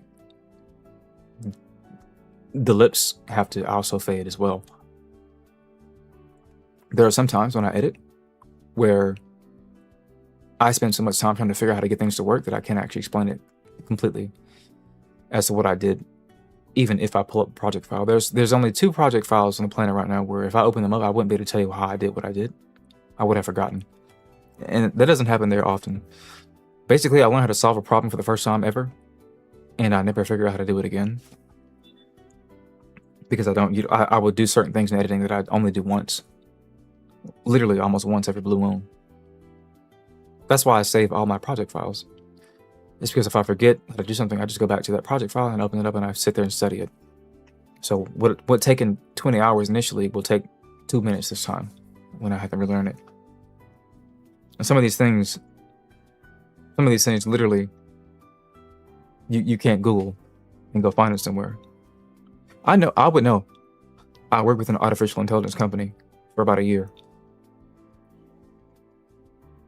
There are certain questions you can't ask these AI models because it's not about the extent of their knowledge, it's about the creativity at play.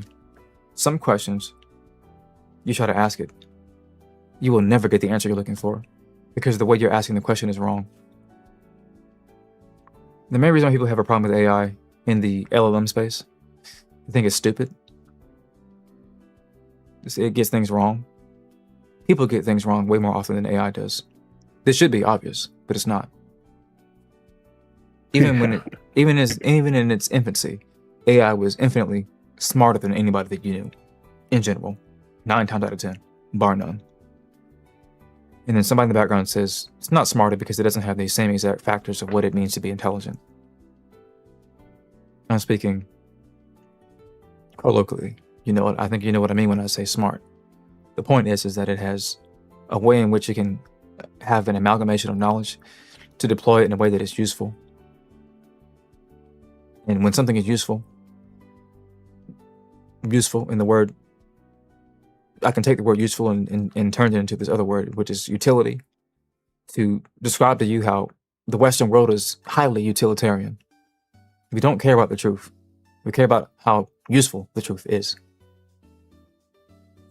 Therefore, the premise of the video is about lying truly, because what lying truly actually means is to lie in a way that is useful.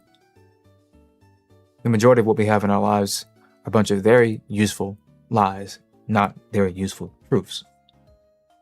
Mm. In fact, in most cases, if something is true, it's not particularly useful. Science talks about this because what science purports to do when it tries to solve an issue, it does not start from the assumption of what is true. It starts from the assumption of what is false. Process of elimination.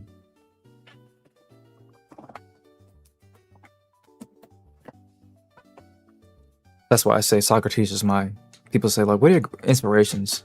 And they think I'm like full of myself when I say that I don't have any inspirations that are like in my class, 2011 or PewDiePie, Markiplier, etc. They're not my inspirations because their inspirations should have been my inspirations. So when not Childish Gambino, Tyler the Creator says that his favorite rapper is MF Doom, and then some little kid says, who the fuck is MF Doom? He sounds lame. But just think about the fact that your favorite rapper is this guy and you think he's lame. Just think about that for a moment. It doesn't mean too much, but it tells you how kind of like the order of inspiration, how it kind of works.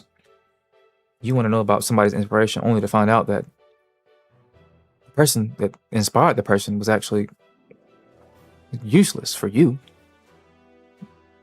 They can say a lot of things that are truthful to some extent, but if you don't care about those truth contents, even if it's not even like, I can say the same exact thing as somebody you hate, and you may like it not just because it's true or useful to you, but I also said it. But if this other person who you detest said it, we have this meme. It's the meme of when somebody you hate vehemently says something you agree with, and the image is like somebody gritting their teeth or balling their fist up. Because we intrinsically don't want to agree with people that we don't like. We will lie to ourselves about something that is true. A lot. Not on occasion. Not on occasion. Not from time to time. Most often. It happens in conversation. Extremely often. So often that you would think it'd be pedantic for me to point out all the ways in which when you say something that is false, I can point it out in many different ways. Not because it's literally true or false, but because the content of language is only as useful as the intent is intentional. And if you don't even know why you're having a conversation in the first place, most of what you're saying can actually just not be true. Because what is true or false depends on what it is that we're trying to get at any point in time. You're not going to really get that. And it makes sense that you wouldn't, because you don't have a reason to get it. You see, we tend to get things and learn things quickest when it's useful. A baby didn't learn how to talk first, it learns how to walk first. Because you cannot talk yourself away from the dog that is chasing you. You cannot talk yourself towards the food that is on the table. So the most important proof to learn as an infant is that your physical location is very important. Your proximity to food and nourishment is very important, far more than communication. To some extent, I have to hedge there for a moment because the infant, the first thing it actually learned intrinsically, not some sort of a priori knowledge that is actually specific to the consciousness of the child, but it is the design of the child to know that if it cries, it can command the mother to get what it wants to get.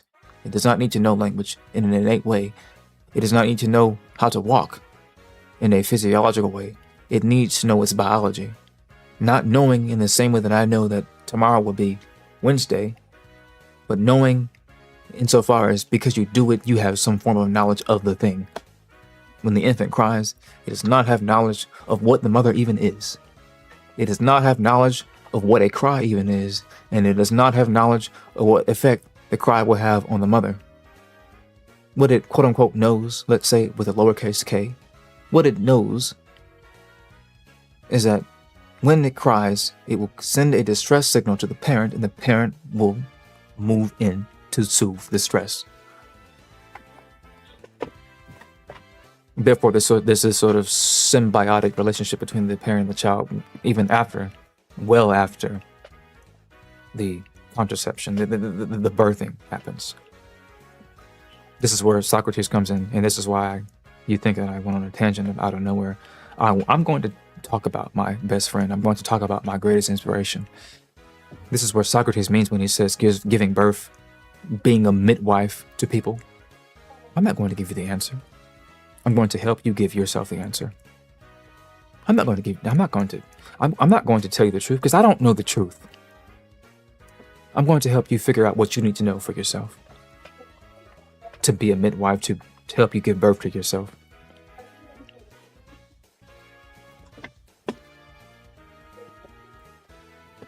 Wouldn't the cry be a form of communication that the baby has?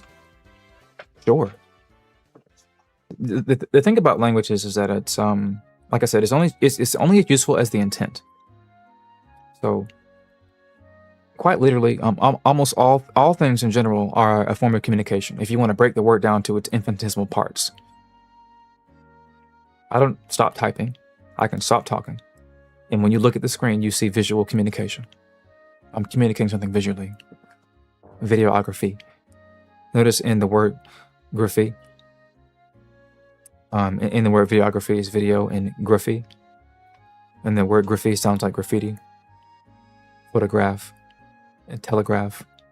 These words mean things, these participles. Like, for example, to project. People think the word projection is offensive as a default assumption. We say, "Oh, you're projecting." And then I say in response, if I'm offended, "No, I'm not. I'm just telling you what like it is. This is true. We are both telling the truth. I am projecting. Because the only way you know how to talk, the only way you know how to communicate is to project. That is a default. That is a default state of being. Why is that? How is that true? I thought projection was just when you take your experience and you project it wrongly onto things. That is a colloquial usage of the term. But I would say that the etymology of the word is there basic. Because the word project is two words. Is pro and then is ject. When I have a project, what does that mean? I have a project. I have a video project. I have a group project. I have something that I want to cast out into the world. And that's where the word spellcast comes from, because when I write something on paper and put it out into the world, it has an effect. And it can be magical.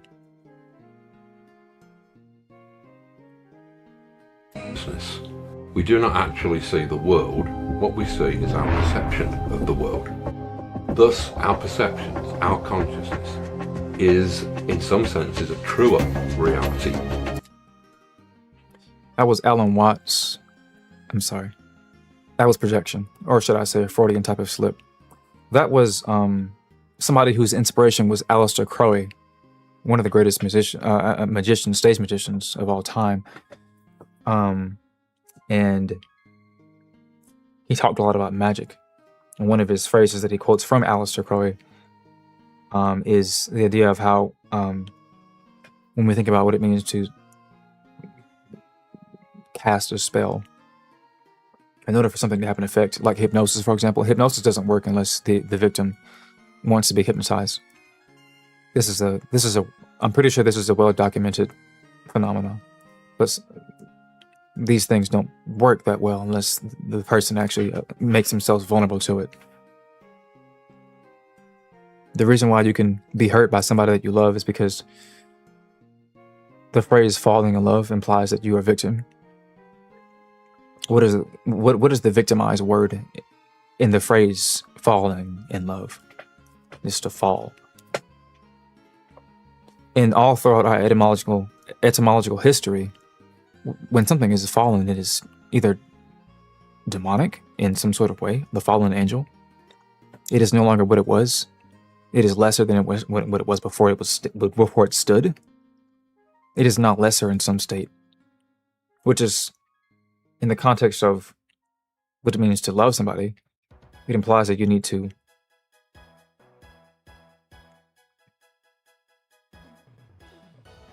lower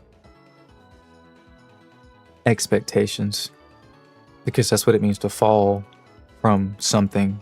You have to be lowered down from something. You have to be, and when you have expectations that already put you up top somewhere, you don't need high expectations. You don't need expectations. Expectations in general already implies elevation. This is where the word EX comes from. Extraordinary.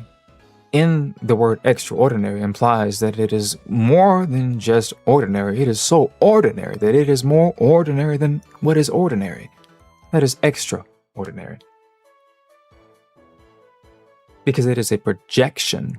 And when you say projection, think about the word, think about the motion that you do when you project something out. It comes out of you and then it moves somewhere else. Projectile. The word projectile also works with this word thin. I quote Jordan Peterson so much you would think that instead of Socrates it'd be Jordan, but one of his greatest inspirations would be the same person. So my favorite rapper's favorite rapper is my favorite rapper. I also like MF Doom in this particular metaphor. Anyways, wouldn't the cry be a form of communication? This is a repetitive response from the chat being broken, I'm pretty sure. I need to look at the chat on TikTok to see if anything actually is new. So hypnosis is kind of like a placebo effect. We're only affected if we believe we can.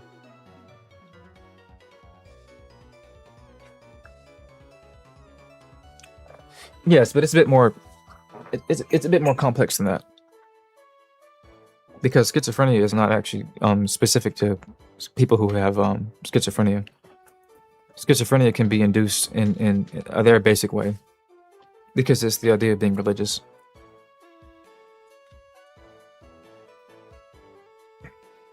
Notice how everybody who's schizophrenic is in communion with God. And I don't mean just like a few people, I mean almost all of them.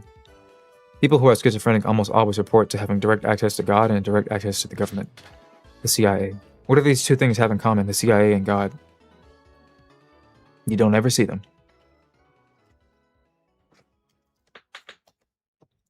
People who are schizophrenic always talk about things that they can't see. Things that they can't experience.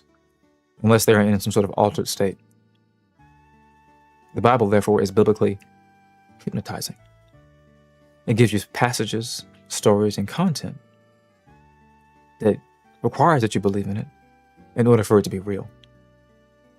In the idea of Baudrillard's concept of the simulacrum, you can trace that back to ideas of how, in order for you to access almost anything in the world in general, it's not necessary that it exists. It is not necessary for you to access anything, or that anything exists for you to access it. What is necessary first and foremost is that you have the ability to access. You must be consciousness for anything in the world to be real. Because without your consciousness, nothing is real. This is the definition of consciousness.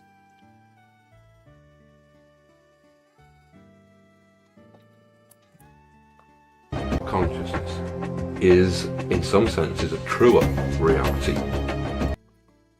The human basically has 5 senses. Sight, touch, smell, taste, and hearing. Did I get that right? Sight, touch, taste, smell, hearing. Yeah. There's a fake 6th sense. And in fact, actually, all 5 of your senses are technically fake. Technically. Because if we somehow change the conditions in which you can sense on any of those bases, then we have warped your perception at all 5 of those levels. We can chemically alter how you taste things. Not by altering your food, but altering your tongue. and vice versa in some sort of sense. But that's not really true as it is the former, the latter. The sixth fake sense is, in philosophy, they try to solve the idea of, well, if I know that I can see it and I can touch it, it must be real. Well, there's this thing called haptic schizophrenia, where you can actually reach out and touch things that are not there. The PS4 controller, PS5 controller, Xbox controller, Wii controller, they have this feature called the haptic feedback. Vibrations in the controller. Well, there's this thing called haptic schizophrenia, where you can reach out and touch things and it feels real. Go look it up, it's real. That means that your senses can betray you. All 5 of them. So we need a sixth sense to help us figure out if something is real or not. What is that sixth sense? It's not hypnosis or mental mind reading or psychicism, or I'm not there yet in the religious domain. Actually, I am actually somewhat, because the root word of religion is religio, which means to organize, to bind. And what do you need to bind together to make something kind of real? You need a shared group of senses. I need you and you need me. Because my 5 senses could be wrong. But what are the chances that yours are also wrong, and yours are wrong, and yours are wrong, and yours are wrong? Therefore, humans are literally utilitarian up and down the street every day, 7 ways to Sunday. We can only know how true something is based off of its usefulness, how we utilize it. I don't care if the sky is blue if I don't have a reason to know why the fucking sky is blue. What is the utility of the sky, of knowing that the sky is blue?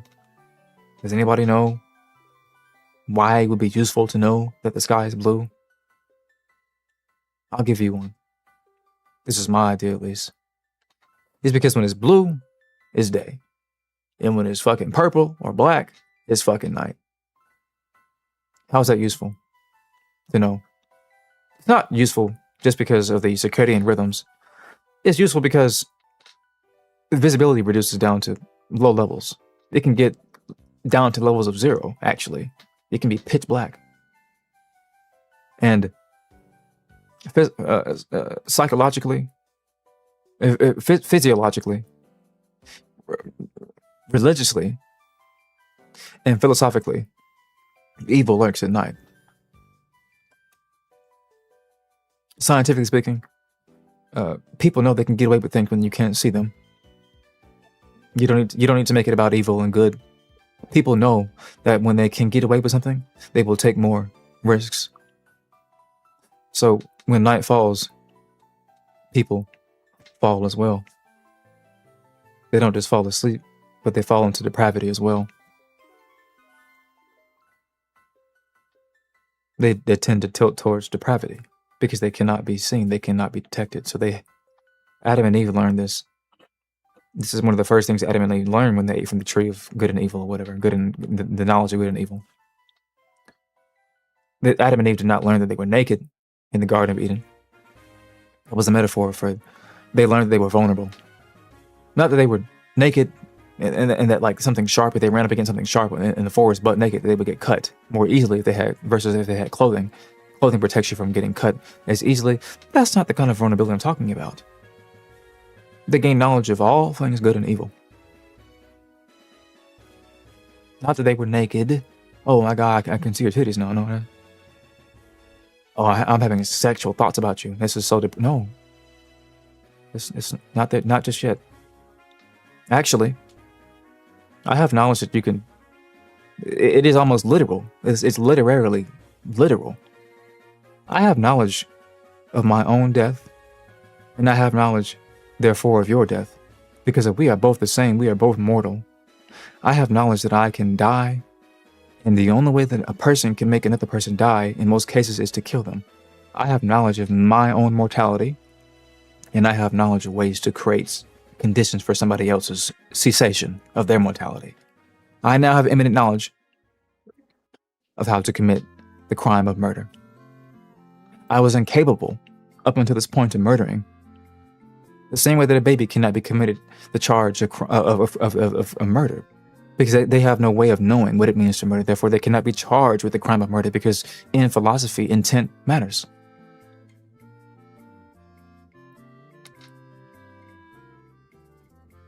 So, when we are in this mode of conversation, we switch from different modes. The word mode can mean any number of things at any given moment, depending on the context, depending on who said it, how they said it. We know this. We have a phrase called the dog whistle. What does that mean? Anybody who's chronically online, or even not really chronically online even, knows what a dog whistle is. And it's not about an actual fucking dog. But if you didn't know that, then this kind of proves my point. At any point in time, I can say a word or a phrase and you might not catch it. Further context required. And then somebody in the chat says, everybody should know what a dog whistle is. Everybody should know what a dog whistle is. It's just everywhere. Politicians are talking about it. Your mother's talking about it. Look, it's not obvious. It's not obvious what these things mean all the time. So this is what it means to kind of like lie truly. You can honestly tell a lie because you don't really mean to lie. You can be honest in the way that you tell a falsity, because what you have in your mind may be the truth, but if nobody agrees with it, definitionally it has to be a lie, because humans define truth based off of two main factors. Is it useful? And does the majority believe in it?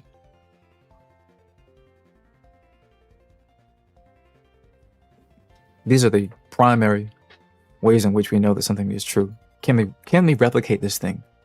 Can we replicate this phenomenon? That's why I said earlier, I can't rely off of my five senses because of schizophrenia. I'm not saying I have schizophrenia, even though I very well may do have schizophrenia. But the point is that there's this thing called haptic feedback schizophrenia, where even my sense of taste and touch can be disrupted by my psychological conditions. And then you say to yourself, this is something only schizophrenics need to worry about. I don't have the same issue. This is not entirely true. You know, if a plant decides to fruit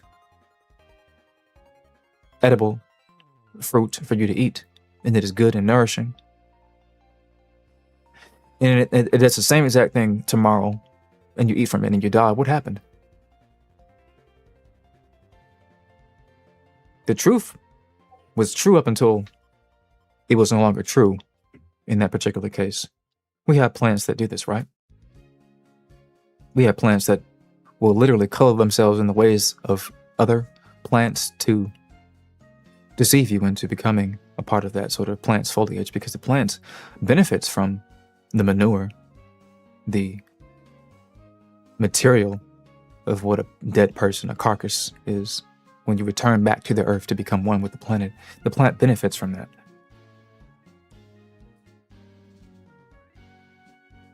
So, when somebody asks me the question, for example, where do you come up with the ideas for these videos? And then my favorite way to answer that question, even though I don't always use this as an answer, but I don't have ideas. Ideas have me. Somebody just mentioned the Vine thing. I didn't find this idea. You know, it came to me through the grapevine. I just heard it through the grapevine. Some of you are too old for that one.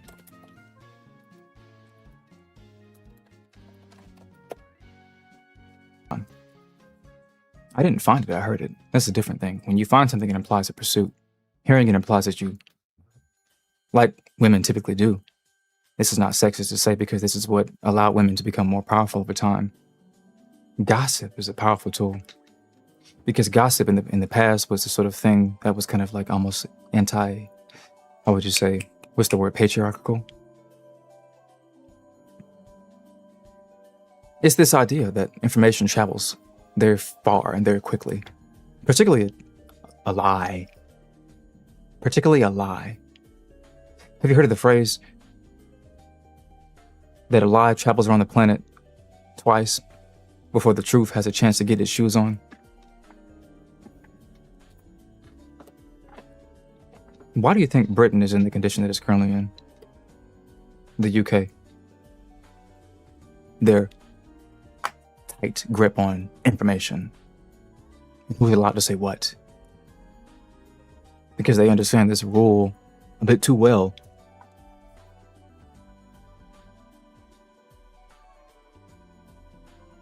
Arresting you for tweets, Facebook posts. Their own little version of the COPPA Act. Monitoring quote-unquote children.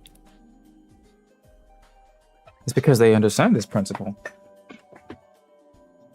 So they want to have this sort of granular level of control over how you get your information. They want to pass a law, right? What is it about? They want to pass a law where anybody who does commentary on the news or politics is deboosted on the this European YouTube in favor of BBC and Friends. BBC and Friends of the BBC network. Because they don't want the British Ben Shapiro, whoever that is, I don't know who that is. They don't want the British Ben Shapiro having a chance to run around and see whatever he has to say. If that's going to hurt the overall narrative that the British, the UK people want to push out or whatever.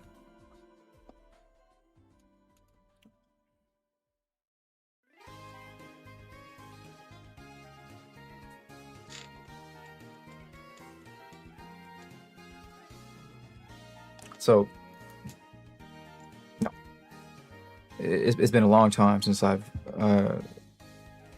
put a video together and did it randomly out of nowhere.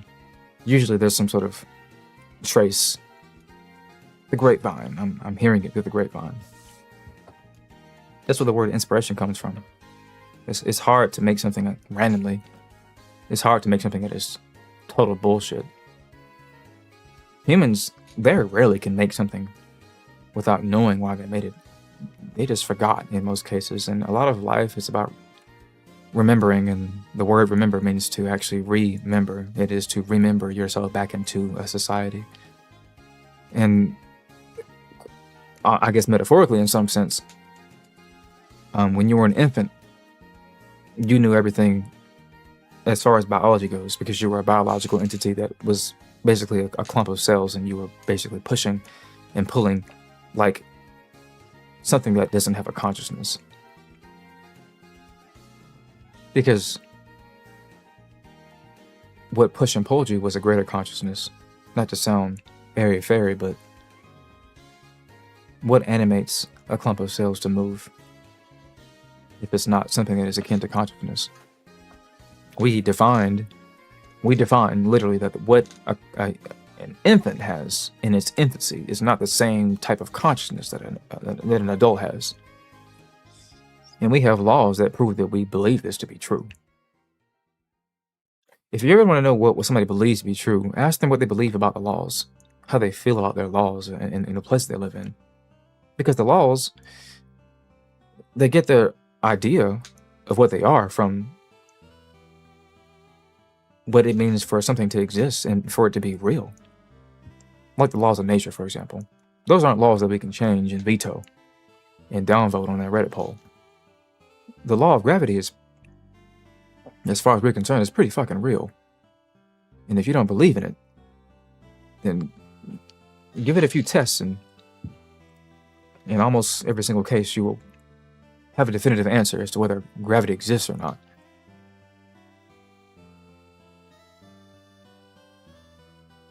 But the metaphysical or arbitrary nature of what it means to create, to do art, these sorts of things, it is difficult to figure out how you can trace back inspiration. where somebody got the idea from this thing, who was the first person who did this thing, etc., etc., etc. So I tend not to like to live stream because I am basically a stream of all the stuff that I put on my timeline from today, and the one from yesterday, and the one from the day before that, and the day before that, and the day before that. And it's just all fresh in my mind.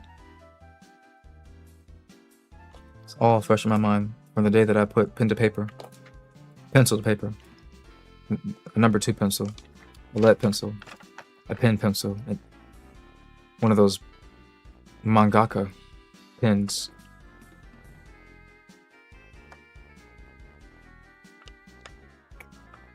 When you spend most of your time creating, it's very difficult to trace back the origins and to define the significance of it and give somebody a straightforward answer. People ask me, and people as in 20-year-olds ask me the question, who's your inspiration, content creator wise? Immediately I'm smacked into the 20-year-olds world. I cannot give the answer that actually is sufficient because I have been relegated to answering the question in a particular manner, which implies in some real sense that the person who's asking the question does not believe in an inspiring world beyond content creation. It's not just something I can imply through what is being said. It's something I can figure out when I go look at the person's watch history and see that there's no philosophy, there's no science, there's no politics, there's no history, there's no geography. It's just Mr. Beast in Roblox. No problem with that. But how do you say? You can't ask me the question, how are you so creative? That's not the right question to ask.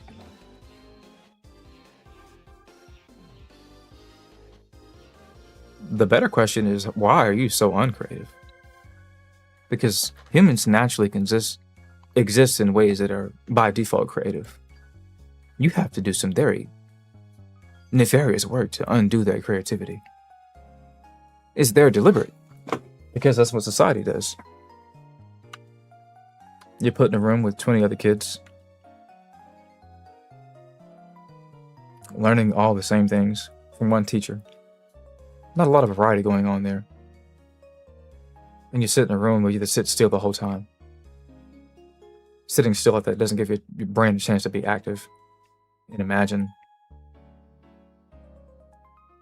Society is in a schedule and monotony. These are all things that are inherently, they're anti-creative.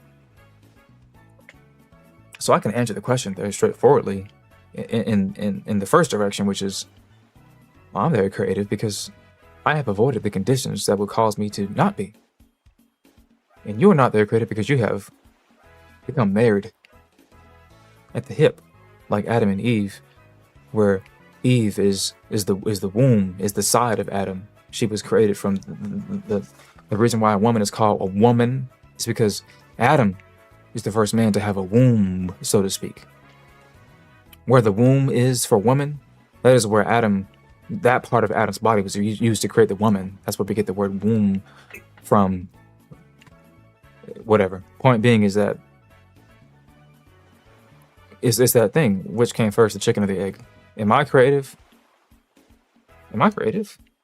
Or are you just so not that, well, anything that looks barely, visibly, a smidgen, an infinitesimal amount of creativity looks like the spark of a galaxy to you?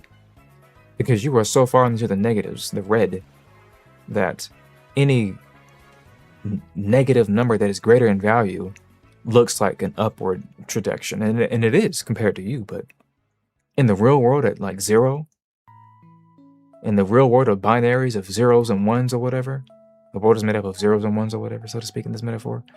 You're down here at negative 99. You're in the shadow world. To quote one of Socrates' disciples, one of his Plato, inventing the cave story, the caveman story, on the shadows on the cave. Why is the Matrix in the video? Why is the Matrix in the video about lying reality? It's because the blue pill is supposed to be the truth. Oh, I'm sorry, the red pill is supposed to be the truth and the blue pill is supposed to be the lie. That's Neoplatonism. Because the main character in the Matrix is called Neo. The Matrix is about Plato's cave story, the shadow world.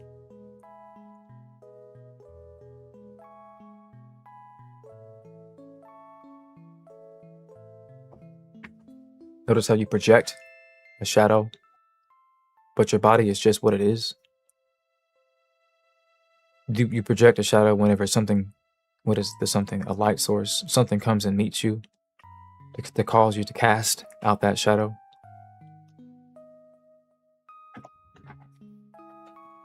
And the shadow is shaped based off of the form that you take, but that shape can be turned based off of the conditions around you. That is not just a metaphor to say that the conditions, your environment, can warp how people see you. That is literally true. Because it is physically law-based. Watch the sun rotate around you and you'll see that your shadow changes. Have two different light sources point at you in two different directions, and then you have two shadows now. And literally, if we bring the sun closer to you, you don't exist anymore. So we know that there's a sort of physical component to what truth is. But if you don't know about these physical components, then you will believe that when your son is sick in the 13th century, that it's not microbacteria, it's demons.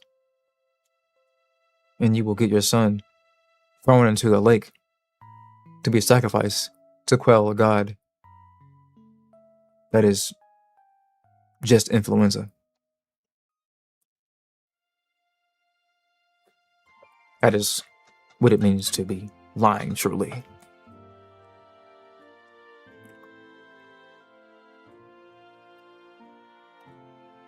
All right.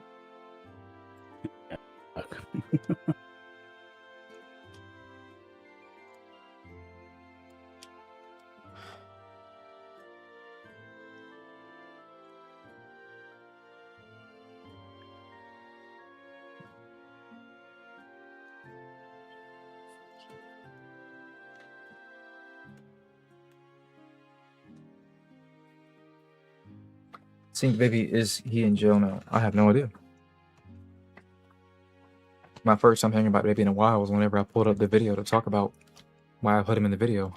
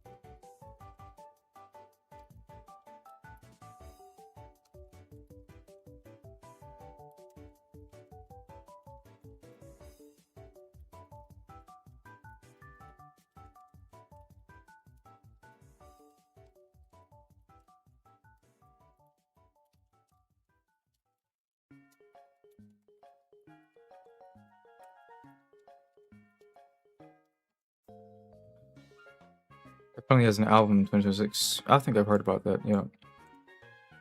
I just didn't hear anything about him being in jail, even though I should assume that any rapper at any point in time will end up in prison. As that is what they rap about, so.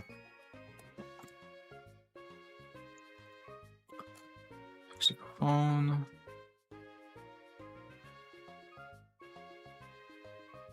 Let me go look at this number. I need to see this number.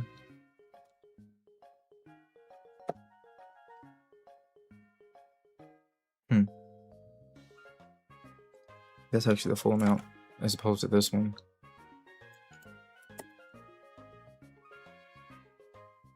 It's about 100 more.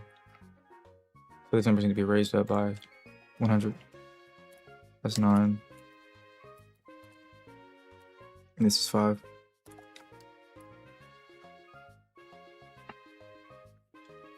Okay. I'll tell you the 4 character too. That absolute god now.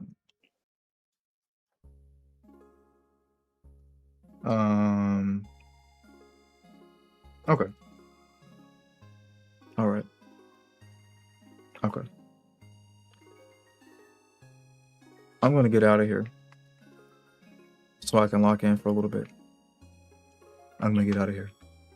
So, anybody, the people on YouTube, the 2 people on TikTok, the 1 guy on Twitch,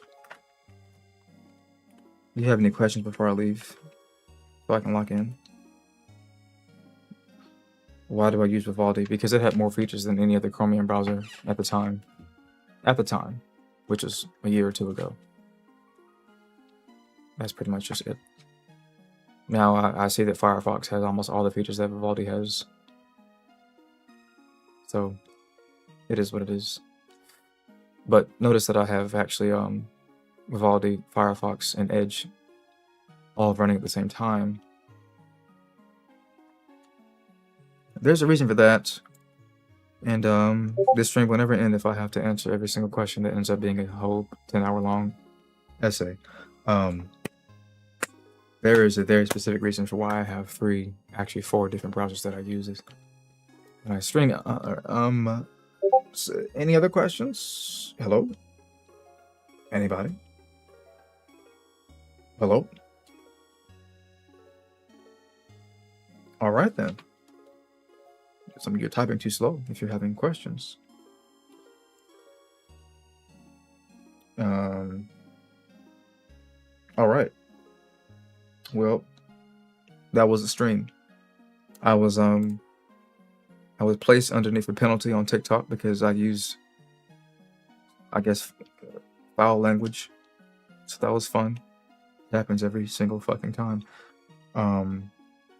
So that was the stream. This will be archived on YouTube, obviously. And I can't archive bullshit on TikTok because if I did archive things on TikTok, I wouldn't have an account anymore. With that being said, until next time.